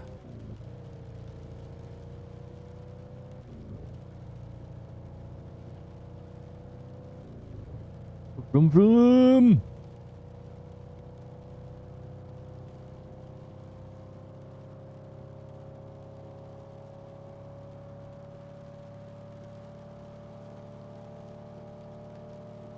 That's a pretty good feature.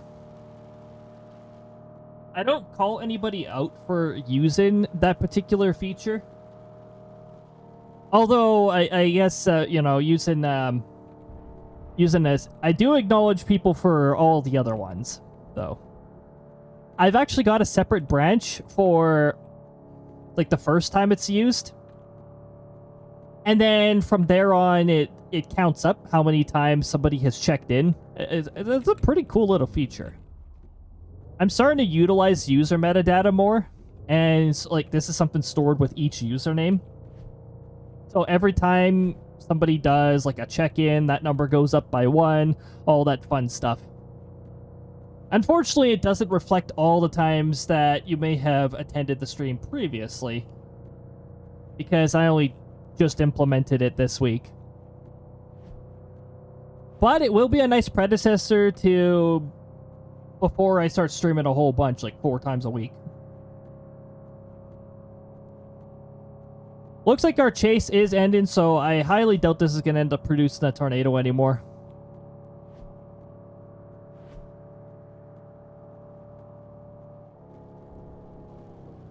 It's already past this road, too.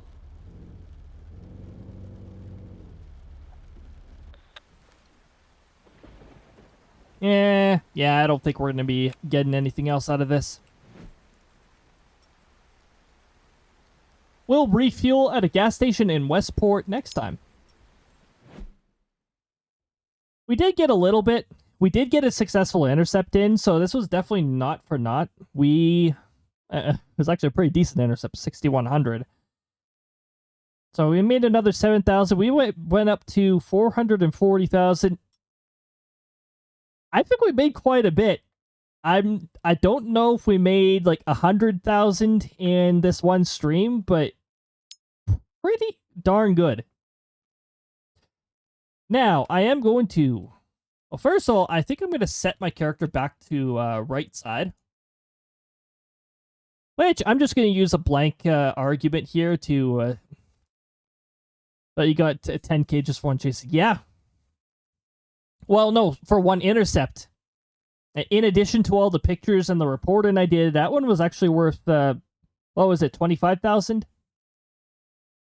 22,000? It was really good. And then we had one that had several chases. That one was pretty good too. This one wasn't too bad. We didn't make too much off of this one, but not too bad. So yeah, we made some pretty good progress. We're now 44% of the way towards getting the Dominator.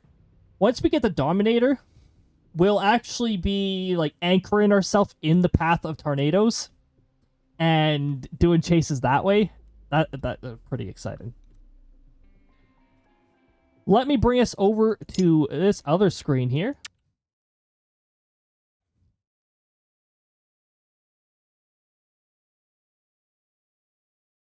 Oh, I saw the total like 7k, but thought you made more than that. Yeah, it was the last intercept, the summary of the last intercept, all that fun stuff. Also, yeah, that gold bar, I'm so glad that I made it interchangeable. Because at some point in September, again, I have a proposed day. I might move it, but it all depends on what's going on. I think I may have actually today confirmed what day I get to place it on. So, yeah. My goodness.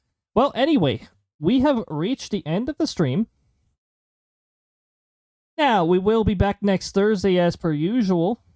We will be playing a bit of Outbreak, but we'll also be playing some Final Fantasy XIV. Throwables will be enabled during Final Fantasy XIV. So look forward to that. That means there will also be a chance that the bot throws stuff at me.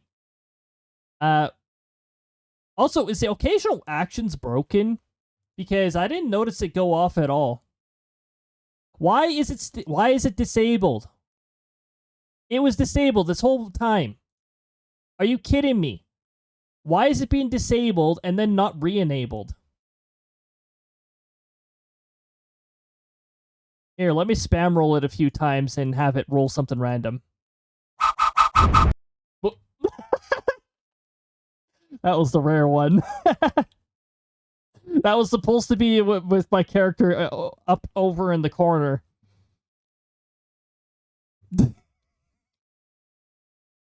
Oh my goodness. That is supposed to happen on a scene like this. It's supposed to happen on a scene like this.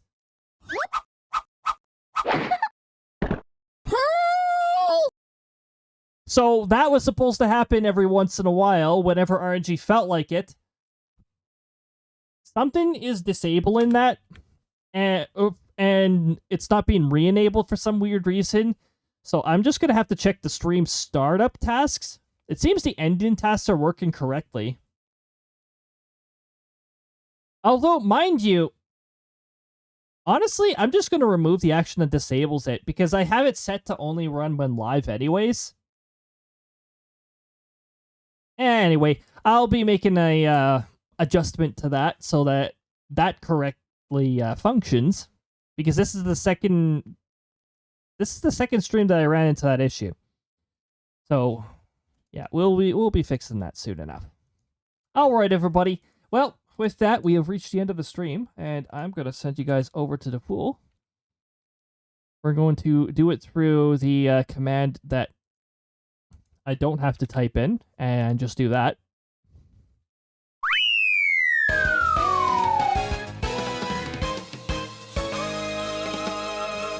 I will be adjusting that sound to make the Mario Kart World victory noise, I think. But anyway, thank you for joining, everybody, whether you were here in full, in part, whether you were active, whether you were lurking, or somewhere between. It's all greatly appreciated. Next stream is next week, next Thursday, at noon. Mountain Daylight Time. I'm very tempted to say Standard Time again, but we have to deal with Daylight Savings Time, which sucks. Anyways, thank you guys for joining so much. Bye, Auntie. Send you guys over to the pool. Take good care of yourselves. Keep yourselves well hydrated. Be weather aware. There's all sorts of crazy elements out there that the weather likes throwing around. So also be kind to yourselves. Be yourselves. Definitely be yourselves.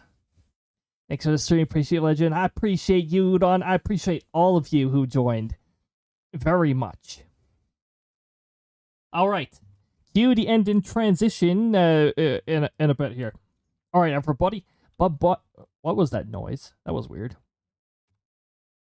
Well, anyway, we'll see you all later, everybody. Oh, boy. Oh, that was my cat. That was a cat jumping down.